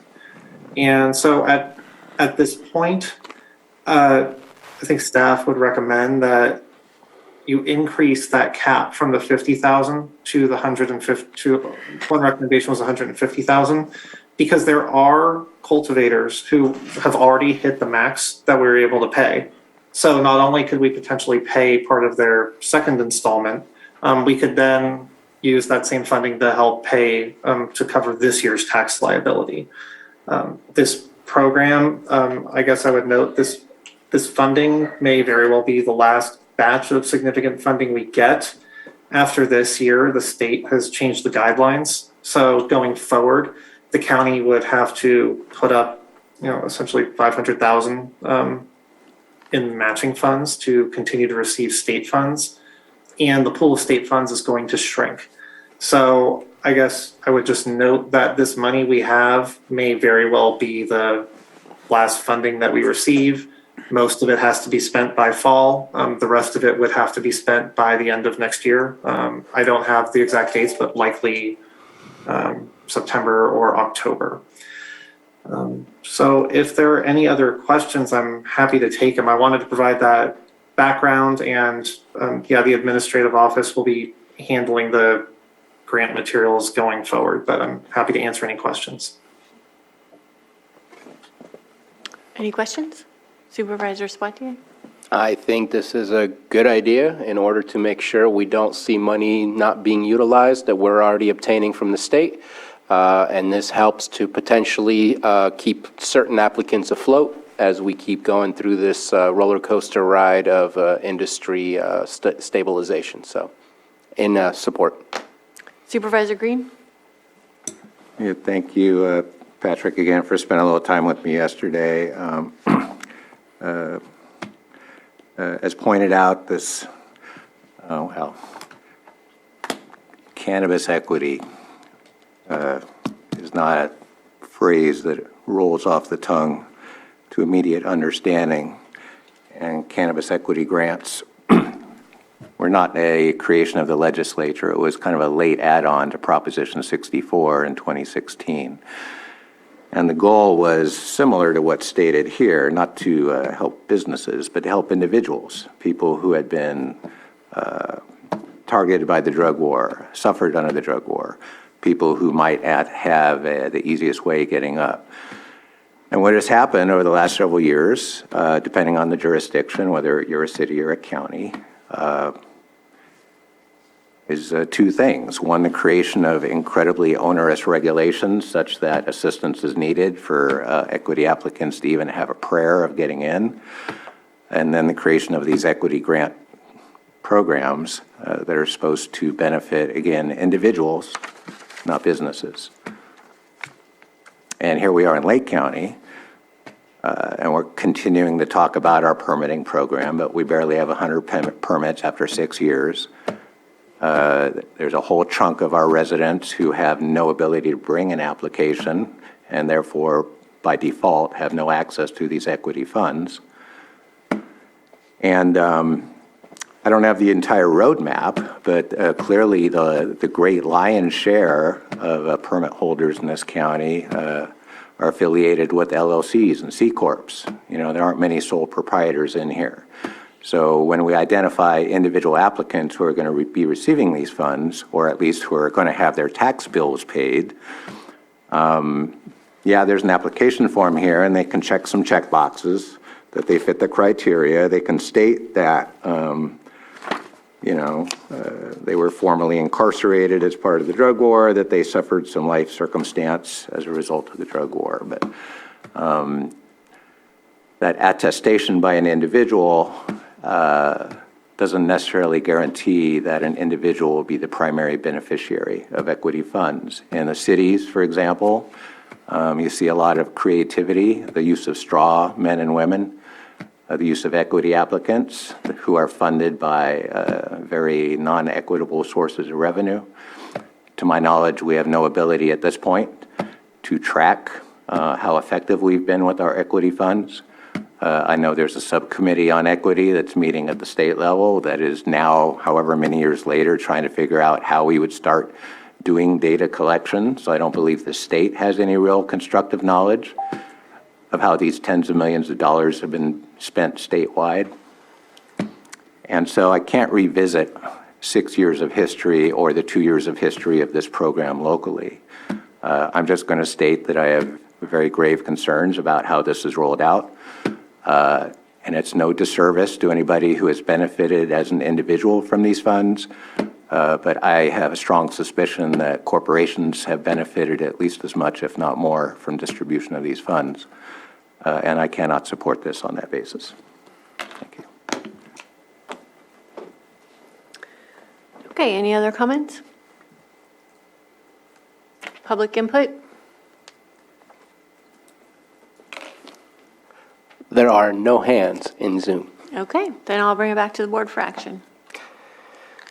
So there's 2. Can I do it all in one? Our suggestion would be to do them separately. Okay, so I move to approve the increase of the cannabis equity grants funds from a maximum of $50,000 up to $150,000 per applicant. Second. Motion and a second. All in favor? Aye. Aye. Opposed? Nay. And Part B, I offer the resolution. That's why I couldn't do it in one. Supervisor Simon? Yes. Supervisor Sabatier? Aye. Supervisor Crandall? Aye. Supervisor Green? Nay. And Supervisor Pyska? Yes. Thanks. Okay, thank you, Patrick. We'll go to the next item. Mr. Chair, Madam Yes. Chair. Oh, sorry. Madam Chair, since we have Patrick Sullivan online, maybe you'd like to take up 510. Great idea.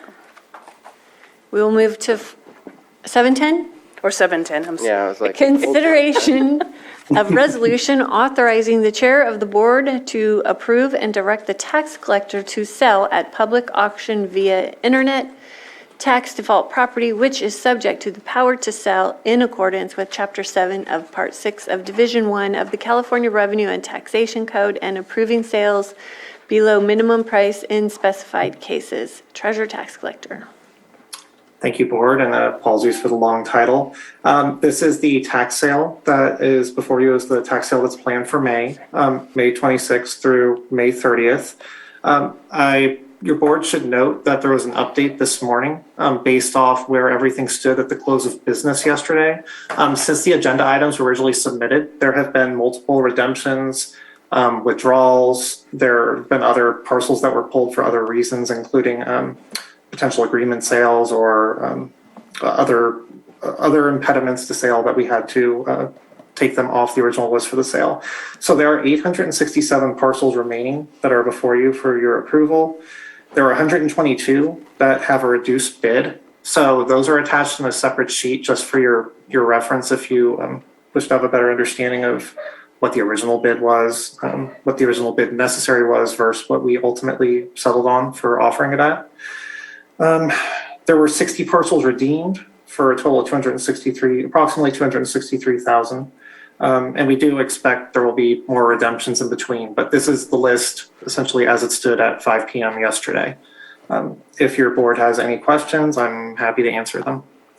Supervisor Sabatier? Yes, just quick question, 2 things. One, you mentioned that certain ones have been redeemed as of yesterday, close of business. I know, as you stated as well, that there will be more redemptions before it eventually goes to the tax auction. Does that mean we can approve without having an updated list in the sense that what's approved as updated has state law that requires you to pull these from the list as they come to be redeemed, so therefore we don't need to really review it as updated? Yes, Supervisor Sabatier, the process is different for removal once the board approves this list. There are certain processes that change. Up until this point, my office, based off, for instance, a request to do an agreement sale with an eligible agency, we could remove it for that reason. If someone were to present some sort of good cause for taking it off there, if there was something being worked out, we could remove it without further review. The difference is once the board approves it, there are certain steps that have to be taken. It either needs to be redeemed, where the full amount's paid. There are some other actions like a bankruptcy proceeding, the initiation of bankruptcy proceedings where we'd be bound to remove it. But for a lot of other reasons, we couldn't remove it simply because someone asked us to and had some sort of plan in place. For removal, that's not, that doesn't fit neatly within one of those statutes. At that point, it would have to go through county council for further review, and it's a more involved process. So at this point, when your board approves the list, essentially barring some more unusual circumstances, this is the list that will be going forward. And I'm sorry to ask the question again, just to maybe I wasn't clear. You said that some were redeemed, so the list that we have in front of us is not the last up-to-date list? I'm sorry. So originally we started with around 1,000 properties. So this is the list as it stood at the end of the day yesterday. At 5 p.m., this 867 parcels are what's remaining in the sale from what was started on last year. Okay, I appreciate that. And then my second question is, some of them for the deficit amounts are at $1. Are those being pulled off, or have those been reevaluated so that there's a specific amount that's reduced by? So all of those were, I believe there were 6 of them. yeah, I was going to say, I thought there were 5. Or 5. And those should have all been redone in that post we did this morning. We were waiting on information from other state agencies. And if we couldn't get it in time, we would have had to pull them from the sale. But I believe we received. And my mistake, I was going with what I reviewed over the weekend and yesterday, and had not re-reviewed this specific item since the morning. So if it was updated, I looked now, and there are none that are set to be put to bid for $1. So that has been resolved. Apologize. No problem.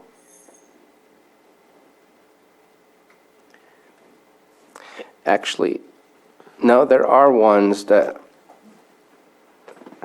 Let me make sure the reload, but I just loaded this. It shows $1.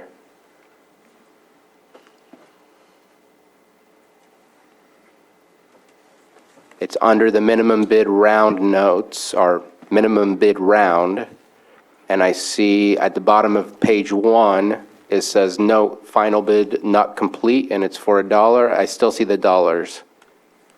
Okay, I'm looking at, so that's the deficit worksheet that's providing additional information. I'm looking at the defaulted land sale number 161. That's the formal list. Gotcha, so you I'm not seeing anything on there. I think what you're looking at, that worksheet has extra notes, but everything that's on that worksheet is on that official list as well. Gotcha, so the deficit projections were pulling out just the deficits. That list is not correct based on the newly uploaded full list of the 867? Yeah, well, I'm looking for this dollar. Could you identify which page you're seeing the? So on the first page of the deficit projections, on the very bottom, the fourth from bottom, it says 035371-110 is $1.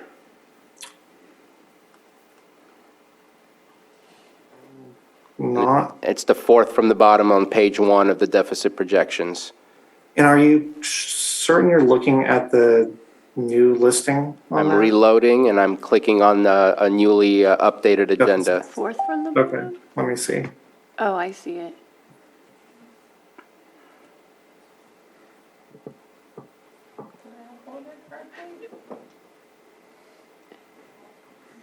Fourth from the bottom on. It's 035371-110. And it's still $1 in the main list that I'm loading as well,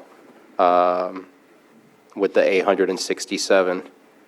It shows up as $1 when I find that APN.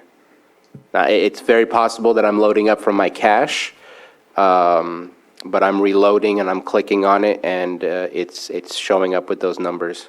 I just want to make sure that we're clear on what we're approving today, because a minimum bid of $1 is pretty awesome, but I want to make sure that we get Yeah, that's what certainly we not need. intentional.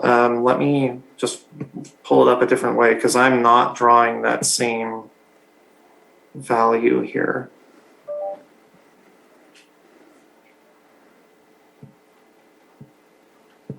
Zero three what? 035-371-110. Am I looking on the same one you were? 2,600, I didn't see a dollar. 311, See here. 371. 371. You're on the You're looking at worksheet, a though. different thing. Yeah, you're on the worksheet mode. No, that's what he's talking about, though.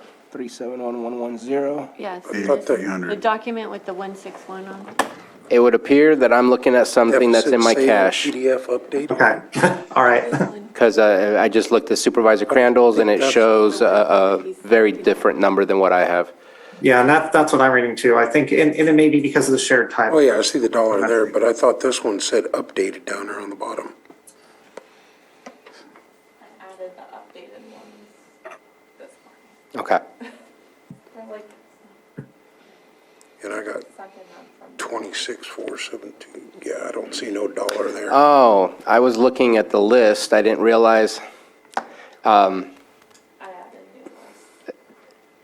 If I may just provide an issue, it's hard to know when this agenda is updated if we're not told that it's updated, and I didn't realize that 2 new attachments popped up between last night and this morning, and I was not aware that I should be clicking on updated versus the original attachments that we've been looking at since this was put into place. So I apologize, but a heads up sometimes would, especially if it's early in the morning that it's updated, it would help. So I apologize, my fault. Maybe just throw an updated with the date on it or something? Yeah, I can do a date in the future. And part of the problem here for us, honestly, is that the 1,000 properties is pretty much a crushing load on our office. So people have been working on this nonstop. So we were working on it up until yesterday to try to make sure that I could get through today. So we can do the best we can, and definitely we can advise in the future. I don't know if another sale will be structured exactly the same way, because hopefully we're switching to a different system later this fall, but we can try to give earlier notice the best we can. No, I apologize for not seeing that there were updated links rather than updating on top of the real links. So my mistake, but I just wanted to check in and make sure, since we had talked about that yesterday and expected the update. Supervisor Green? So just to clarify, whatever the final document is referenced in the resolution we're being asked to pass, it will be attached as Exhibit A. So I guess one thing we could do is, when we bring resolutions with exhibits, we do it as a single bundle, so we don't have to go figure that out. So it looks like the resolution's fine. We're going to have an Exhibit A, whichever document we're picking out of the pile here. But maybe the cleanest way to do it would be to actually attach the exhibit to the resolution as it's presented here.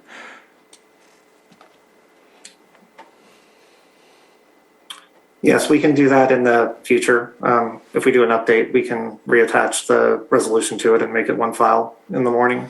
I believe going forward, we'll likely always have to do the ability to do an update either the night before the board meeting or the morning of, because the method in which people can pay funds changes. So once your board effective today, people have to pay with secured funds. So that's one of the distinctions. So I think going forward that, supervisor's suggestion, I think we could do that, which is to create a new package the morning of or the night before with the new resolution and the list of properties, just to make it cleaner. Supervisor Sabatier? Now that I've unnecessarily given you a hard time, Mr. Sullivan, I just want to say thank you very much. for the added level of communication. I know that I've been involved in your communication with the city of Clear Lake in looking at what properties are being placed on there, what properties they would like to deal with in more of a direct way. I just really appreciate the enhanced level of communications coming from your department. I want to applaud you for that. Thank you, and I would definitely applaud my staff. They've been working very diligently on this, so thank you. Thank you. Okay, public input? There are no hands in Zoom. Okay, you'll bring it back to the board for action. I offer the resolution. Okay, Supervisor Simon? Yes. Supervisor Sabatier? Aye. Supervisor Crandall? Aye. Supervisor Green? Aye. And Supervisor Pyska? Yes. Okay, we will now go to 7.5. Discussion and consideration to hold special meetings in March 2023 to participate in county council interviews in closed session and select a date. CAO Parker. Thank you, Chair. As you know, on January 25th, Anita Grant, our county council, notified us that March 24th would be her last day with the county, after which we did do an open recruitment, which closed on the 16th. We received 4 qualified applicants, and I have listed the dates where the chamber is available for at least half-day interviews. I'd like to withdraw the first one. It's only 2 days away, and that would be, I don't think, give anyone an adequate enough time to prepare for it. So if you want to pull up your calendars, and I recommend selecting 2 dates, 2 special meetings, one, for the full interviews, and then if the board wishes to bring back 1 or 2 more candidates for a second interview, then we have another date reserved to do so. So the 10th and the 17th work for me. 9 a.m. to 1 or 1 to 5, so. That works for me too.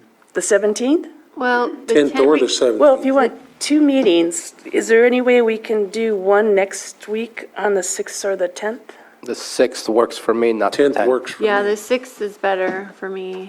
The 17th is good, though. I can't do the 6th, unless is it 9 to 1, or is it Yeah, all day? it's a half a day, I could do the 9 to 1, On the 6th, yeah. can you? Yeah, I can make it work if it's in the morning. Yeah, I was gonna get the first date first. So, all can meet on the 6th from 9 to 1. And then I heard the 17th, and Anita has availability from the 1 to 5 time. Does that meet with everyone else's? I'm great. Oh my That God, works for it's me. been much easier than I thought it would be. That is the, That's the last day? What? Her last day? Yeah. No, her last day is the 24th. it's a Oh, week. all right. I thought it was, for some reason, I had the 17th. No, her last Wait a meeting is the 21st. Okay. Are you going to be in person for Workforce Alliance? Or that's when that is that morning, one? the 17th 17th. morning? But we're doing the afternoon, right? Yes, we are, 1 to I can- 5. Zoom? I can Zoom from the conference room here. Okay. Yeah, they did Zoom didn't on have that Workforce on there. Alliance before the whole COVID thing, so, yeah.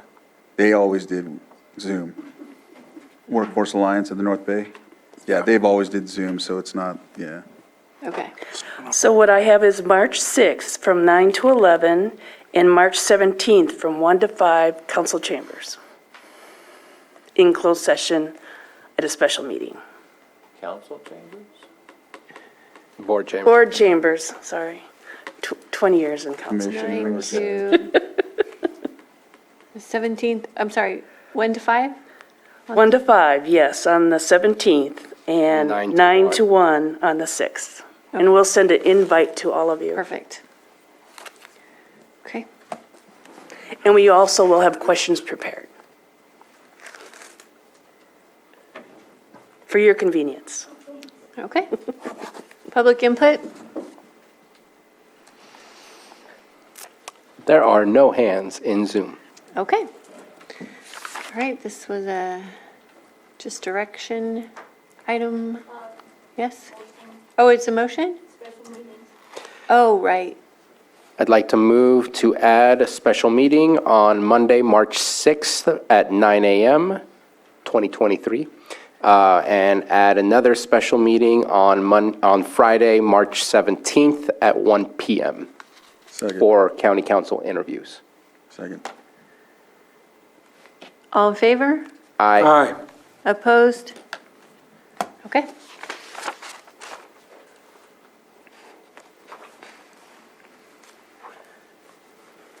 Seven point six, consideration and discussion involving the recruitment process for filling the vacancy created by the behavioral health director's resignation. CAO Parker. Thank you very much. I have Pam Samick here. I can't see her. Yes, she's still here. To speak to what steps we recommend, and then just to answer any of your questions you may have regarding this recruitment.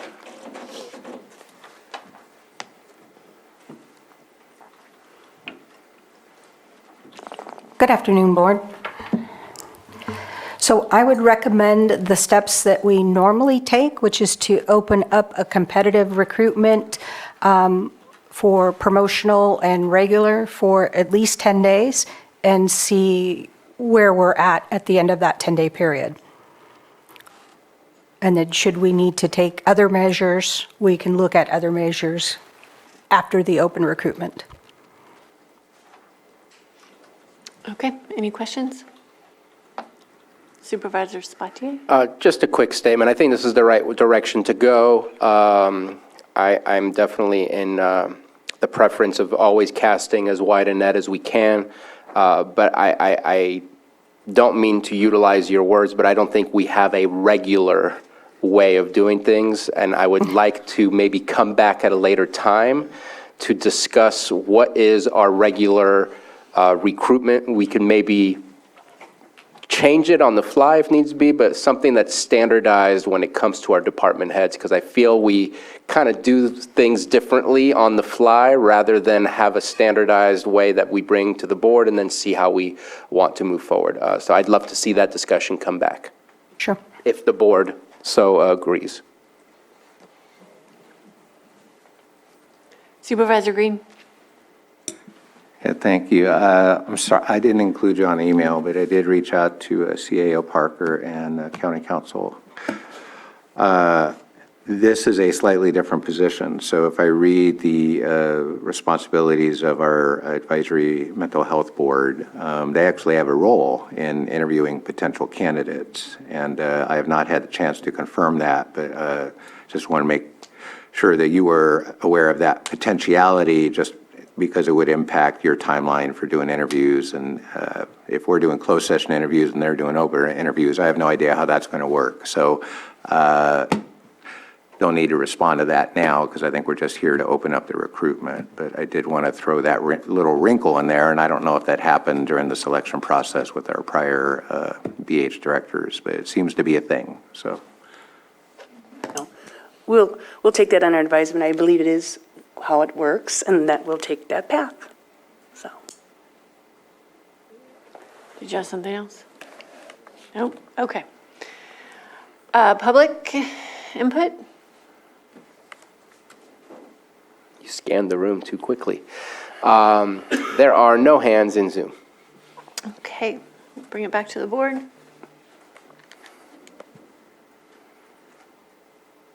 It's just direction. I agree with that direction. Yeah.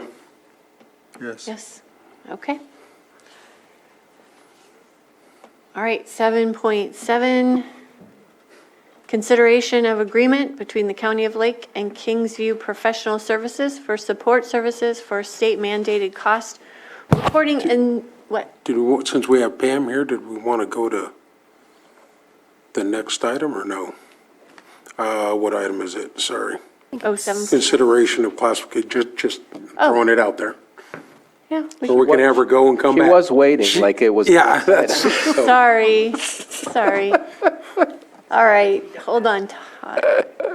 Okay, consideration, 7.9, consideration of the classification, compensation, recruitment, and retention committee, CCRR, approval of the 2022-2023 reclassification, cycle funding, findings, and recommendations.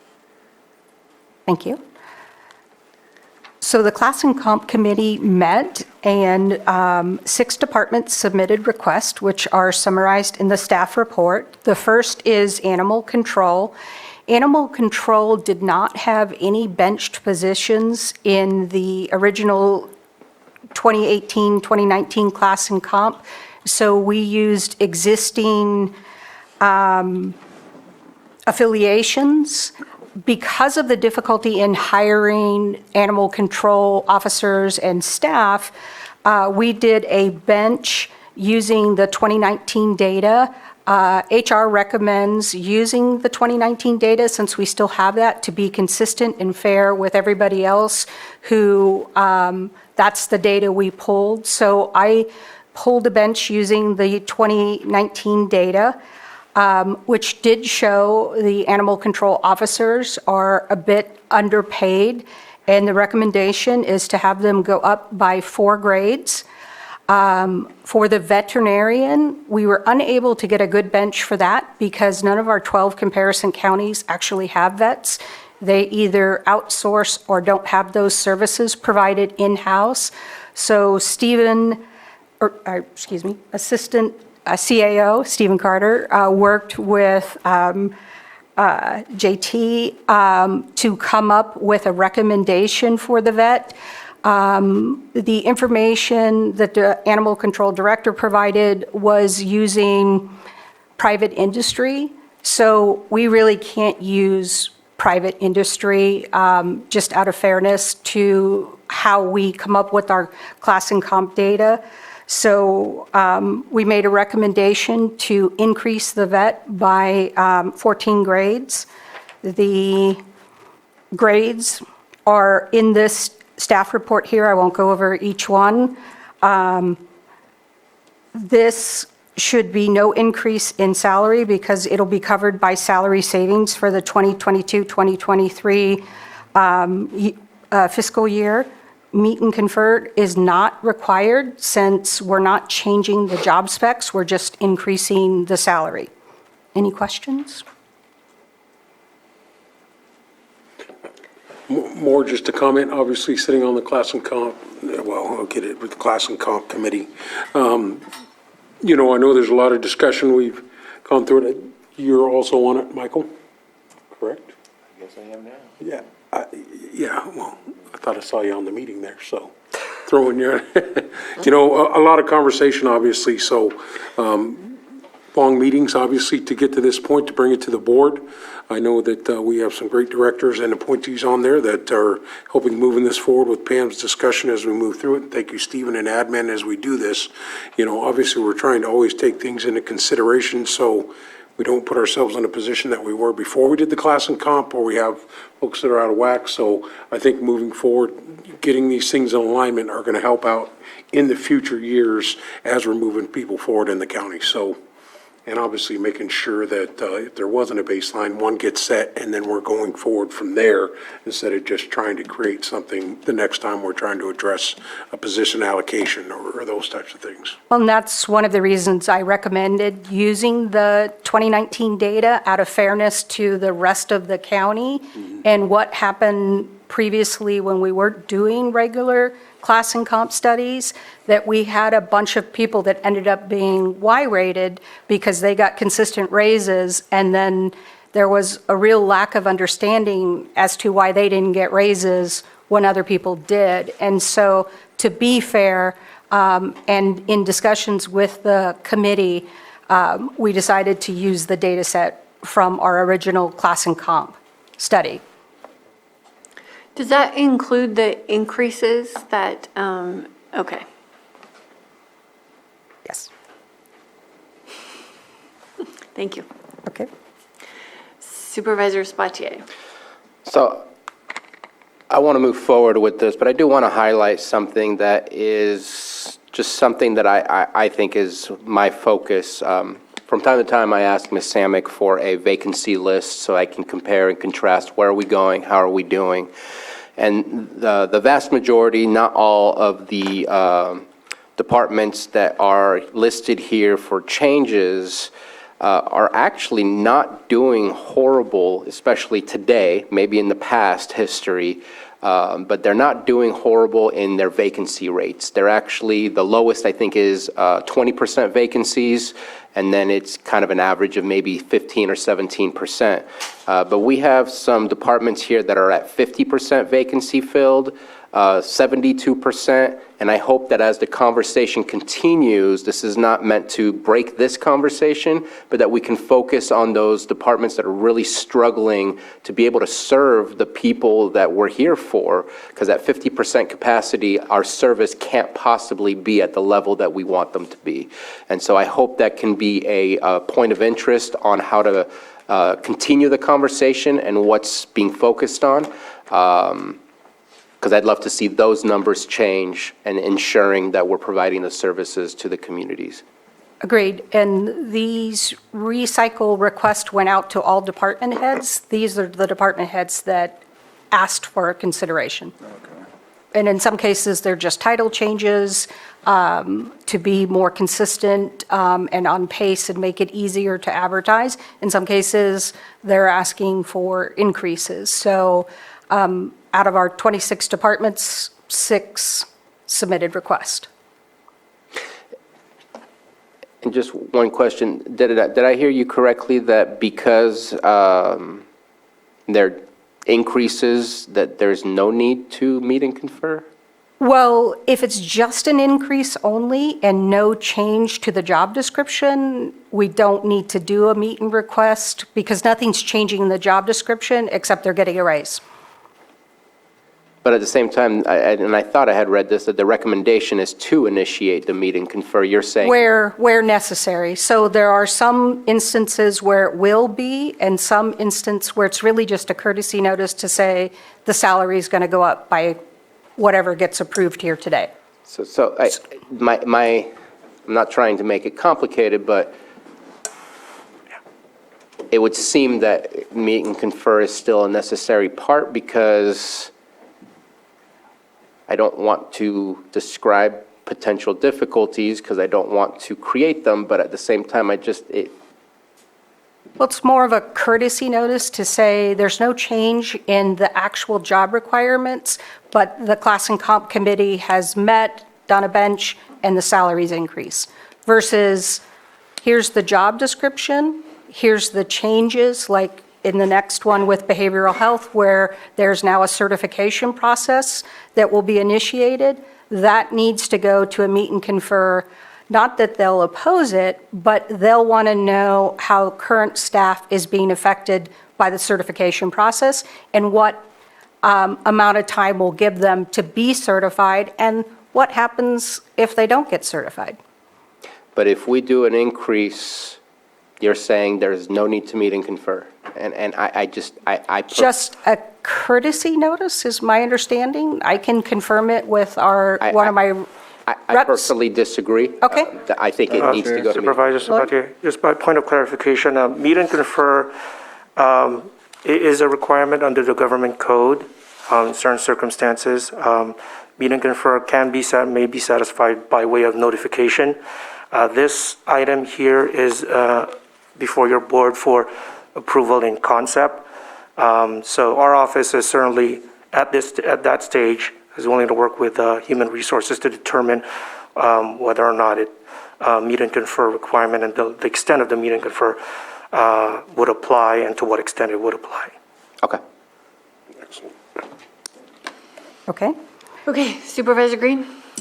Yeah, just real quick, and I didn't notice this during Class and Comp, but we did talk quite a bit about the McDonald's phenomenon. So this is better than what it is, but it's still, so on Animal Control Officer 1 and Animal Control Assistant. So in the prior classification, they were equivalent, and in this revision, they're equivalent. But again, the McDonald's phenomenon. So not really knowing the class part of that equation. Should we be distinguishing between them on the pay scale? Or should we be kind of backtracking and taking a look at the classification of those? Because Again, an animal control officer, one, they're going to be on the track to get certified. They certainly have expectations of them, and I don't know that equivalent expectations go on the assistant or what have you. So I want to push the needle as much as we can, but I just don't necessarily understand right now the difference in those classifications and whether we should keep them on the same T12 grade. Well, that was based on the previous affiliations, and they were set at the same, so we left them the same. So we did the bench based off of the Animal Control Officer 2, and then affiliated according to the old affiliations. So at this point, we will leave them there. As far as the fast food Phenomenon. law, or I think that is being challenged. There's also not every fast food restaurant. There are circumstances and number of staff, so that's not in play currently. I think that is something we will have to look at when that comes into play, because our minimum wage positions will be competing with McDonald's or, Panda Express. yes, or Panda Express, or, well, if one would come here. So I think at this point, we can't really look at that because that's not a reality for us yet. Eventually, that could become a reality, and we'll have to look at that then. We also can't, with our whole grade system, just change minimum wage without changing every wage in the county. And that would be a significant impact, which we would have to talk about.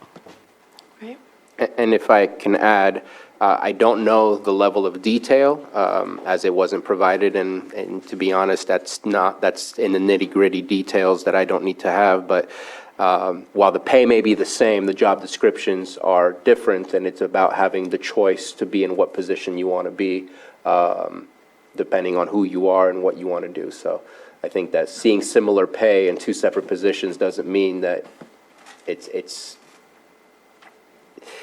doesn't mean that it's bad.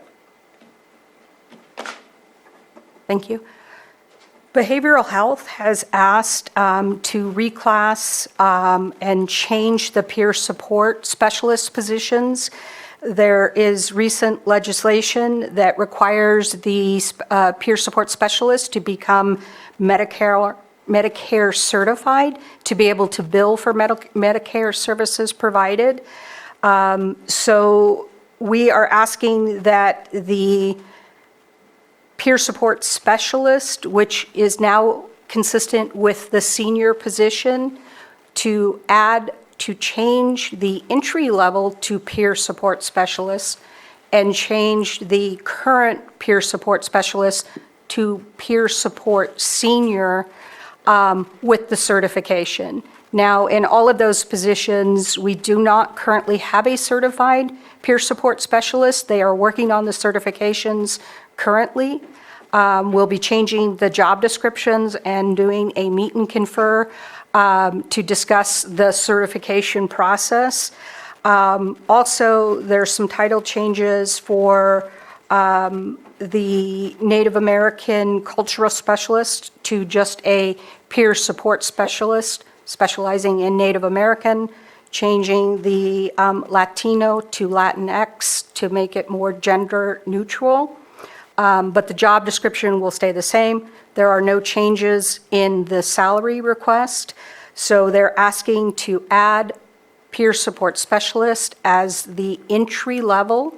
Currently, we have some client support specialists who do the rides and the errand running, and they provide peer support specialists, but it's very difficult to do recruiting when they're providing peer support services and then you're also advertising for drivers, really kind of two wildly different job descriptions. So what they're asking is that we put the client support specialist just as the driver, pull the peer support specialist out into the entry-level position, and then make the peer support specialist to peer support specialist senior which is the current role, and add the certification process.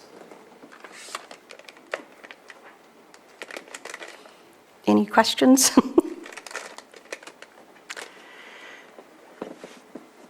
Any questions from the public? Director Metcalf?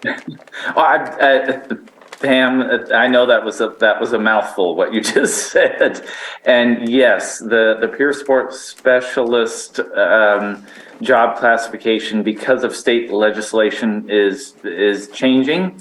And it's going to allow our peer sports specialists to bill for not only Medicare services, but Medi-Cal services as well, which will bring additional revenue into our department.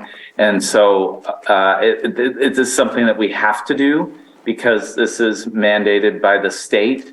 And so, Pam, I just want to thank you for, I know that it's very complicated, but it's something that we have to do because of state legislation. So I just wanted to throw that in there. So we will be working with current staff on getting their certifications, and during the meet and confer process, we'll be talking about that process. And then as we hire new peer support specialists, the requirement will be to get their certification within 1 to 2 years, depending on the category.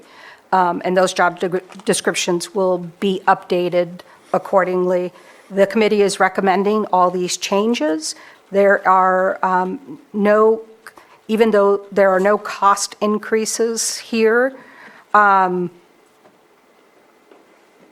because there's no changes, and then the adding the peer support specialist will be paid for by increased medical billing. So our next department, Public Services Department, has asked that we separate out the project and park superintendent, which is in a dual role right now. The workload has increased for capital projects and the parks and project superintendent, so they would like to separate that out and change the project and park superintendent to just park superintendent, and then keep the parks superintendent alone. They would like to increase the pay grade from M34 to M36. Any questions? Also, the committee is recommending this change. This is a management position, so there is no meet and confer required. So under this, so is there a project superintendent after this change? Or is that absorbed by the facilities maintenance superintendent? I was a little confused. Obviously support splitting it if the duties are there, but it says if the park superintendent goes to M36, that's equivalent to the facilities maintenance superintendent. I don't see that they're proposing to create a project superintendent.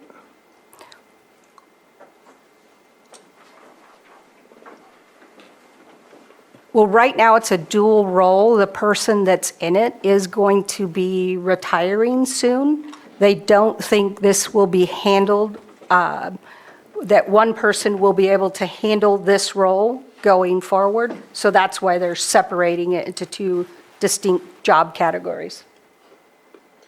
Stephen Carter, Assistant CIO. One of the other reasons is they have an extra help person performing some of those project-related duties.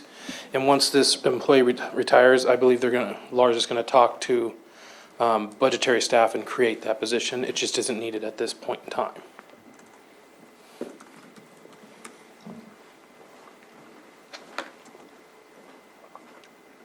Okay, the next is Public Works for heavy equipment automotive mechanic during the class and comp.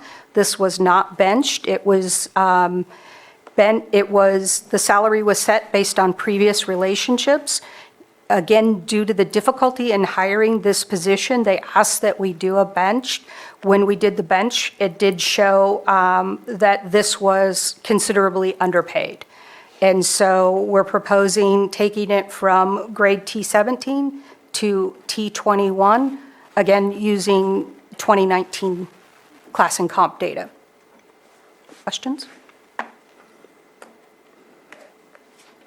Two questions. How many other, or do we have other positions that were not benched? Yes. We had approximately 65 benches for the, how many positions do we have? 500 positions. So we used relationships based on previous standards. They've pretty much all held up very well based on those relationships. We have found from time to time that those relationships don't stand. And during the class and comp, right after we implemented class and comp, each of the department heads had an opportunity to come forward and say, we agree, or we think we would like an additional bench pulled on this position for whatever reason. They didn't come forward at that time. We're now 3 years in, so there are some positions that are coming forward and saying, we don't believe that the existing relationships are adequate, so we'd like you to confirm that with a bench. And so that's the practice we take. We'll do a bench. In this case, we used the 2019 data, and it'll either hold or it doesn't hold. In the vast majority of cases, our relationships have held. Okay. And then my second question is, you're saying you're using the 2019 data, just, sorry if I missed it, you're adding on all the changes that have occurred since then to ensure that they're up to date, just like everyone else has increased? Okay. Yes. I thought that you had asked the question, but I wanted to make sure, at least for this one specifically.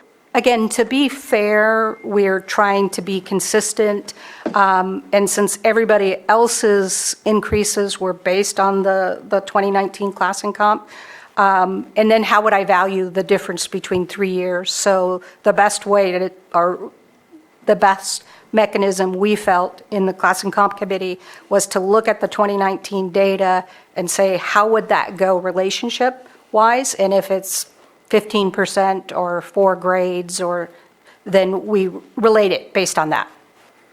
But then they still get the raises they got for the last 2 years as well.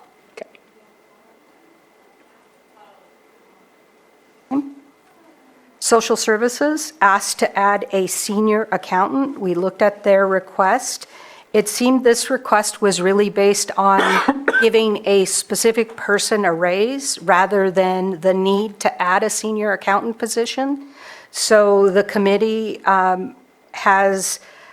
is asking that we deny this request because we don't see the need, given they do have accounting management staff, to add this position at this time. Question? Okay. So the next recommendation from Social Services is to take the Section 8 Self-Sufficiency Case Manager and retitle it to Housing Specialist. Initially, when they put in the request, they were looking at asking for an increase from G16 to G20. But in discussions with the Class and Comp Committee, they really looked at that and thought that they should retitle it to Eligibility Specialist.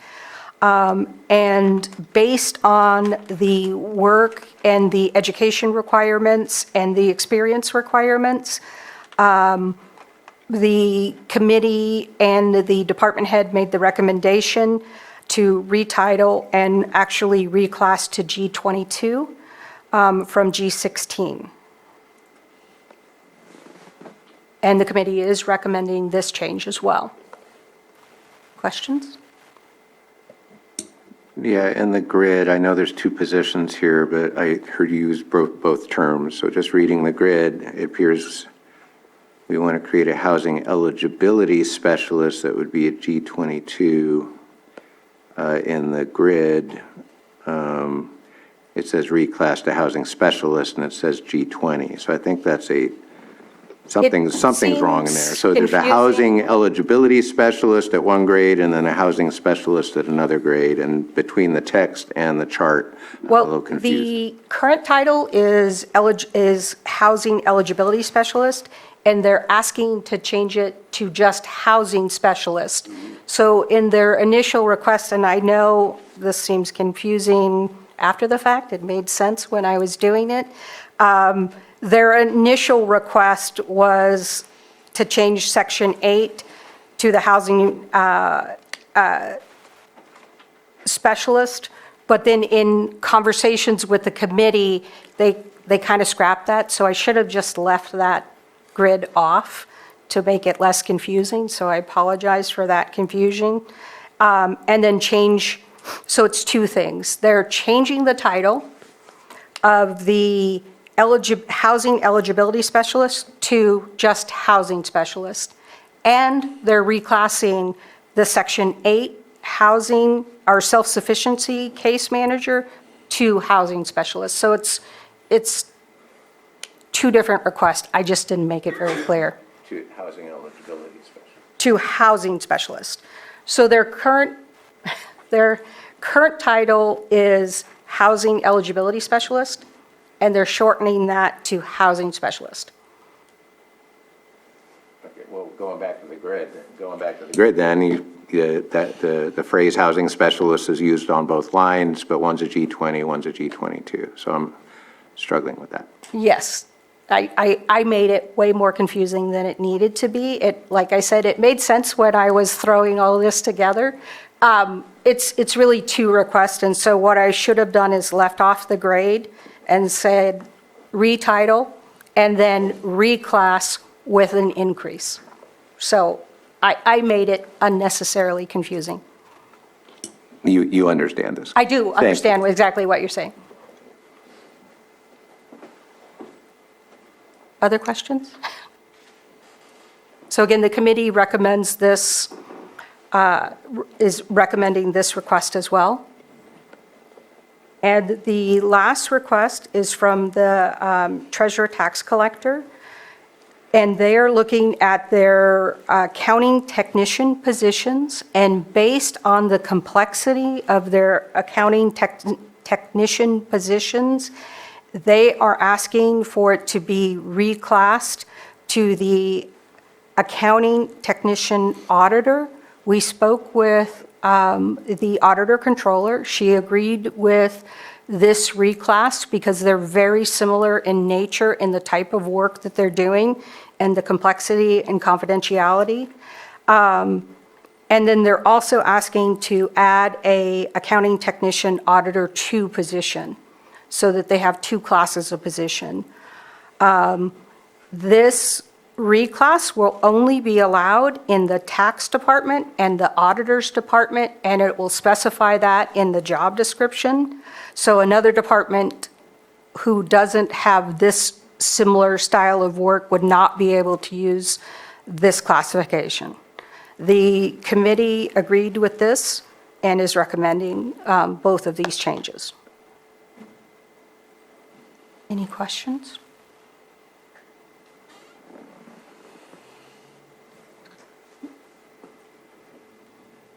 So staff requests that, oh, I think you have to do public. Public input? There are no hands in Zoom. Okay. Staff requests that the board approve in concept these recommendations and authorize HR to initiate the meet and confer process with all applicable employee associations as needed. Okay, if there's no more discussion, we need a motion, correct? Did you have a question? Just final comment, obviously, this is the beginning of a process, but I know for me, what's always important is how does this impact our budget, and how do we ensure continuity in making these changes not impact us in any negative way. But other than that, I think that the fact that it's gone through the process of the Class and Comp Committee, and now it's going to the meet and confer as required, I'm good with moving forward, so. Just wanted to make sure and add the budgeting part of it because it will increase to a certain point. Yes, and it shouldn't impact the departments because most of the departments have cost savings from unfunded position or unfilled positions. Right. Since I'm the budget officer, I just wanted to restate what she said. This fiscal year, salary savings covers it, no problem. Next fiscal year, during the budget process, there's a net county cost that's provided to general fund departments, and self-funded have to fit it within their allocations. The net county cost is up to the department how they utilize that funds, and it should cover these changes. Yep. Okay. Thank you. Thank you. Thank you. Okay, if there's no more discussion, then I will go ahead and move. I will move to approve in concept these recommendations and authorize Human Resources to initiate the meet and confer process with applicable employees associations as needed. Second. Motion and a second, all in favor? Aye. Opposed? Okay. Thank you. Thank you, Pam. Now we will get back to Todd.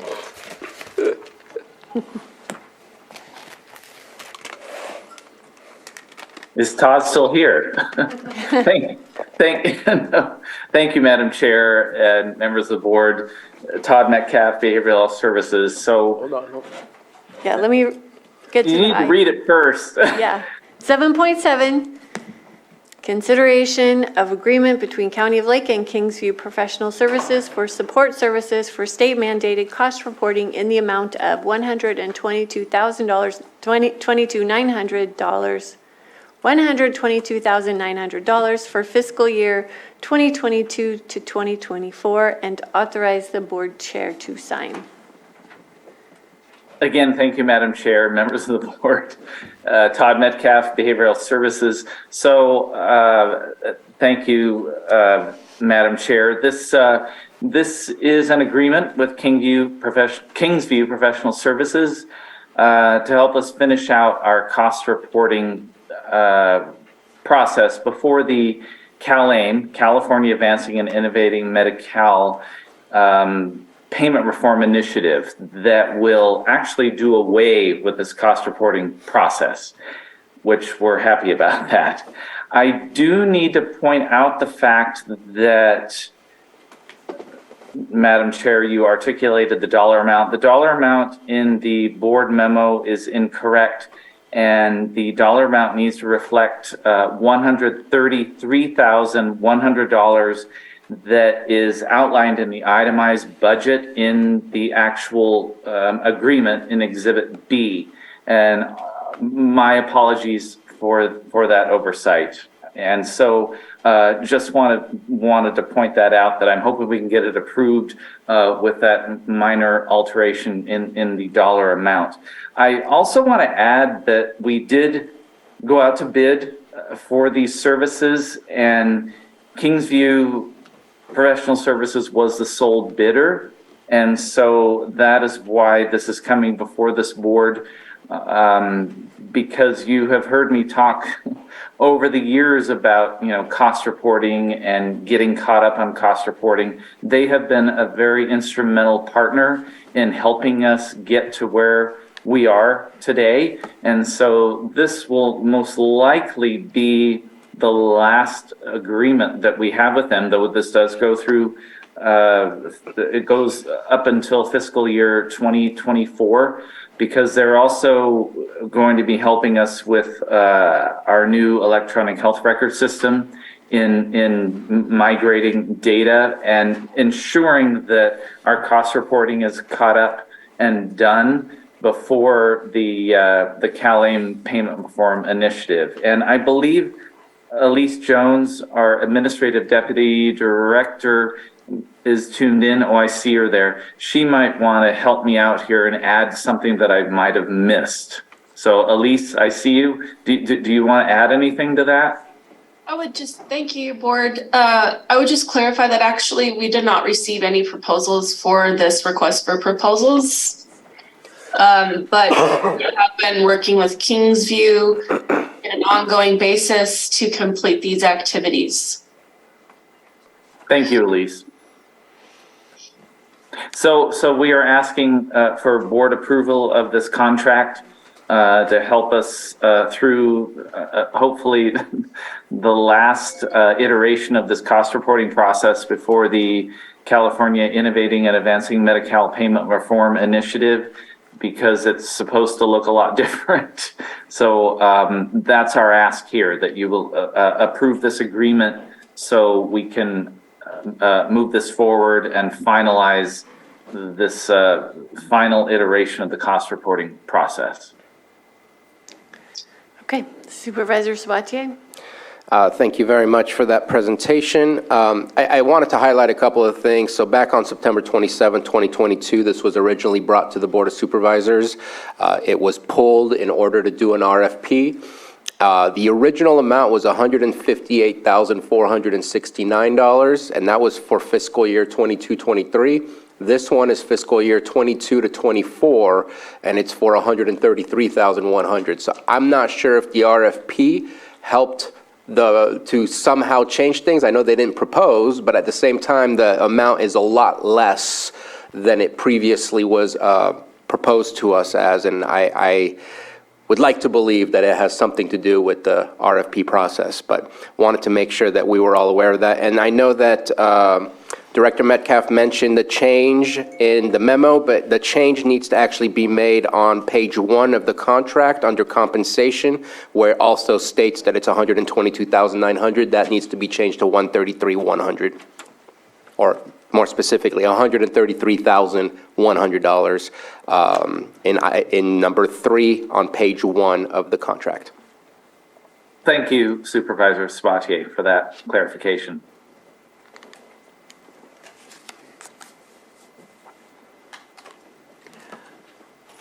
Supervisor Green? On page 5 of the agreement, there's a to-be-determined date. It's okay to leave it as that, or do we need to plug in a date certain on that? For example, I mean, if this thing's going to wrap up in 2024, I imagine we do know the date. So is that date to be determined there on purpose, or is that something we need to fix before we approve this? No, those dates are to be determined by the Department of Healthcare Services.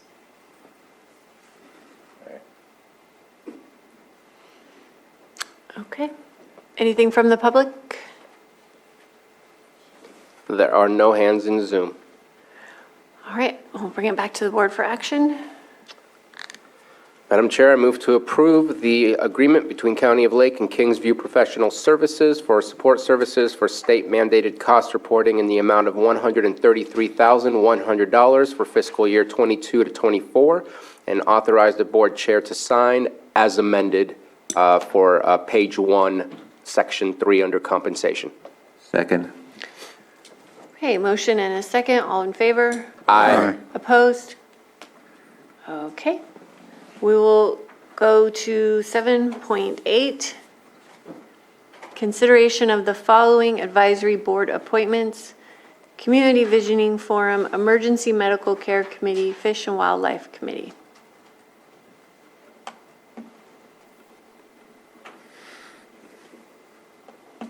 So we can start with Community Visioning Forum. We have 1 vacancy. Do you want to? Is she in my district? No, She's but like- it's Oh, your, well, since I'm it's on your it, yeah. committee. All right, okay. I was, sorry.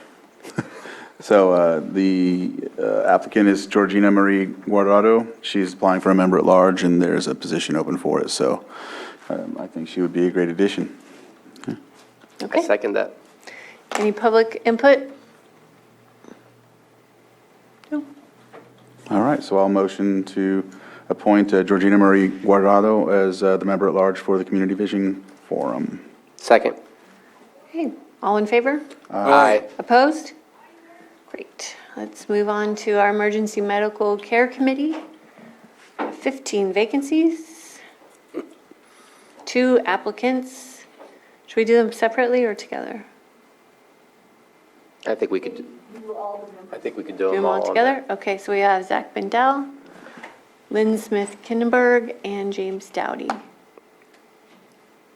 Supervisor Sabatier? Just wanted to state those are appropriate members to add to the EMCC, and most, if not all, are already members. Zach Pendel, I see him there from time to time. I'm not sure if he was already a member, but all appropriate members to add. Anything from the public? No? Okay, bring it back to the board for action. Madam Chair, I move to approve Zach Pendel, Lynn Kinnenberg, and James Dowdy to EMCC. Second. Well, sorry. Hey, motion and a second. All in favor? Aye. Aye. Opposed? Okay, next is Fish and Wildlife Advisory Committee. We have 5 vacancies. I did speak with Bobby Dutcher yesterday. He's no longer in the ag industry, so he is grateful for someone else to come in and take that spot. So I have a couple conversations going with people to apply for that, so we'll just rescind his application at this time. So that means, Luis Santana? Yep. I think he's a great addition. okay. Anything from the public? And so I will move to appoint Luis Santana to the District 3 general membership position for the Fish and Wildlife Advisory Committee. Second. Motion and a second, all in favor? Aye. Okay, any opposed? All right, we are going to reopen consent. We need to look at item 5.4. 5.2 and 512, or we need to reopen it completely? We're going to reopen it for 5.4. Madam Chair, I move to reopen the consent agenda. Second. All in favor? Aye. Opposed? And Madam Chair, I move to approve consent agenda items 5.1, 5.3, 5.5 through 5.11, 513 through 515. Second. Okay, motion and a second, all in favor? Aye. Opposed? Okay. We'll go to 5.4.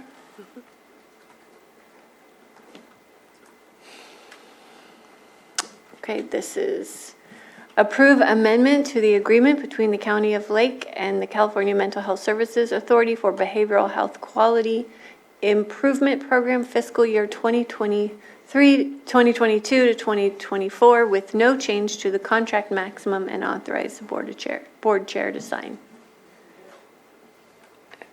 Who's?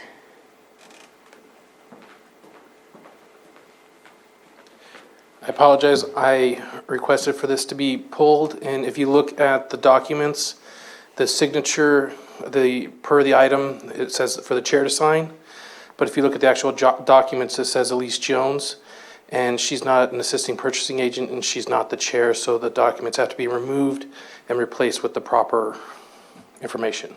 Okay, so it'll come back. Okay.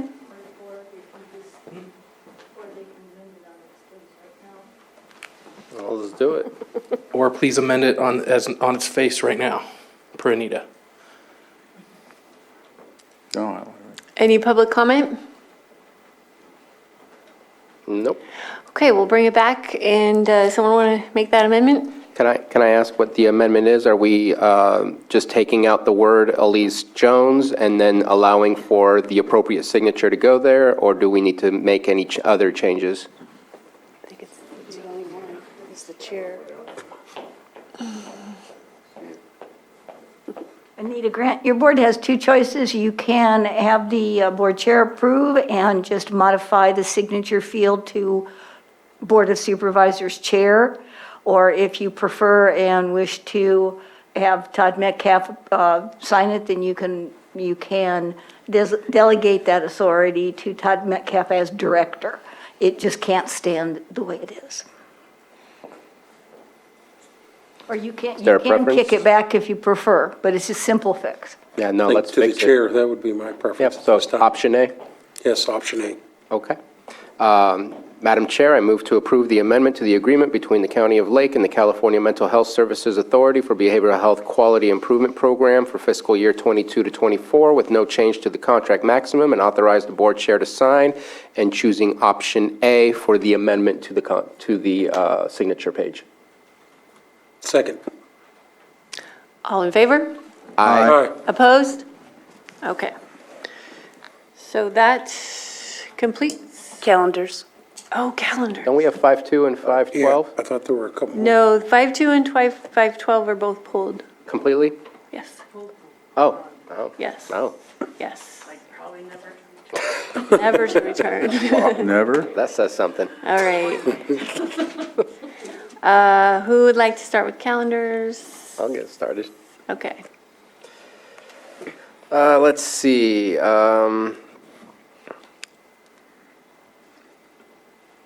Looks like I don't know why there's a first 5 on my calendar for tomorrow. No, that's because I'm on the wrong week. All right, there we go.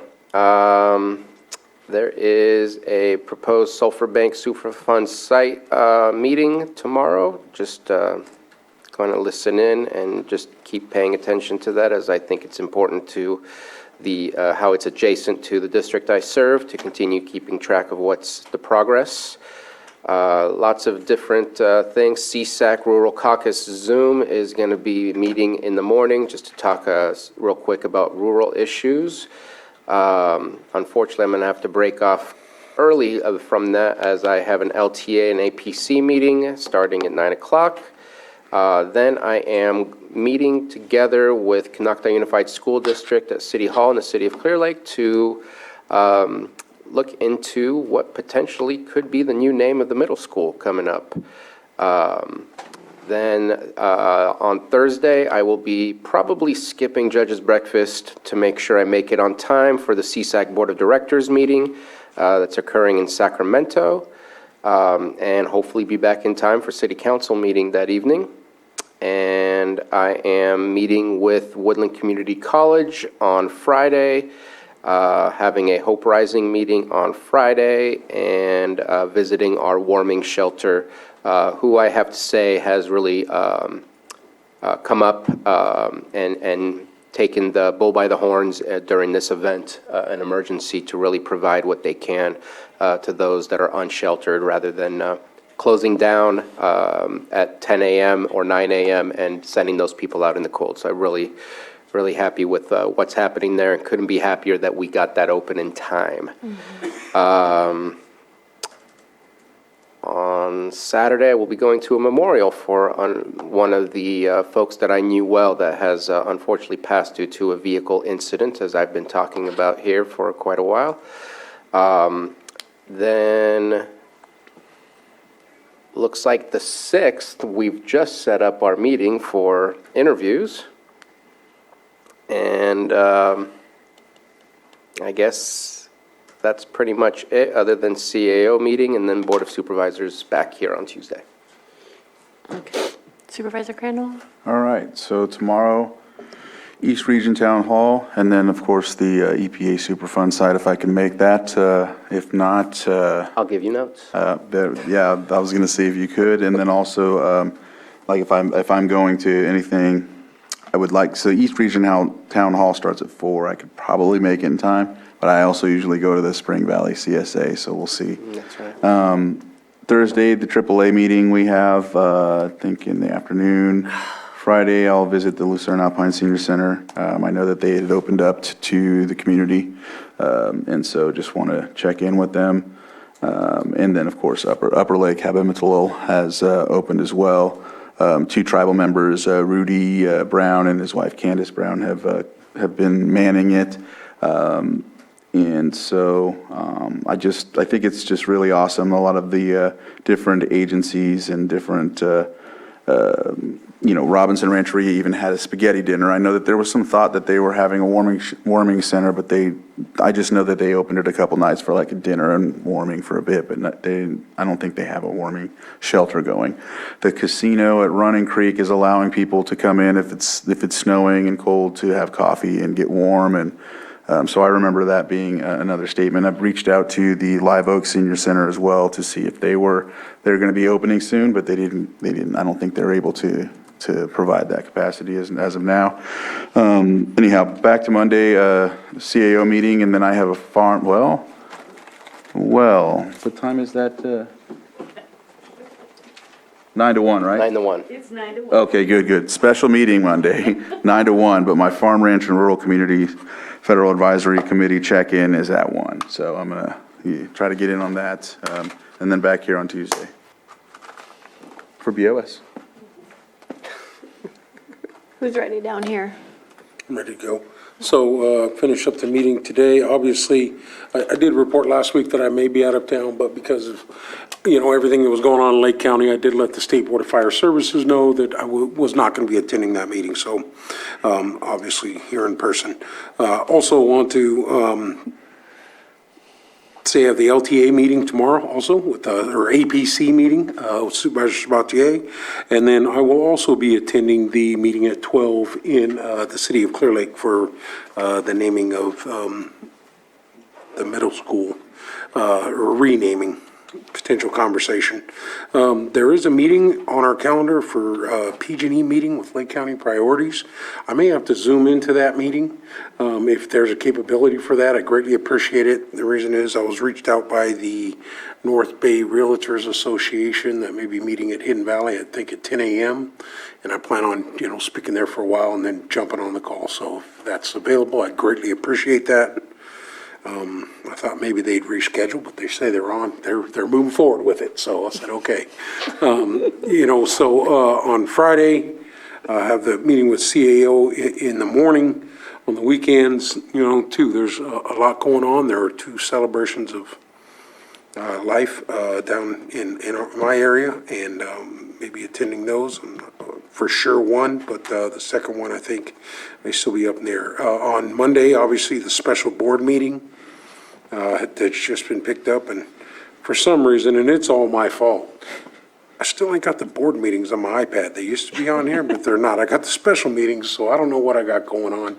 And if I could figure it out, I would, but I'm needing some help from admin office. Shows up on my phone, but not on my iPad for some reason. So anyway, showing my technical skills there. And then next week, well, I can report on that next week. The Lower Lake Action Committee has moved to Tuesdays also.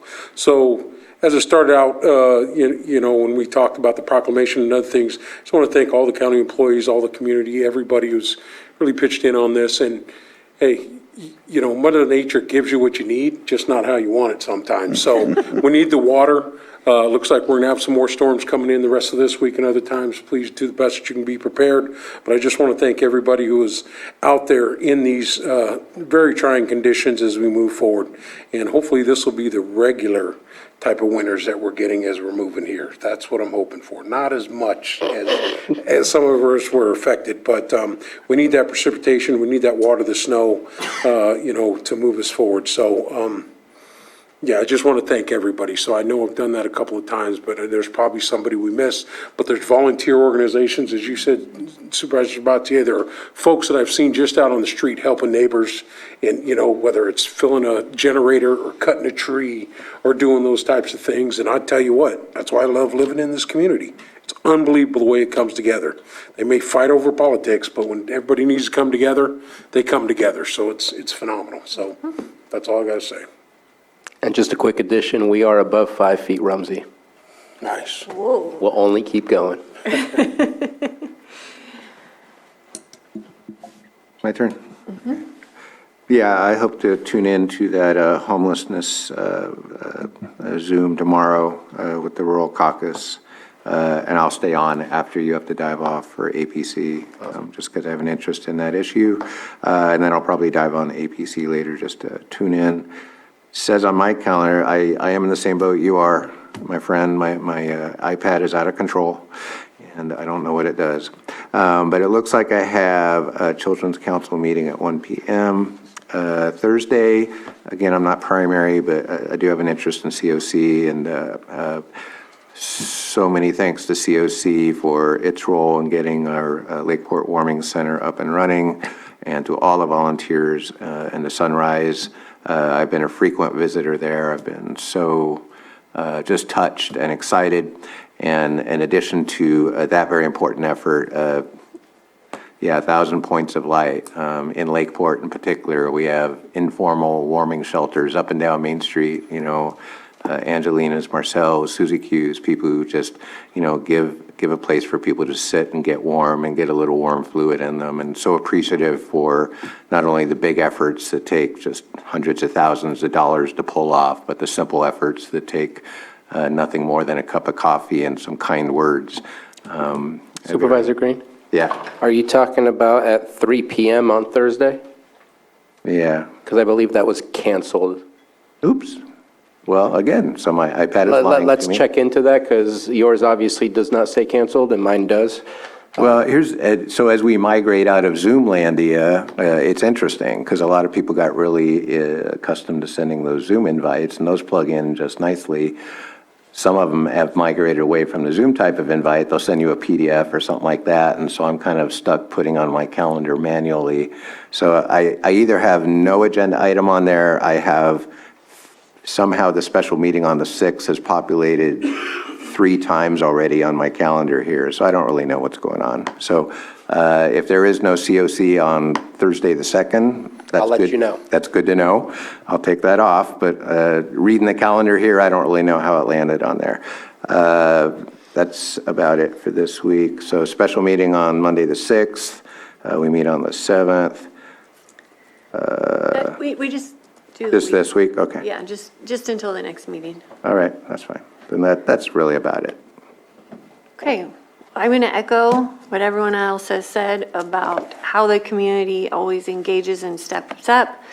We have, of course, our staff out there in my neighborhood plowing roads all night. The first responders, all the crews, all the utility crews.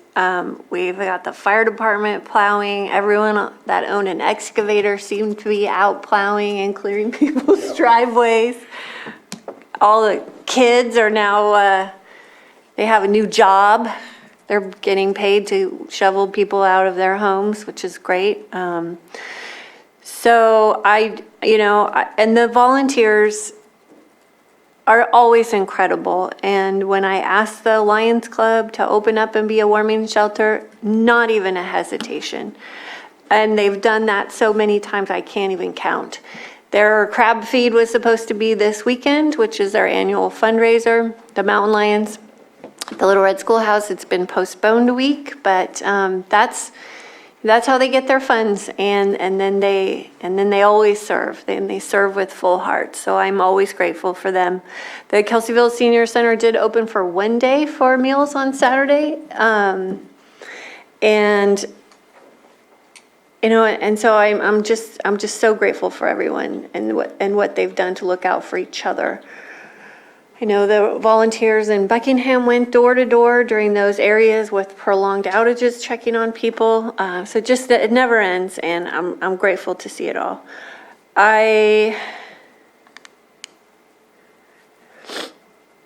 Tomorrow I have agenda review and TID. I have a meeting with the RCD grant writer, and then home hardening meeting. I am super behind in my NACO class after this long week. I have got to get that all together for my Thursday afternoon meetup. But PG&E meeting here at the county to look at priorities, I will be there for sure. We do have that emergency AAA meeting, then I'll be at my NACO. And then Friday, my cohort meeting, we're having our staff meeting. I've got another meeting in the afternoon. The Fiddler's Jam is supposed to be on Sunday on March 5th. I'm not sure if, how everyone's doing, if they'll be open for that or not. But I think it's going to be raining again.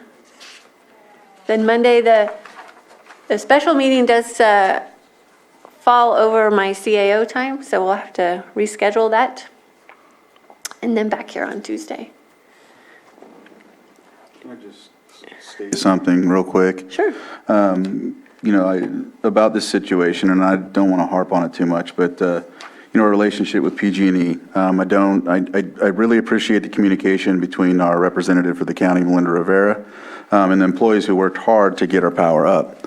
However, I'm a little frustrated with the concept that our community resource centers were denied due to policy and contract justifications.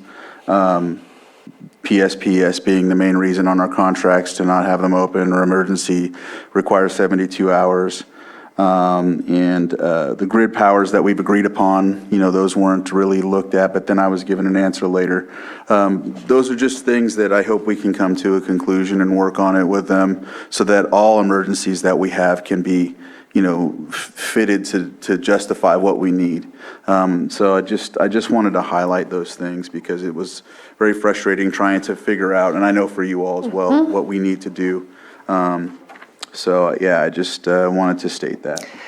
I appreciate you bringing that up because everyone in this county relies on their infrastructure, and whether it goes down in a PSPS or not, everyone is still impacted. And if everyone is in agreement, we can bring back a letter next week to send to them. I know that earlier this morning for the declared emergency, I requested for a kind of a debriefing because it'd be nice to get everybody's feedback that worked in the EOC. And so I'm thinking that once this event is completely over, which is hopefully after this weekend, that we can find a time and place that we can have that. It seemed to be the response we got from Sheriff Howe. Yes, but I think we need a statement directly to PG&E. Yeah. Everyone agree? Yeah. Okay. Thanks for bringing that up. Yeah, no, I figured I would. Okay. Now we are at the end No, we're not. of our open session.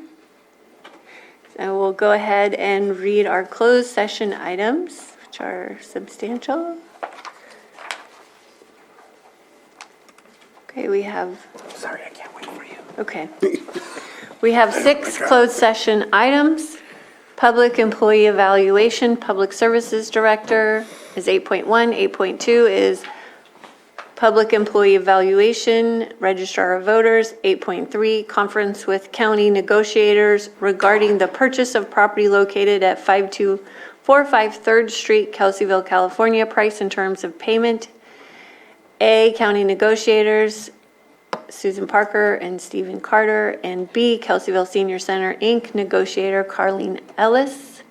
8.4, conference with legal counsel, existing litigation pursuant to Government Code Section 54956.9 D1, City of Clear Lake versus Testate and Interstate Successors of Bailey Lumber Company et al. 8.5, conference with legal counsel, existing litigation pursuant to Government Code Section 54956.9 D1, John Doe 1 et al. V. Humboldt County et al. And 8.6, conference with legal counsel, existing litigation pursuant to Government Code Section 54956.9 D1, Penn Hall v. Lake County Probation Department et al. And related Public Employees Relations Board claim. And so with that, we will go into closed session. All right, welcome back. We are out of closed session after one item. Was there any action taken? Yes, Madam Chair, there was action to be taken. And that action is, I move to approve the engagement of the firm Shook, Hardy, and Bacon in the matter of John Doe 1 versus Humboldt County, ETAL, in coordination with 13 other counties, and authorize the chair to execute an engagement agreement, or engagement letter. Second. Okay, motion and a second. Second. All in favor? Aye. Opposed? Okay, motion passes, and we will be going back into closed session.